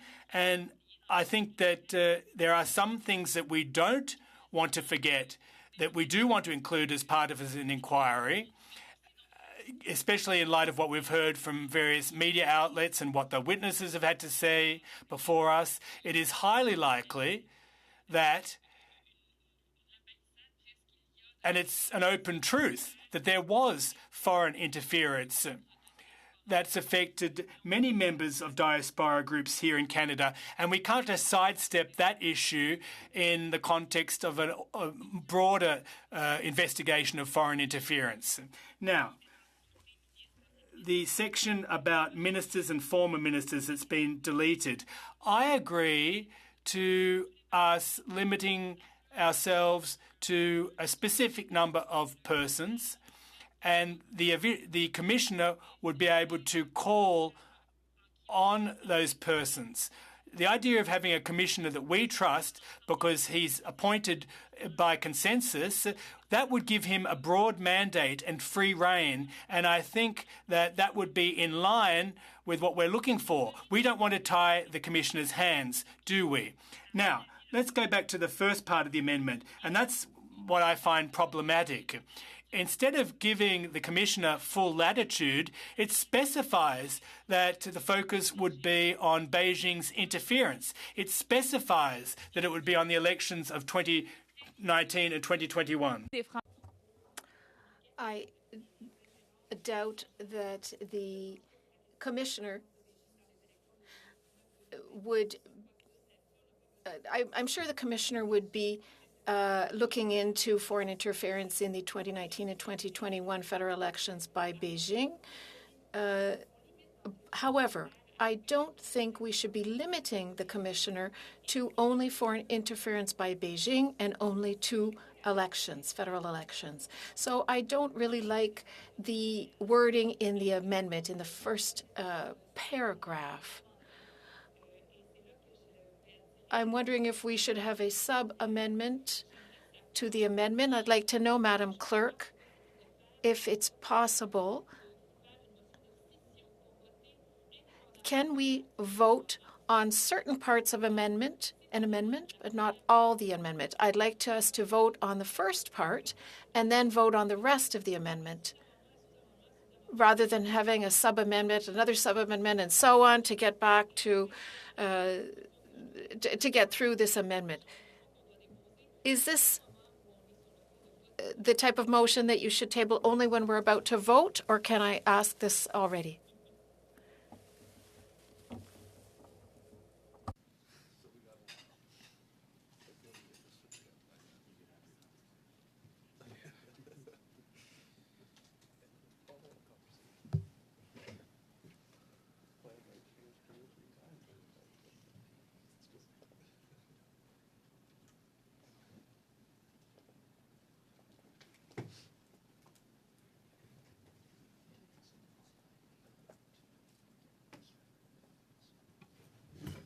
Madame Normand, you're wanting to take the amendment and divide it basically into two parts and deal with them separately? In fact, I'd like to vote. This would be a motion to split the amendment in two parts so that we could vote on each part. I'd like us to be able to vote on the amendment, but only the first paragraph. That would be one vote, and then the rest of the amendment would be voted on. And have you spoken to Mr. Cooper to learn if he agrees or no? I suggested it to him, but perhaps it would be a good idea to ask him formally. Yes, because if he wanted that to be the case, then that would be better, but otherwise we'll have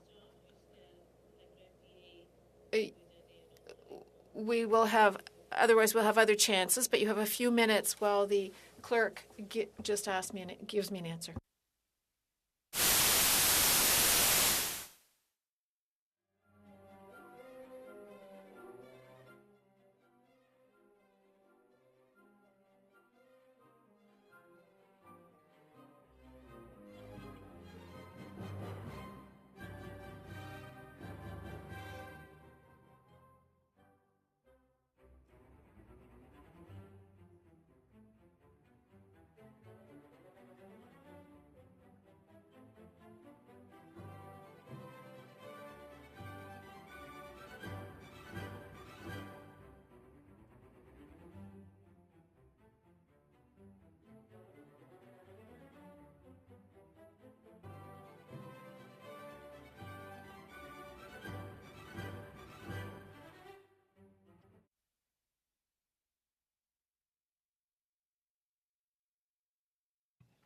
Mr. Turnbull? Well, thanks, Madam Chair. You cut out for a second there, so I didn't hear you. Thank you. And I've been listening very intently to the debate on this amendment. And I have a number of reflections to share. I think my colleagues have brought up some really important points, and we've heard from quite a number of witnesses that, that really we're talking about highly sensitive information, that intelligence information and data that's, goes through a process of accumulation and validation and assessment, and is also, I think we've heard, can be injurious to national security if it's disclosed. And I share Ms. Romanato's position that this amendment, well, I guess the original motion and the amendment keeps this section that relates to including documents which are related to national security. So I think that's that's problematic for a lot of reasons. The other thing that strikes me about a public inquiry in general is that my understanding is they on average take quite a long time.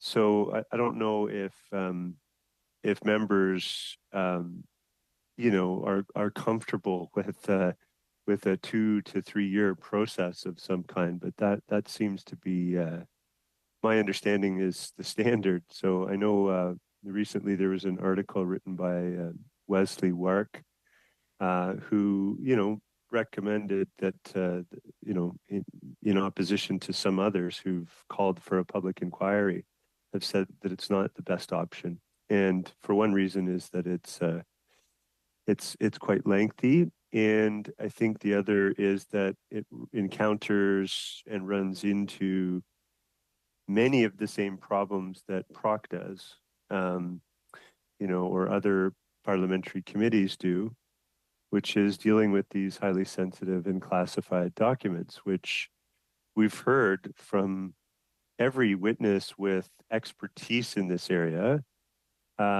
is that yes, we want to promote national security literacy and have more of the public be aware of the very real national security threats which we all take seriously.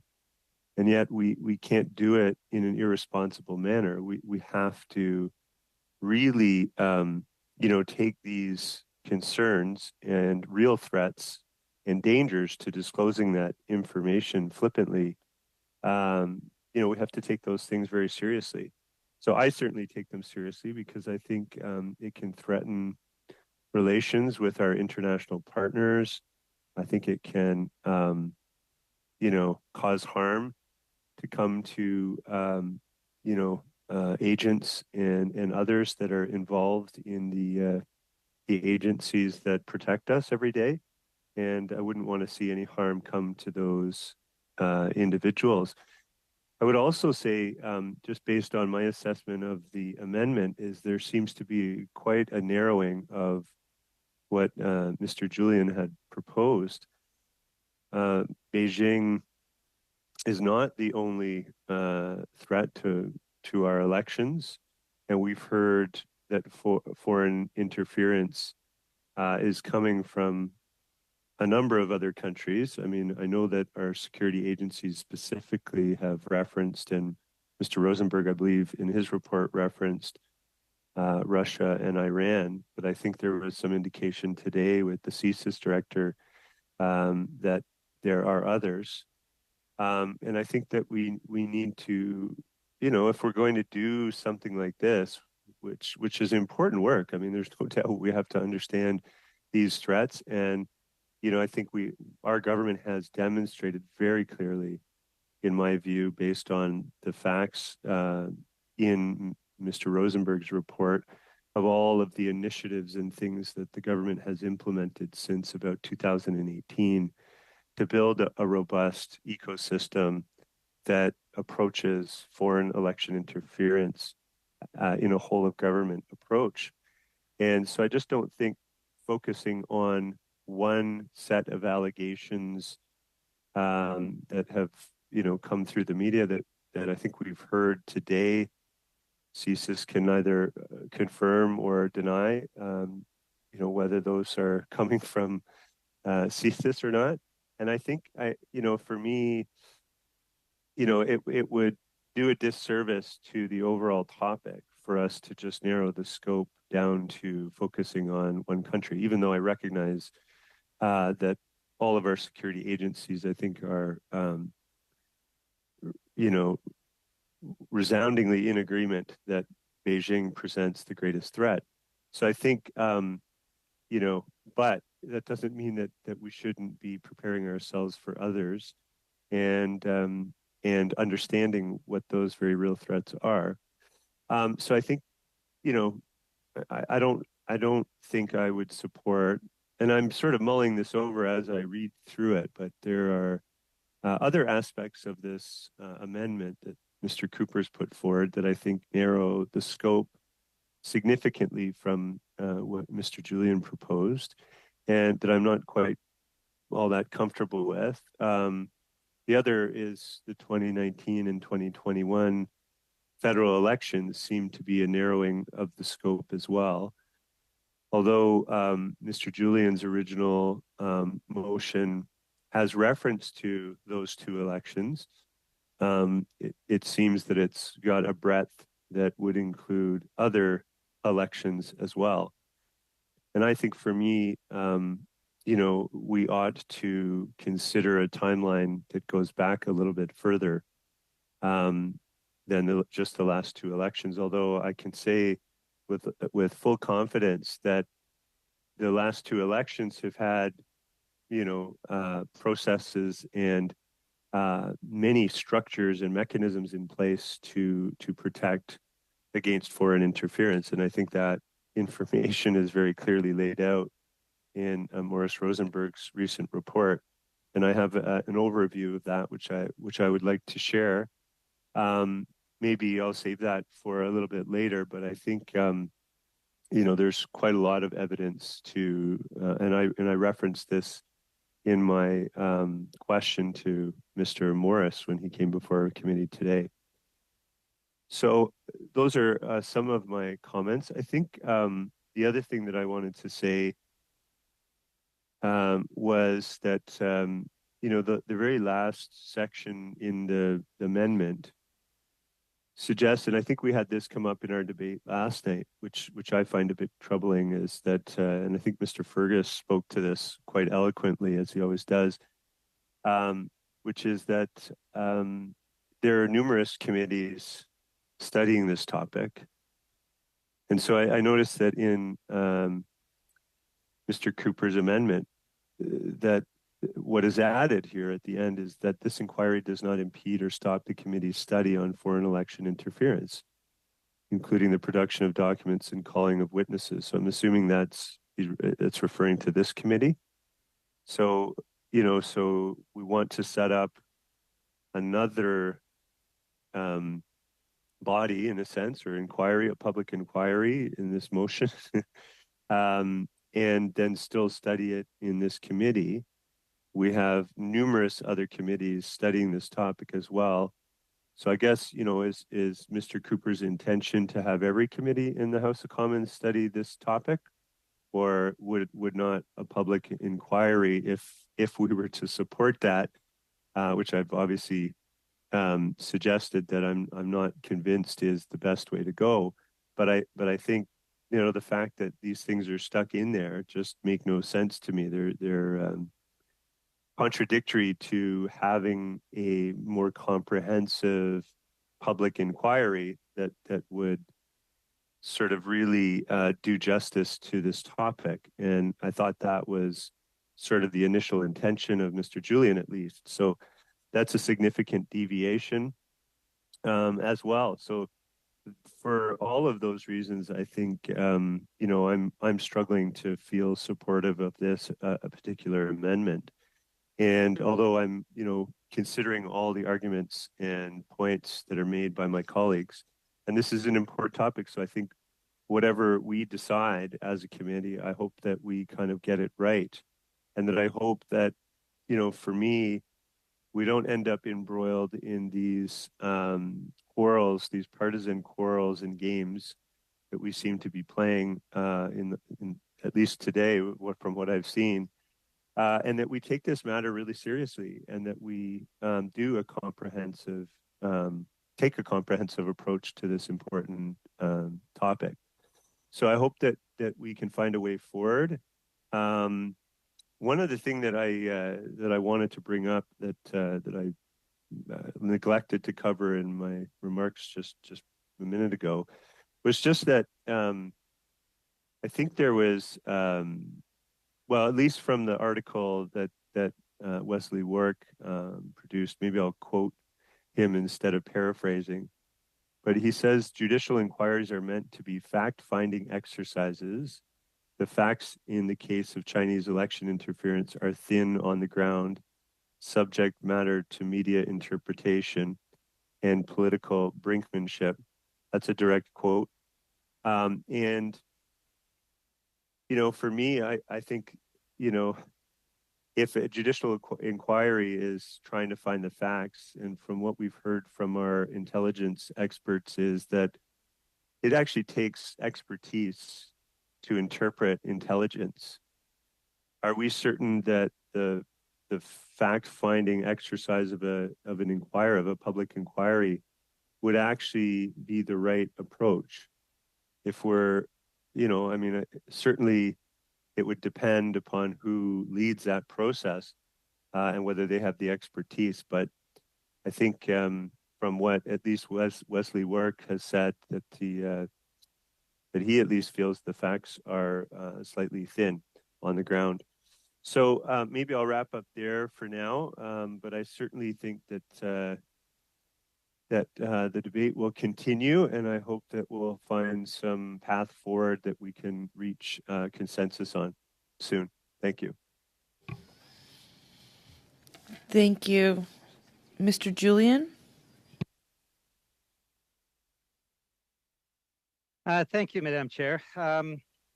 First off, I think Madame Normandin et sa demande de faire des Ms. Normandin's request to make separate votes makes sense. I won't go into details on these various amendments, but the idea that we're going to limit the National Public Inquiry to 70 days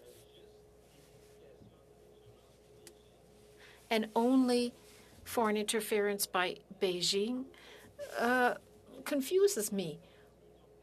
What are the Conservatives afraid of?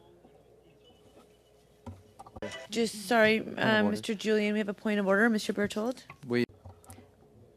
Mr. Julian sees 70 days. There's nothing, we don't talk about it in our amendment.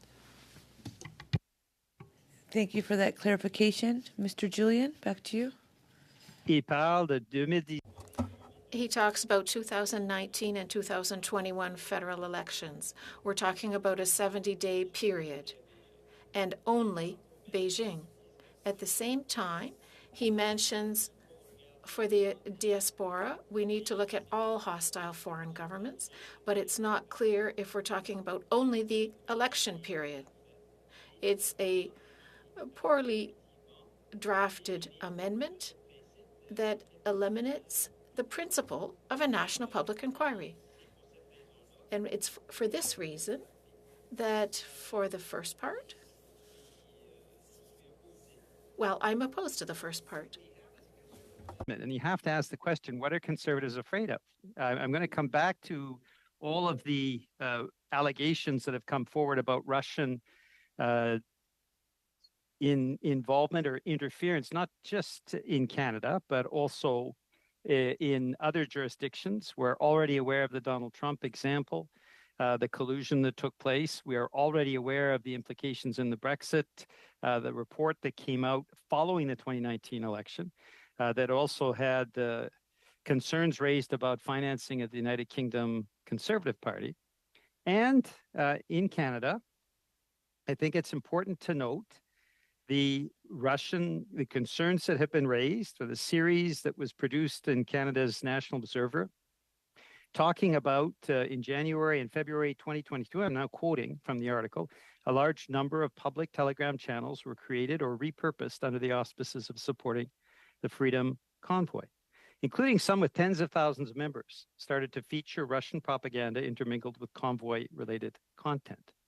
Eventually, part of this network of telegram channels effectively became a repository for Russian propaganda. The articles that came forward in that series are very, very disturbing. But there's more, and I could certainly spend hours reading through the concerns that have been raised. I now reference the Canadian Press, Marie Wolf, on June 8th, 2022, speaking about the study that was undertaken by the University of Calgary School of Public Policy. An analysis of over 6 million tweets and retweets and where they originate from has found that Canada is being targeted by Russia to influence public opinion here. The study by the University of Calgary School of Public Policy found that huge numbers of tweets and retweets about the war in Ukraine can be traced back to Russia and China, with even more tweets expressing pro-Russian sentiment traced to the United States. Assistant Professor Jean-Christophe Boucher said in an interview that, quote, Russian state apparatus is associated with many accounts tweeting in Canada and is influencing posts that are retweeted, liked, or repeated by different accounts again and again. The study found in the Canadian Twitter ecosystem discussing the war, around 25% of the accounts were spreading pro-Russian talking points. The analysis of the content of the tweets found similar pro-Russian views expressed among right-wing figures and their supporters in the US and Canada. He said, this is Mr. Christophe, supporters of the Freedom Convoy and anti-vaccine movement, some of whom may not realize they have been digesting messaging originating from Russia, were also tweeting messages in support of the invasion of Ukraine. We have heard testimony here at this committee, and I'll cite again November 3rd. Mr. Marcus Kolga said the following: Russian information and influence operations are persistent and they are growing. They do not turn on and off with election cycles and have intensified during the course of the Russian invasion of Ukraine. Russia's primary and full-time focus is to undermine and destabilize our democracy by exploiting the most polarizing issues of the day. These attacks affect our political environment and choices every day, not just during election periods. So the motion that I move for a public inquiry that seems to have support generally is that we launch the national public inquiry into allegations of foreign interference in the 2019 and 2021 federal elections and Canada's democratic system, including but not limited to allegations of interference in general elections by foreign governments. This isn't something that anyone should oppose. So it's perplexing to me that the Conservatives are trying to gut the sense of the concern that many Canadians are feeling about foreign interference.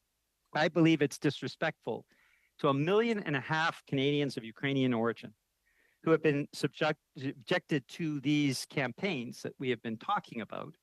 And these are campaigns that have been identified, as we heard earlier today, by CSIS and other agencies.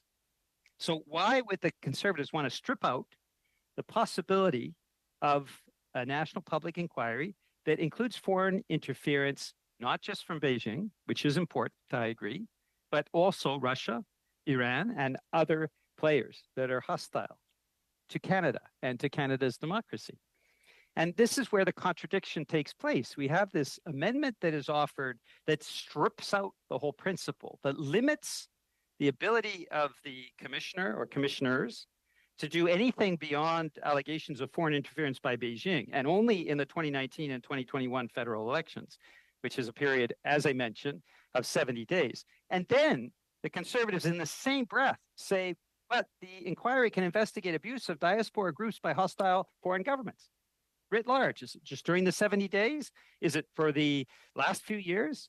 I mean, the incomprehension of how this was drafted is unbelievable to me. I find it disturbing that conservatives want to play a game around something as important as a national public inquiry. But that reinforces the point that I made initially, that these kinds of games, the circus that conservatives love to engage in, is not something that will give answers to Canadians. And I believe there is a sincere interest in Canadians from coast to coast to coast to get answers to questions, answers for the potential, the allegations of potential violations of the Elections Act and how serious that is. And we heard from Elections Canada earlier today. There are potentially, if the allegations are right about Beijing's support, potentially up to half a dozen violations of the Canada Elections Act that could have occurred. This is serious. These are criminal activities, criminal violations that are alleged. And obviously, the National Public Inquiry has to go there. But with all the evidence that I've just read into the record about how Russia and how Putin's dictatorship attempt to have an impact on our democracy, I don't understand why conservatives are afraid of a public inquiry that actually examines that.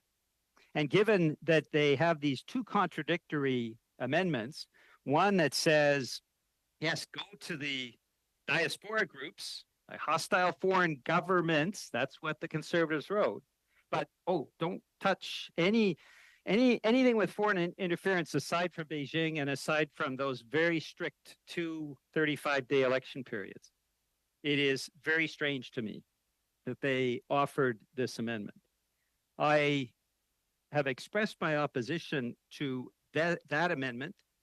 I have heard my colleagues, both conservatives and liberals, about the naming in terms of the inquiry and being giving necessary powers to the inquiry and not necessarily spelling out who would be invited.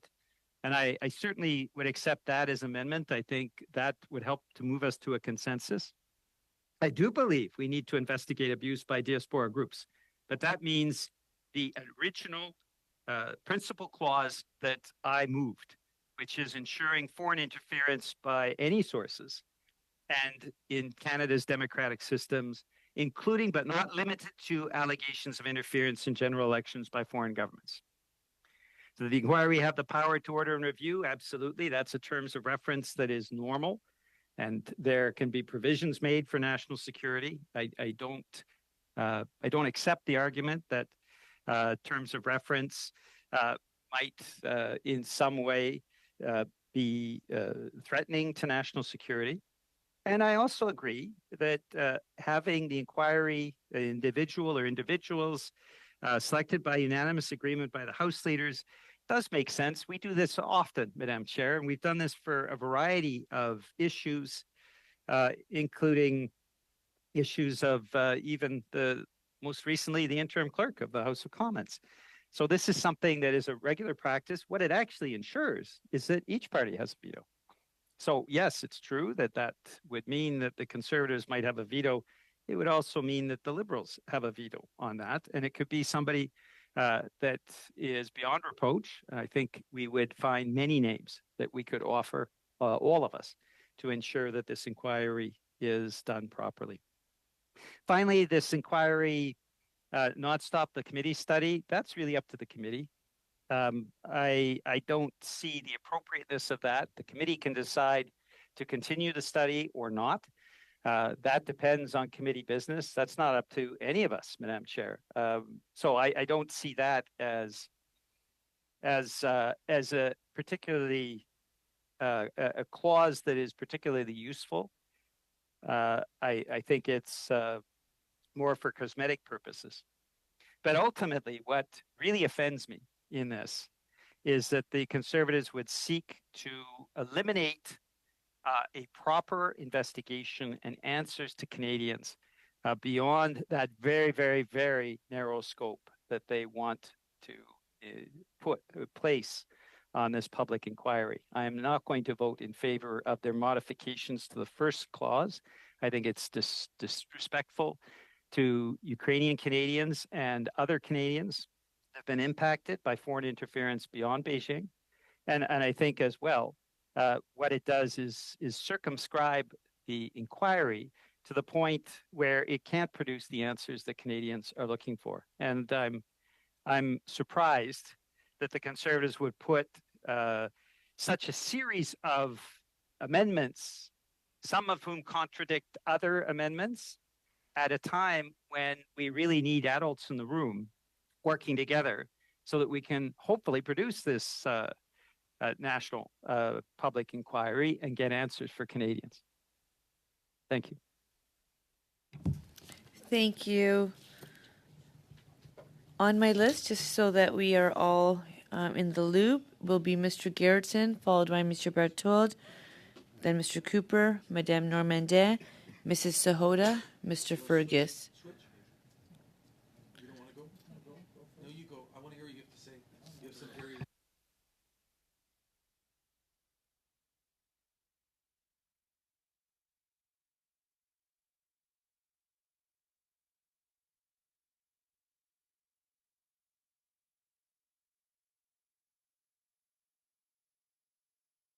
You said very close. I mean... I always think the end is close, but I find out sometimes it takes 6-10 hours. I want to speak to this amendment, so we're just, as long as we don't get off of it, but you can I go to the can't bottom. promise you I've that. been, Why I've been don't you speak captivated quickly? by the discussion so far. I want to hear what Mr. Bertolda has to say, and Madame Normandin. So. Monsieur Berthold.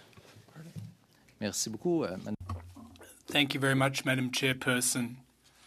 And I'll hand the floor to Mr. Cooper.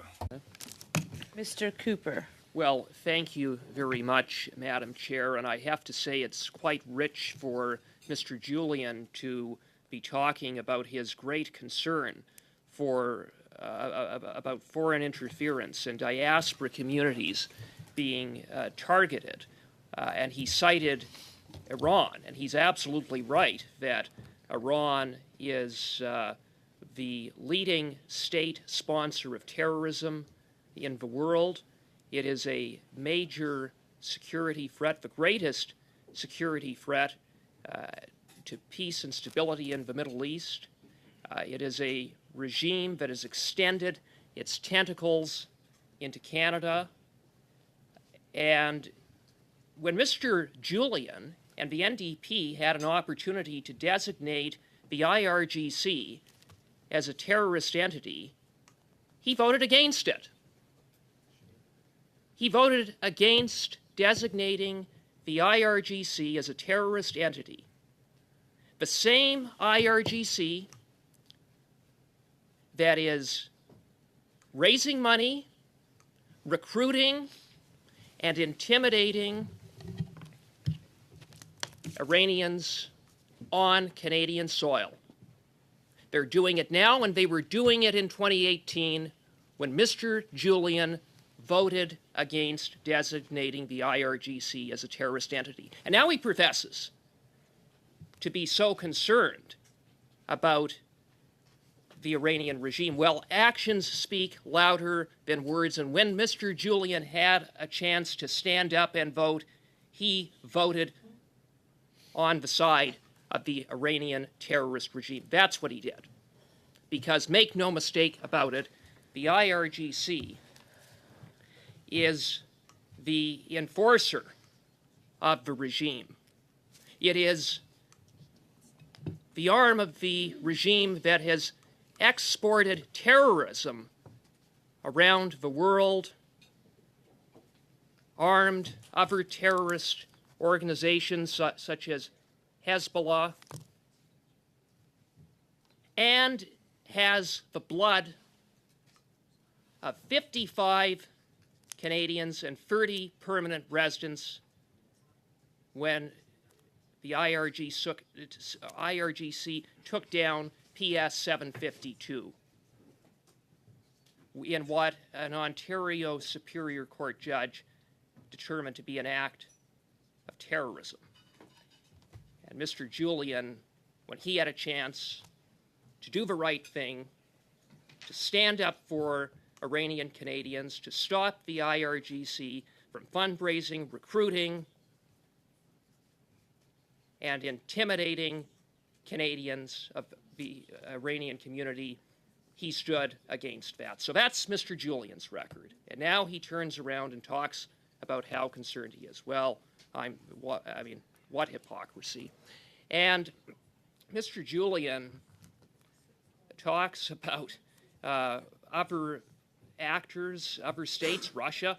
I said very clearly when I put forward my amendment that Russia is indeed a cause of concern. It is a real threat, and that Russia is a cause for grave concern in terms of her activities in Canada, and that needs to be dealt with. It needs to be followed, and it must not be ignored. And I'm not suggesting anything else.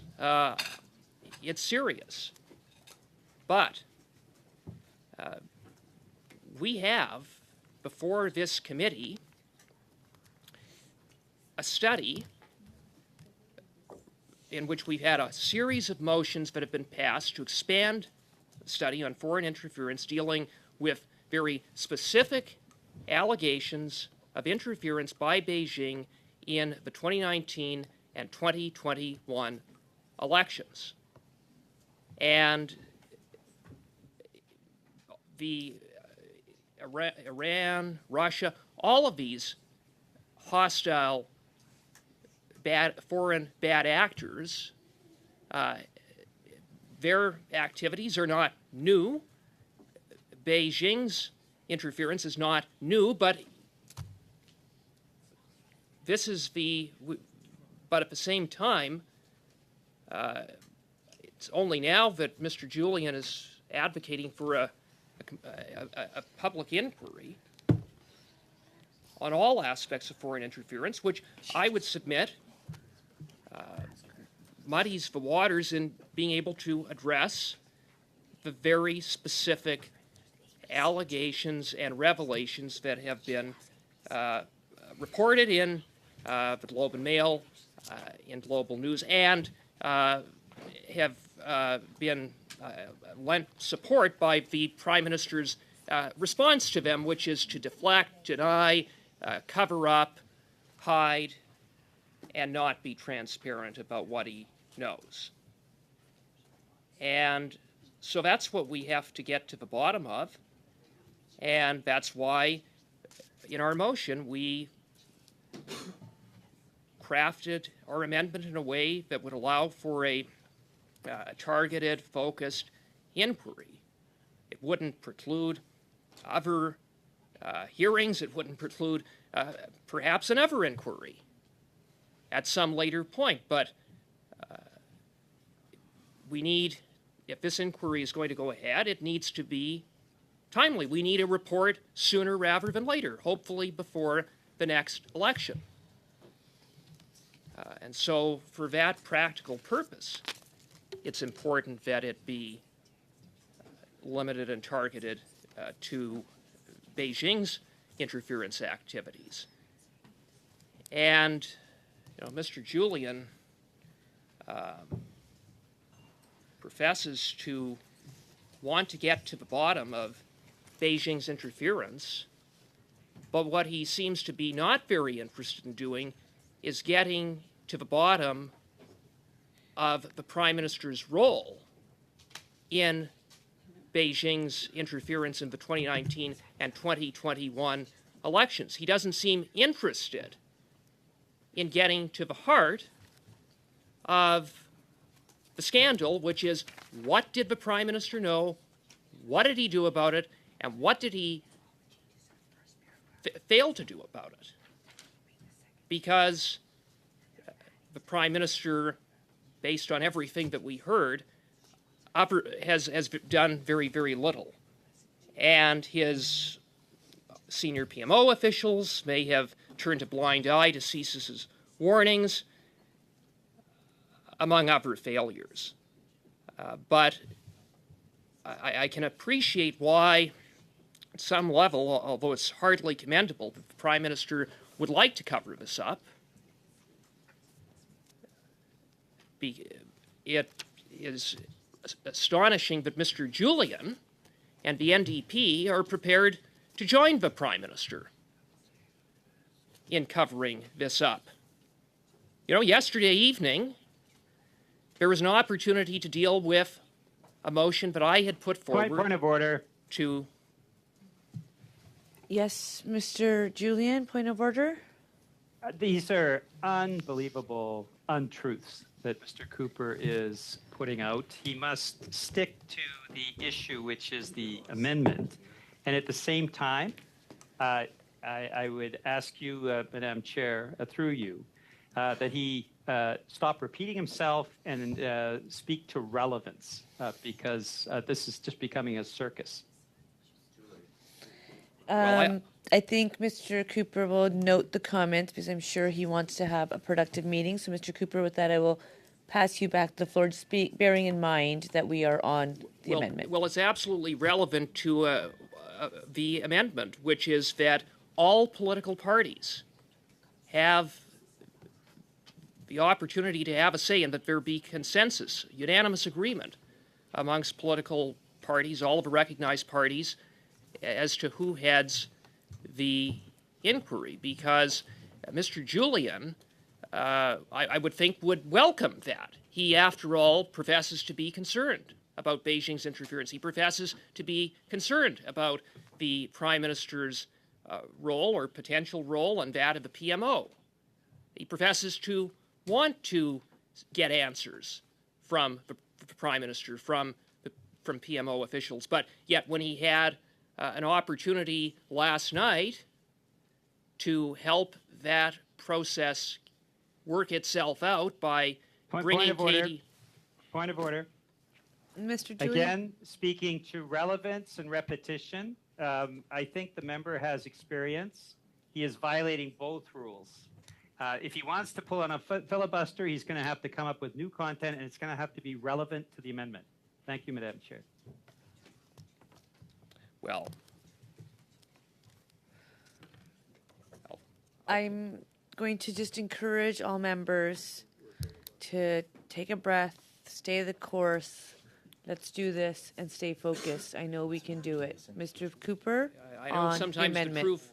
I know the truth sometimes hurts, but Mr. Julian had an opportunity last night and said he had a temper tantrum and shut down this committee, shutting down 6 hours of work, and one can only wonder why. But point of order. Madam Chair, he is ignoring your clear direction. No. Repetition. He's repeating himself yet again, and he's not speaking to the amendment. Well, Mr. Cooper, you don't have the floor. If he has nothing more to add, he can certainly cede his place, but he is repeating himself, and he is not relevant to the matter that is before this committee. So I'm going to just take a moment, and perhaps this will allow all of us to just take a pause, to take a breath. I do believe that if certain comments are not helpful, then they perhaps don't need to make. We are debating a motion, which means we need to advance points of relevance. I will also say that a lot of what we experience or believe might be founded in our own experiences, our own values, ideology, so forth. And so for us to label others, I'm not sure that this is helpful. And, you know, what one might perceive as Mr. Cooper has referred to as a tantrum and what somebody else might is a debatable point. Right now, the issue in front of us is an amendment that I understand you proposed. So let's stay focused on that and let's get this work done. If we're not able to, I will use my prerogative as chair and suspend this meeting. But I think we all want to get to work and get it done. So, Mr. Cooper, I suggest we all, every single one of us, takes a breath, we stay focused, and let's get there. Mr. Cooper, the floor. Listened very patiently to Mr. Julian, despite much of what he stated on the record had very little relevance to the amendment, in which he made certain completely unsubstantiated insinuations. But be that as it may, it is absolutely imperative that if there is an inquiry, that the Prime Minister doesn't get to do a do-over of a Rosenberg Commission. That we had just a couple of days ago a report that was released from the chair of from the person tasked with reviewing the critical election incident public protocol in the 2021 election. And Mr. Rosenberg is someone who had a conflict.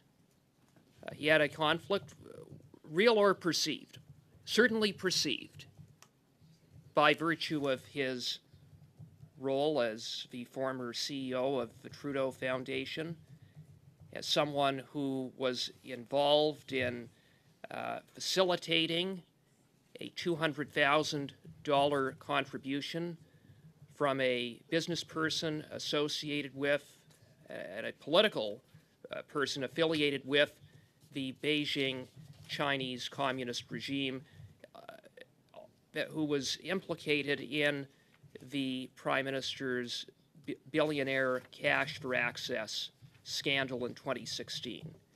That individual, Mr. Rosenberg, whatever his credentials are, and he certainly should never have been tasked with undertaking such a review, given the circumstances and all of the questions around interference by the Beijing regime and his affiliation and association and closeness with that of the Prime Minister. And so it undermines the credibility of the report. It undermines confidence in the report. And such an inquiry, we can't afford that in the case of an inquiry. We need to have confidence in the outcome of such an inquiry. And that's why we're insistent that all parties, including the NDP, which I hope Mr. Julian would welcome, would have that opportunity. And so I will leave it there. I may have other comments, but I will leave it there for now. Thank you, Madam Chair.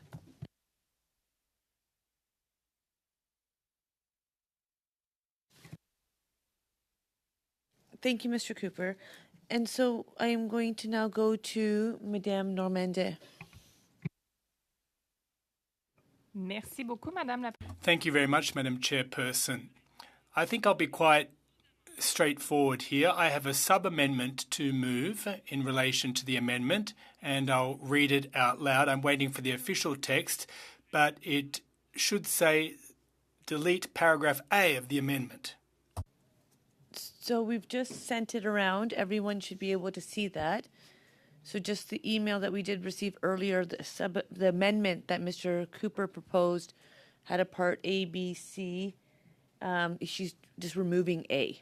So the amendment the sub-amendment that's come around will just see a strike through A and debate. On a point of order, Madam Chair. Just to confirm with Ms. Normandin, that means that the first paragraph would read as I read it out earlier. Yes, that's exactly that right, says Ms. Normandin. So there's nothing further to say on that. Thank you very much, Ms. Normandin, and we'll continue with Ms. Sahota.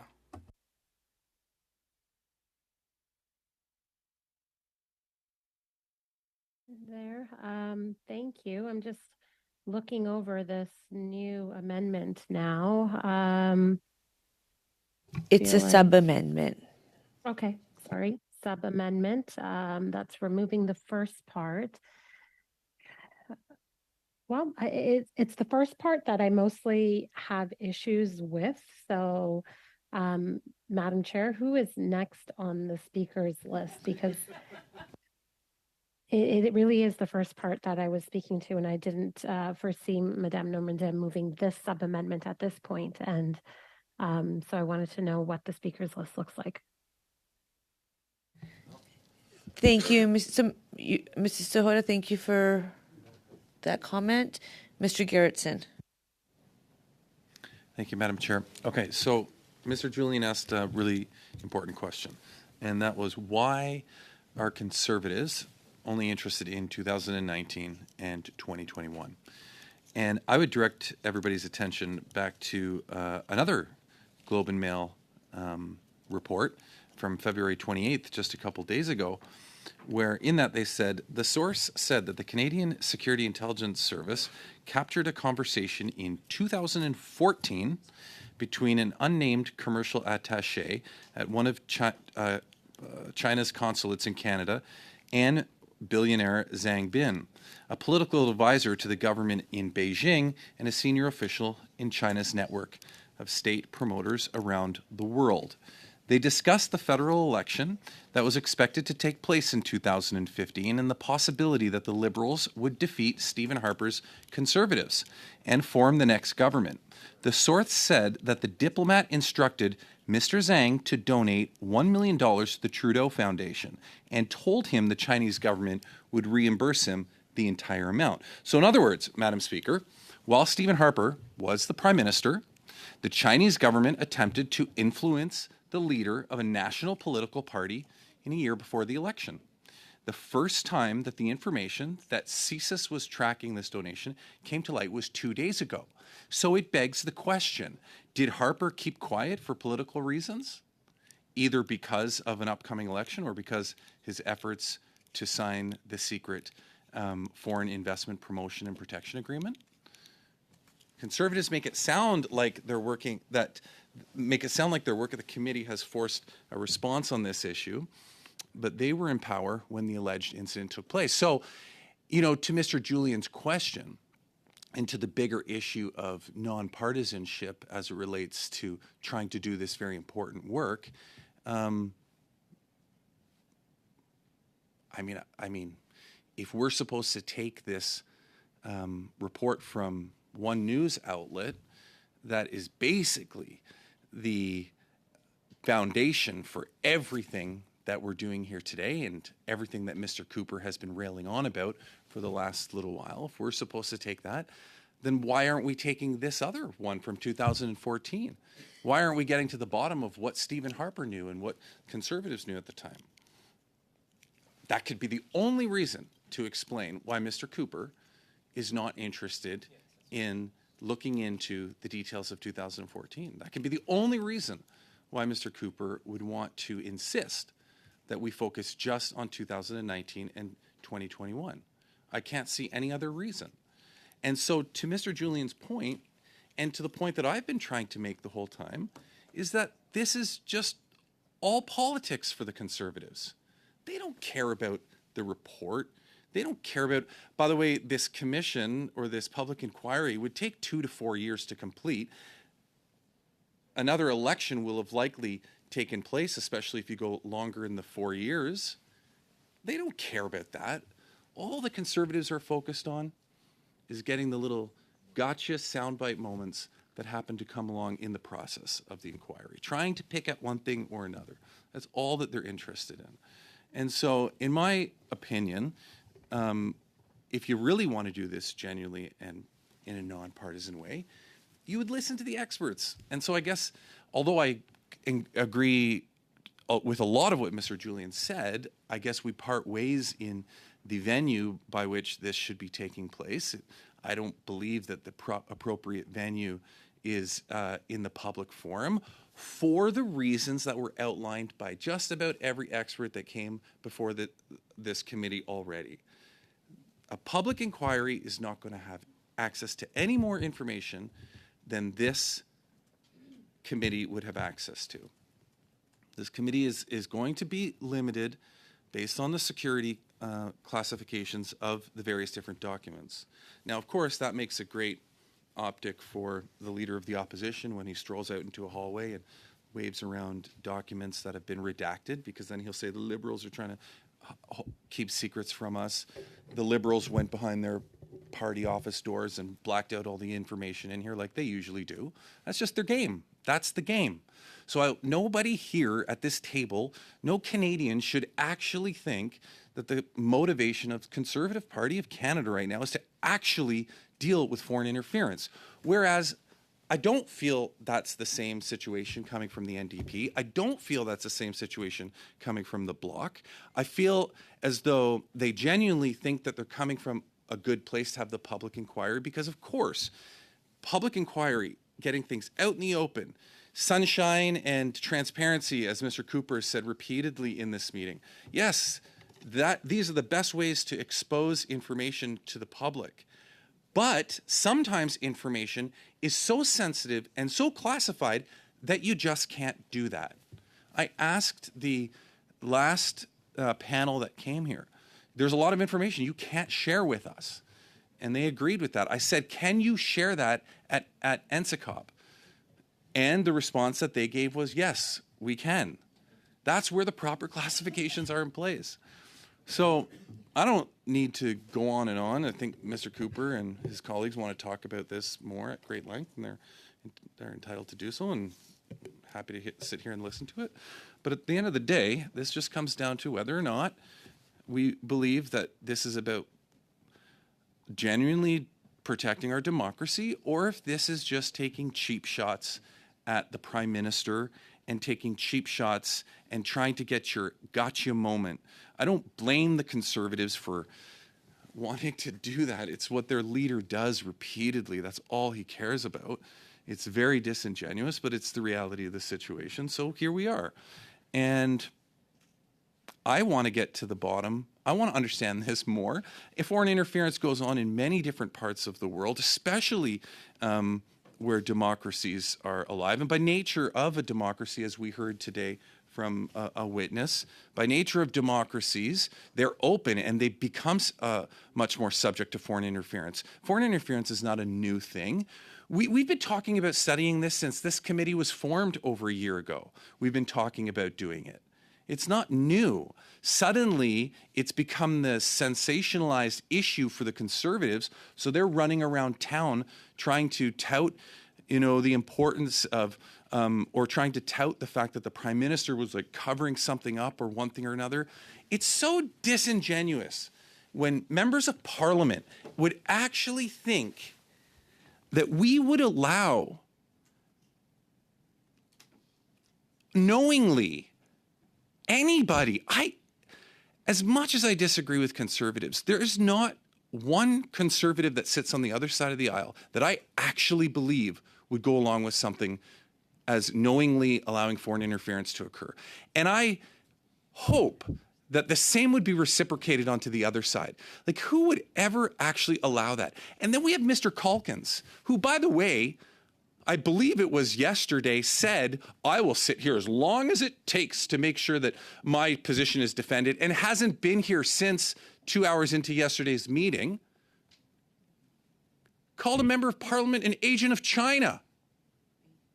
Sorry, an agent of Beijing. Thank you, Madam Chair, for the correction. Is that appropriate? Or is that just Conservative fundraising? Because that's all that it is. And calling another member of Parliament, a sitting member of Parliament, an agent of Beijing. And you think it completely appropriate. Nothing wrong with that. The Twitter trolls will love it. They'll jump all over it.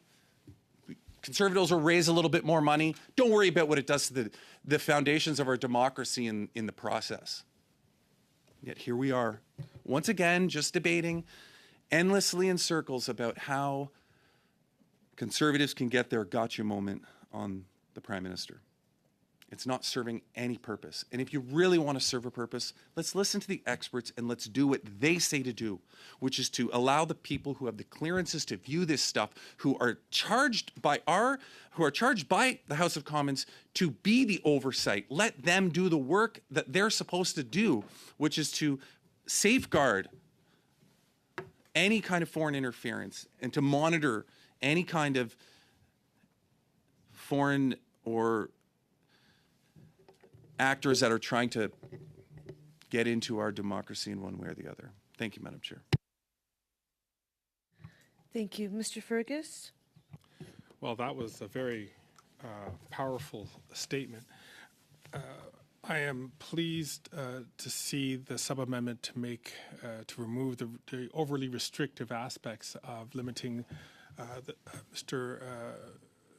Mr. Julian's study to just China for all the reasons that we heard from our witnesses. So I'm very supportive of that aspect of it, and I thank Madame Normandin for making that change. Where I still have discomfort with the changes proposed by Mr. Cooper, it's one of, I regret to say, of good faith. So, j'ai déjà eu cette discussion. I already had this discussion with a couple of members yesterday. Yesterday regarding the proposal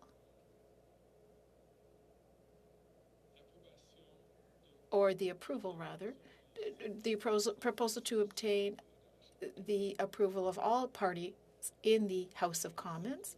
My fear is that if one political party decides, for political reasons, partisans' reasons, to not give their okay,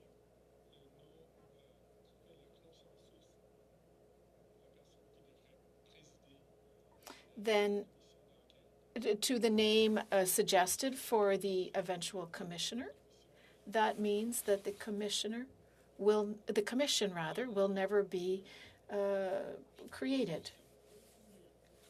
I think it would be much better, and this would force all political parties to act in good faith. It would be much better then to say that the chair of the commission should be chosen by 3 of the 4 political parties, recognized political parties in the House of Commons. And it wouldn't even be, rather, the government would not have the right to decide, but instead the parties would be required to work together to find the best person. I think this is an issue that is very important, if not essential.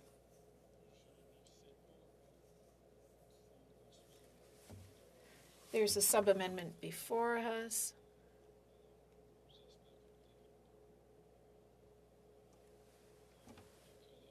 I hope that my colleagues will find a way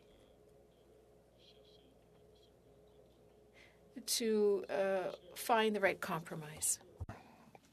That all the folks at home who are watching us, I expressed in French my concern that by seeking a unanimous choice for the new president allows one party to perhaps delay the selection of the person who would be responsible for presiding over this commission of inquiry. And if so, for very partisan reasons, that does not serve the needs and interests of Canadians. I would propose, and I cannot formally because there is a sub-amendment already proposed, but I had some discussions with members of the opposition saying that if they were willing to make a kind of change, to say rather than all 4 parties in the House of Commons have to agree for the selection, that 3 of the 4 would have to agree. That gives no one a veto, and it allows for everyone to come to the table with good sense and seeking out the interests of all Canadians. Merci, Madame la Présidente. Thank you, Madam Chair. Monsieur Berthold. Mr. Berthold, I think we're ready to vote, Madam Chair. Mr. Berthold, you're just full of these great ideas the last couple of interventions you've had. Thank you. I appreciate that. Always I think have good that idea. we are all ready for a vote. My list, you were the end of it. So that's perfect. Madam Clerk, if we can call the question on Madame Normandez's sub-amendment, please. Mr. Fergus.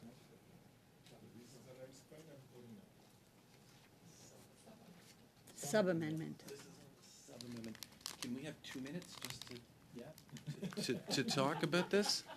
Can we have 2 minutes to talk about this, please? No, not in public. You're talking about a 2-minute break? Yes, yes. Can we just have 2 minutes? All right. Fine. I think the vote's been called. Okay, that's fine. Start again. No, Mr. Fergus is a no. Mr. Gerritsen. No. Ms. Romanado. No. Ms. Sahoda. No. Mr. Turnbull. No. Mr. Berthold. No? Ms. Gray. No. Mr. Cooper. No. Mr. Brassard. I vote no. Madame Normandie. Oui. Yes. Mr. Julian. Oui. Yes. Yeas pour 9. Nays pour 2. Nays contre 9. Nays contre, 9. Sorry. So the sub-amendment is defeated? Yes. The sub-amendment is defeated. Mr. Julian, are you saying point of order or you want the floor? Floor. Okay, I have to add you to the list. Okay? So we're going back to the amendment. Right? So the sub-amendment's been defeated. We are back to the amendment. And this was the amendment moved by Mr. Cooper. So I would continue my list from at that spot, or can I just start a new list? Well, I would like to speak, so however you can continue your list, I guess. Well, yeah, so we would continue the list. So it would actually go to Monsieur Berthold. Oh, I'm good for now. Mr. Fergus.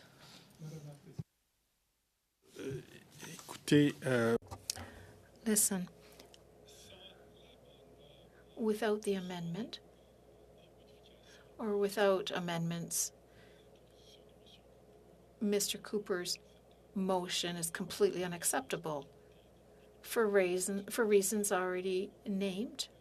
It limits the scope. Inaudible. It limits the scope, second of all.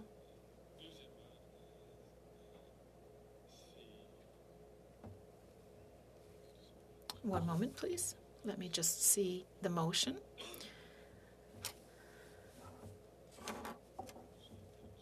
Oh, just a second. I've lost it. Sorry, Madam Chair. All right, I've got it.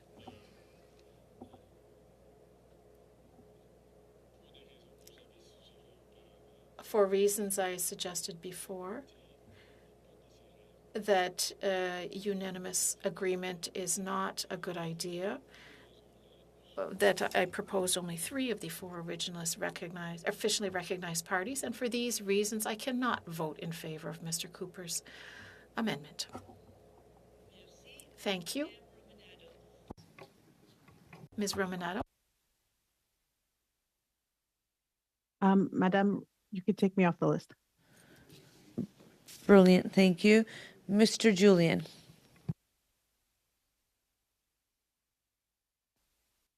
Thank you very much, Madam Chair. I think that there was some confusion around that last vote. And I understand that you, when a vote is called, you can't necessarily suspend. But I think it would be a good idea to suspend for the moment, just to have a discussion around. I'm not sure everybody understood exactly what the impacts of Madame Normandie's amendment was. It sounds like perhaps what we'll do is we'll suspend for a health break, and we will return at 4:20, 10 minutes. See you shortly.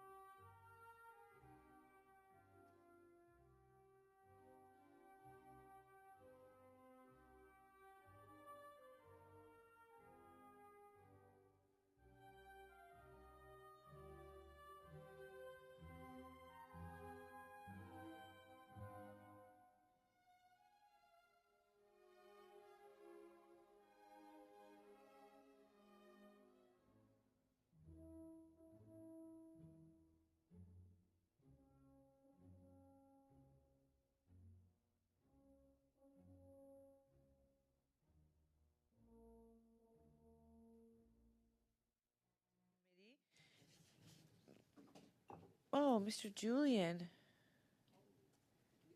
Nepala. He is. Yay. The world is complete. Mr. Julian, you had the floor when I suspended, so did you want it back? Well, I just I think it might be good for you to canvass. I just think there was some confusion around the vote from the amendment by Madame Normandin.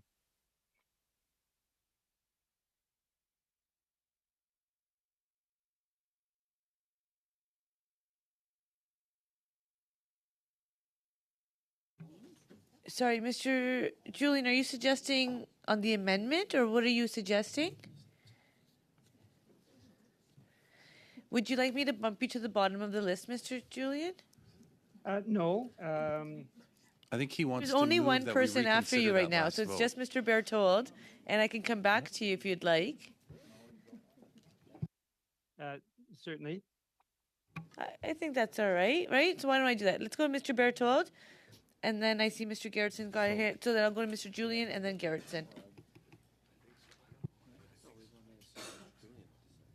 Okay.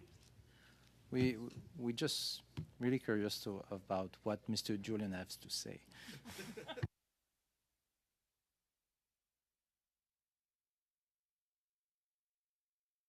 I really think he need few more seconds of the suspension. Okay, I'm gonna let Mr. Julian figure this out because I just want to understand because we also have to just make sure we're running a functional meeting because everything in this committee goes sideways really quickly. So I'm gonna go to Mr. Gerritsen before I come to Mr. Julian.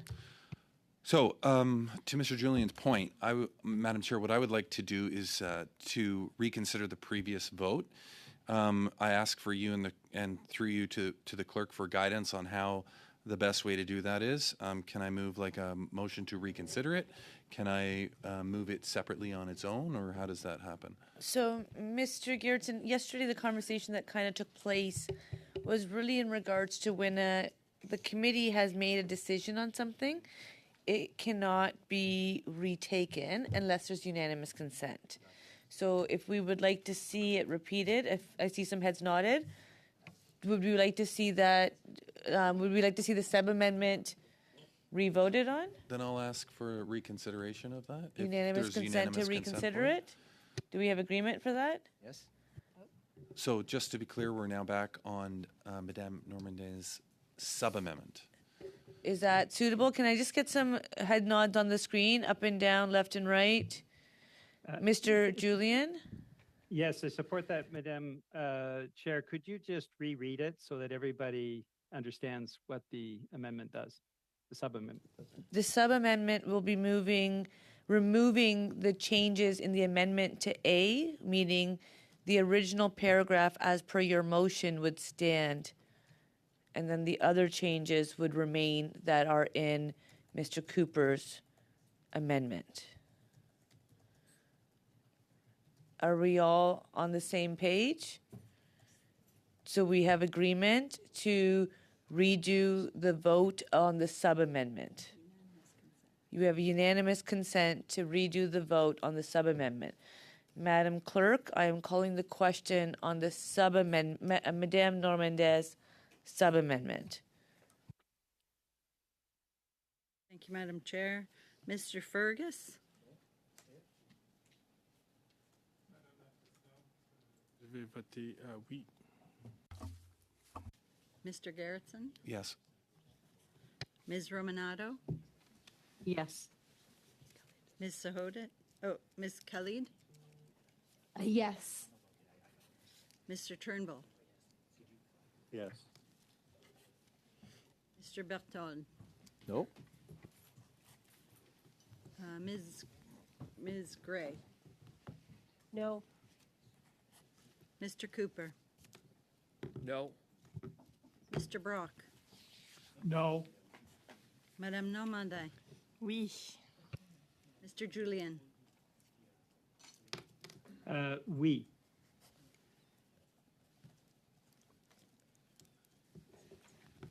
Yeas pour 7, yeas contre 4.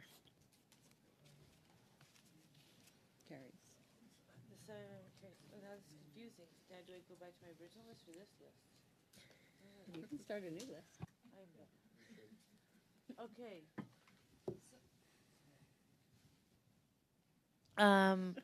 Excellent. So the sub-amendment has passed. And so we will now go back onto the amendment. And I see Mr. Julian's hand up. I'm starting a new list, so if you want to be on the speakers list, please put your hand up. On the amendment, starting with Mr. Julian. Thank you very much, Madam Chair. And I think the best Sorry, way Mr. to- Julian, I can just clarify, it is the amendment as amended. Yes. Thank you. Yes, and since we have amended by defeating the first clause, I want to offer a sub-amendment to the second clause. I think probably the best way to go through this is to have votes on each of the individual clauses that, given the scope of it. So I would strike all from the amendment. So it would read that this inquiry be granted all necessary powers to call witnesses from the government and from political parties. And I'll just speak briefly to that. Again, there may be consensus around some clauses. So, Mr. Julian, if I may, seeking clarification, in the amendment as amended, you are just removing the word all? Yes. In the new first paragraph. The second paragraph. Paragraph B.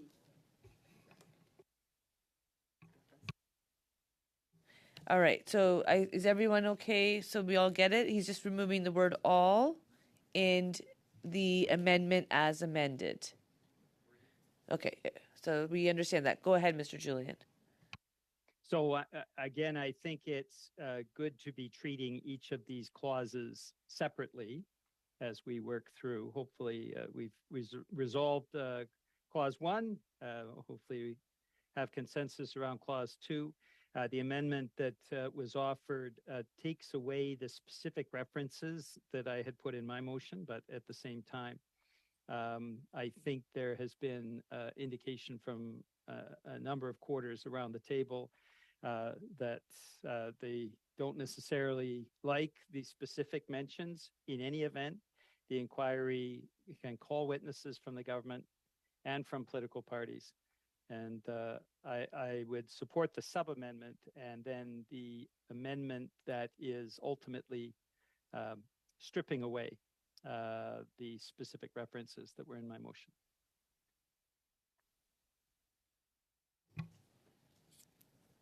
Thank you, Mr. Julian.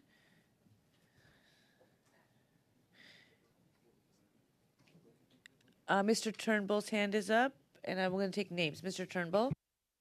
Madam Chair, just need to clarify.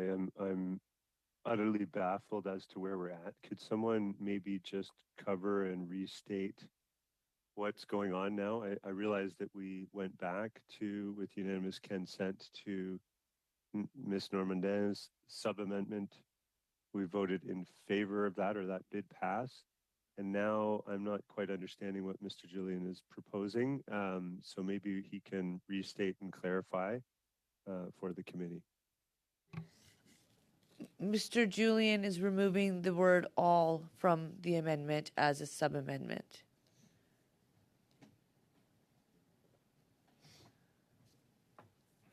Point of clarification, Madam Chair. So I'm just going to, before I go to you, Ms. Khaled. So in the amendment, in the second paragraph, it says that this inquiry be granted all necessary powers to call witnesses from the government, and he was removing the word all before political parties. Correct, Mr. Julian? Yes. So in the second paragraph of the amendment, removing the second all. Ms. Khaled?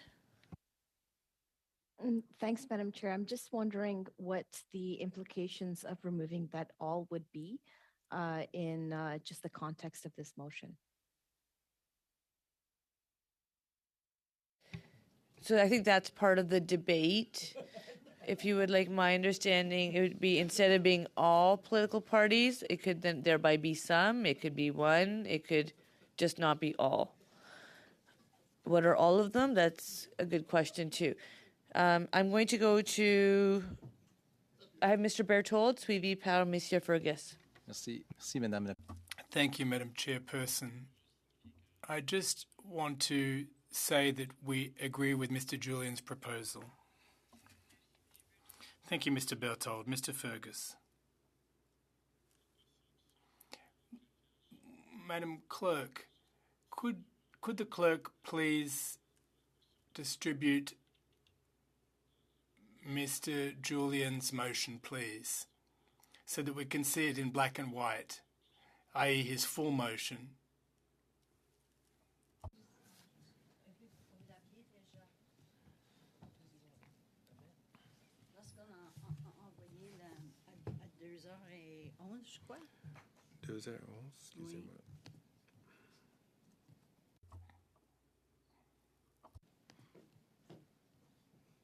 Vous avez l'amendement des conservateurs, et puis là-dedans, ils ont la motion.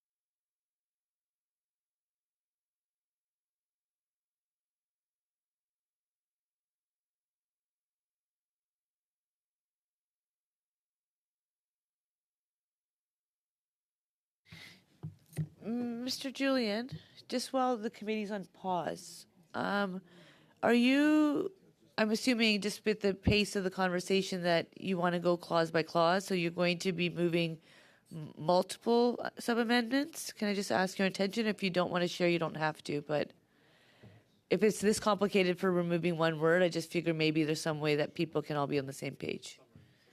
Well, I mean, I think we've had some go-arounds, Madam Chair, and there's different reactions to different parts of the amendment. So I guess what I'm suggesting, as Madame Normandin a offert plus tôt aujourd'hui, as Ms. Normandin offered earlier, she offered the possibility of dividing the motion up, and I think that was a good idea. I tried to do it by other means, but I leave it up to you, Madam Chairperson, as to how you wish to proceed, because you're a great chair. Now, and that way we can discuss various elements, those we support, those we don't, one by one. Okay. Si vous avez pas personne. If there's no one on the list, Madam Chair, I would propose that we vote. If there's no one else on the speaking list, can we vote? Mr. Fergus. Ma préoccupation. My concern with what we're looking at here, and perhaps there will be a whole slew of amendments or sub-amendments. Now, it was distributed by the clerk, and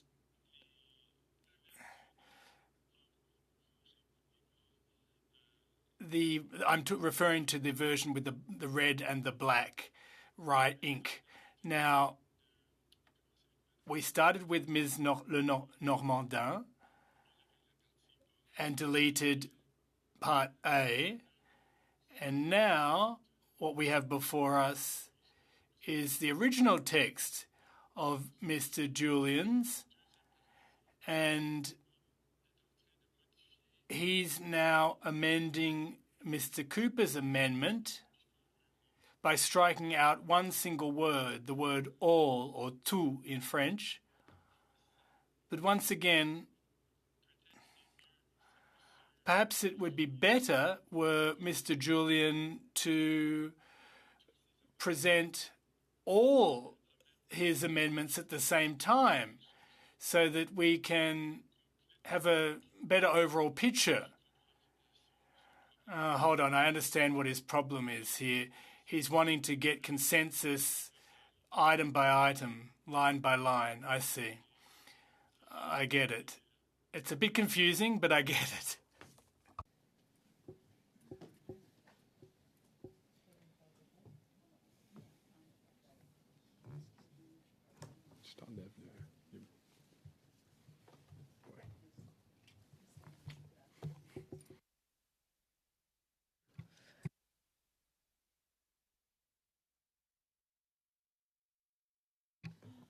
I appreciate the feedback, and I always appreciate ways to do this better.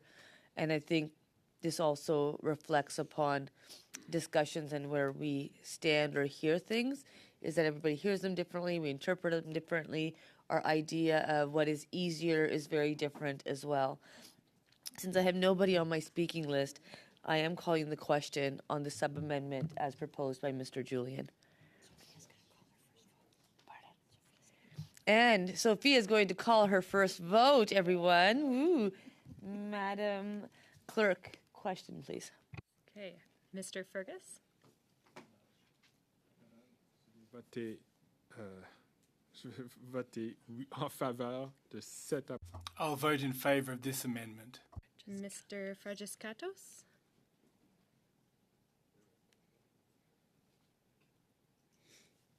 Sorry, Mr. Fragiskatos, we didn't hear you. I don't hear you again. Just give me a thumbs up or down. Give me a sign. Ms. Romanado?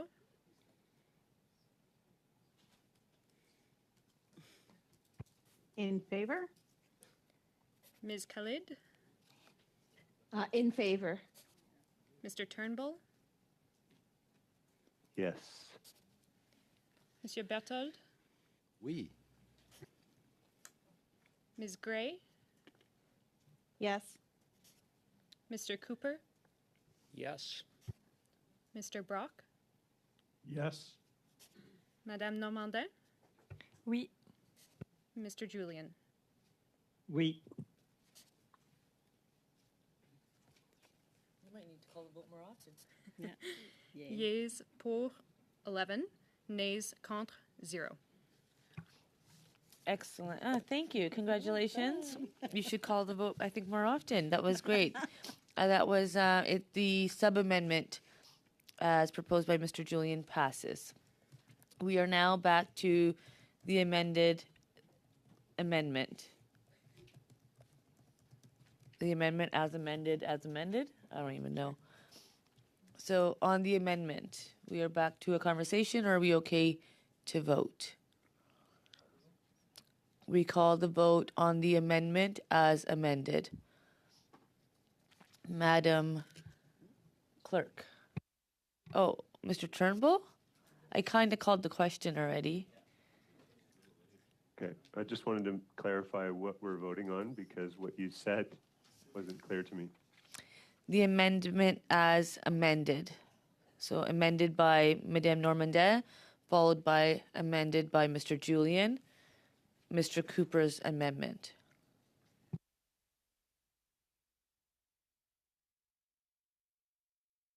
So could we have that read out just to make sure we know what we're voting on? Because I'm now confused with so many sub-amendments and amendments and how many different changes there's been. I'd just like to be very clear on what we're voting on, Madam Chair.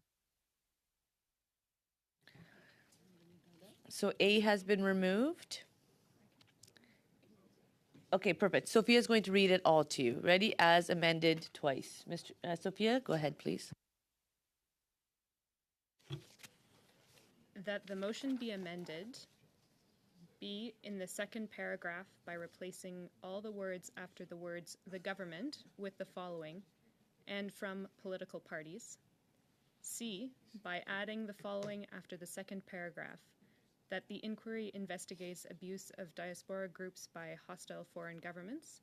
And D, by adding the following after the last paragraph, that the individual heading this inquiry be selected by unanimous agreement by the House leaders of the officially recognized parties in the House of Commons, and that this inquiry does not impede or stop the committee's study on foreign election interference, including the production of documents and calling of witnesses.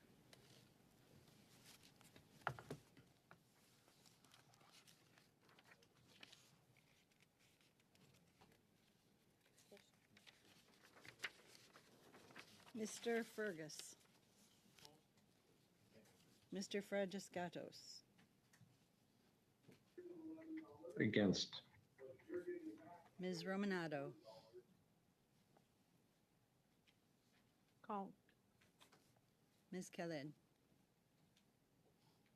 I vote against. Mr. Turnbull. I vote against. Ms. Berthold. Monsieur Berthold. En faveur. Ms. Gray. For. Mr. Cooper. For. Mr. Brock. In favor. Madame Normandin. Pour. And Mr. Julian. En faveur.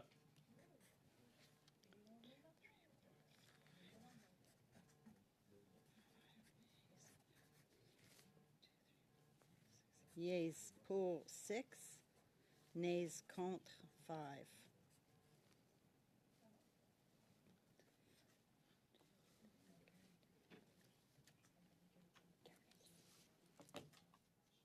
So the amendment carries. Now the debate would go to the motion as amended. Mr. Cooper has the floor. If you would like to speak, please raise your hands or give me a signal. Thank you, Madam Chair. I just want to indicate that once we vote on Mr.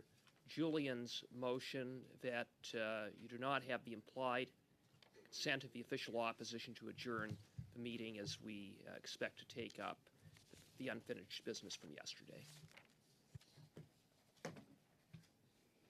Thank you for repeating that to me, Mr. Cooper. I appreciate the reminder. If I'm not seeing any debate on the motion as amended, are we okay to call the question? We'll call the question. The main motion by Mr. Julian as amended.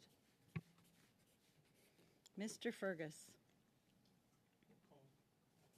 Mr. Fragiscatos. Against. Ms. Romanado. Called. Ms. Khaled. I vote against. Mr. Turnbull. Against. Mr. Berthold. Pour. Ms. Gray. For. Mr. Cooper. For. Mr. Brock. In favor. Madame Normandin. Pour. And Mr. Julian. En faveur. Pour.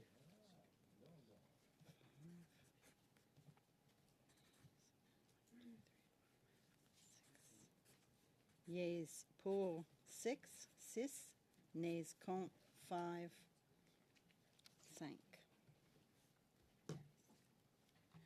The motion as proposed by Mr. Julian and amended carries. Mr. Cooper.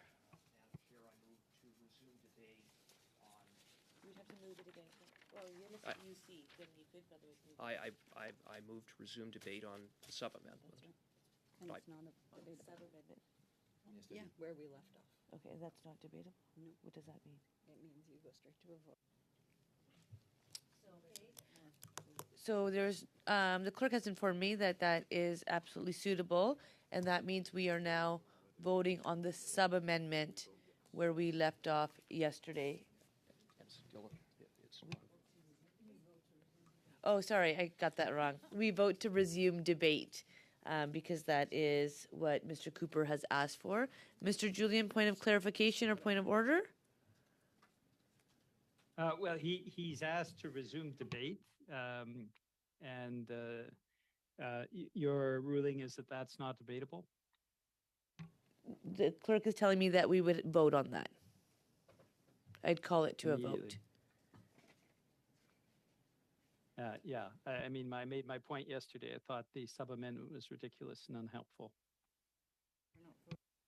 So we're not voting on this sub-amendment. We are voting to resume debate as to where we left off. Okay, so the question is to resume debate on the sub-amendment where we were at yesterday at about 9 p.m.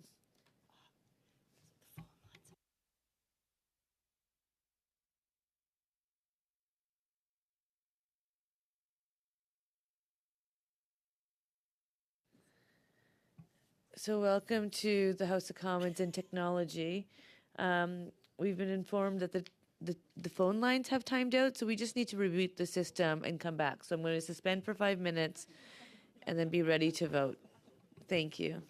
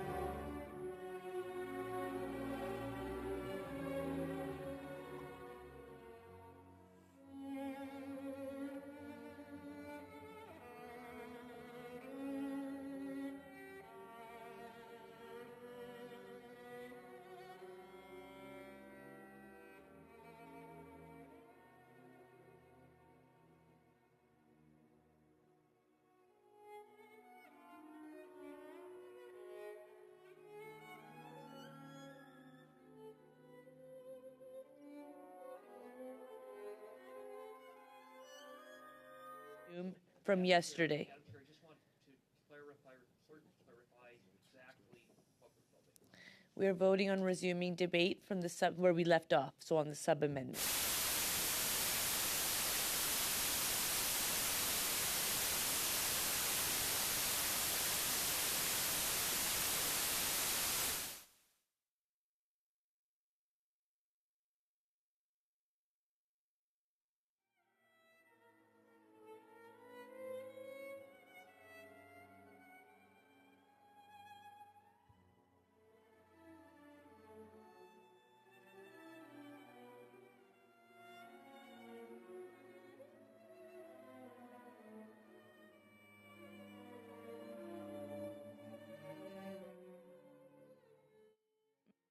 I see your eyes moving, but you're not.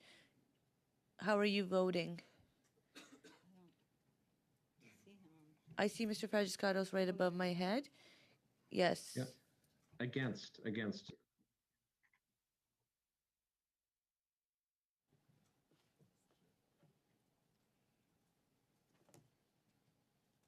Ms. Romanado. I'm voting against, but Madam Chair, we're hearing the interpretation over the mics. We can't hear very well.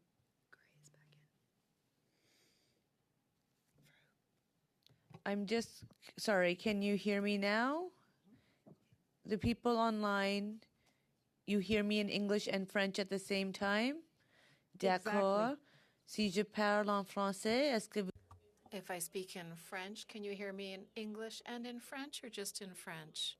Can you hear both languages at once? All right, that's a problem. Can we fix it so that they hear only one single language? Language now only? Or do you still hear two languages? You still have two languages. Okay, I'm going to do this again. Do you hear me in one? Show me fingers. Well, just like this one or this two.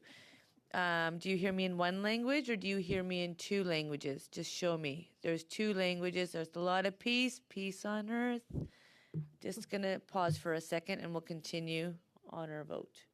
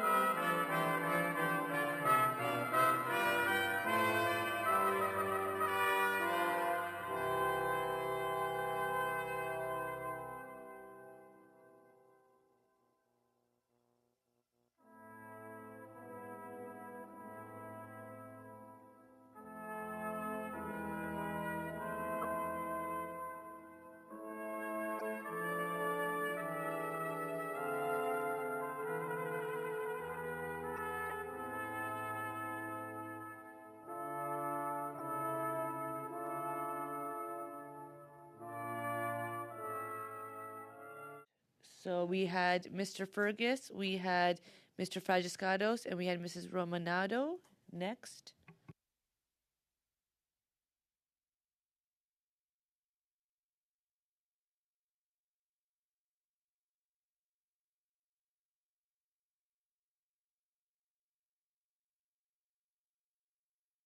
We can't hear anything.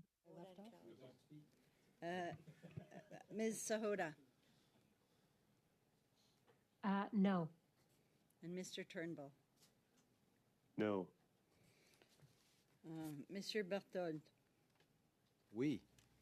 Yes. Ms. Gray. Yes. Mr. Cooper. Yes. Mr. Brock. Oui. Yes. Madame Normandie. Oui. Yes. And Mr. Julian. No.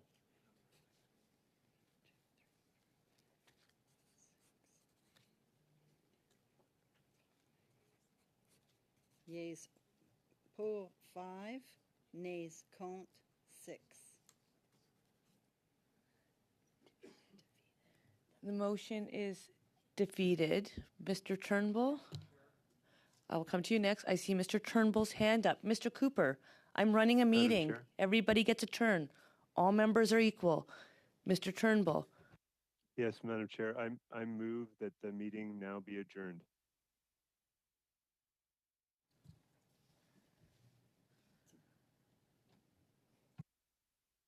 as that's Madam Clerk.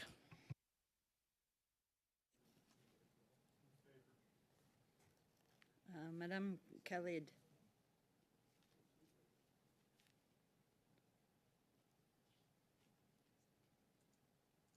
Madame Khalid. Yes. Ms. Romanado. Yes. Ms. Sahota. Oui.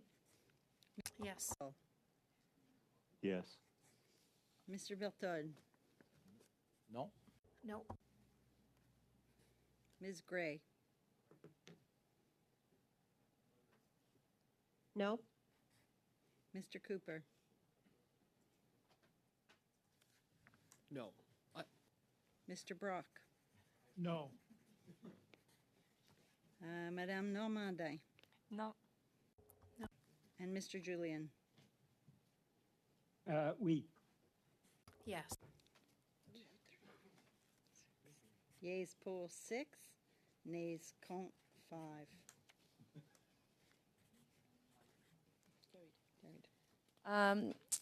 Meeting adjourned. We'll see you on Tuesday for a regular PROC time. Thank you. Have a good night, everyone, and appreciate to all the teams and everybody, the support teams. Thank you.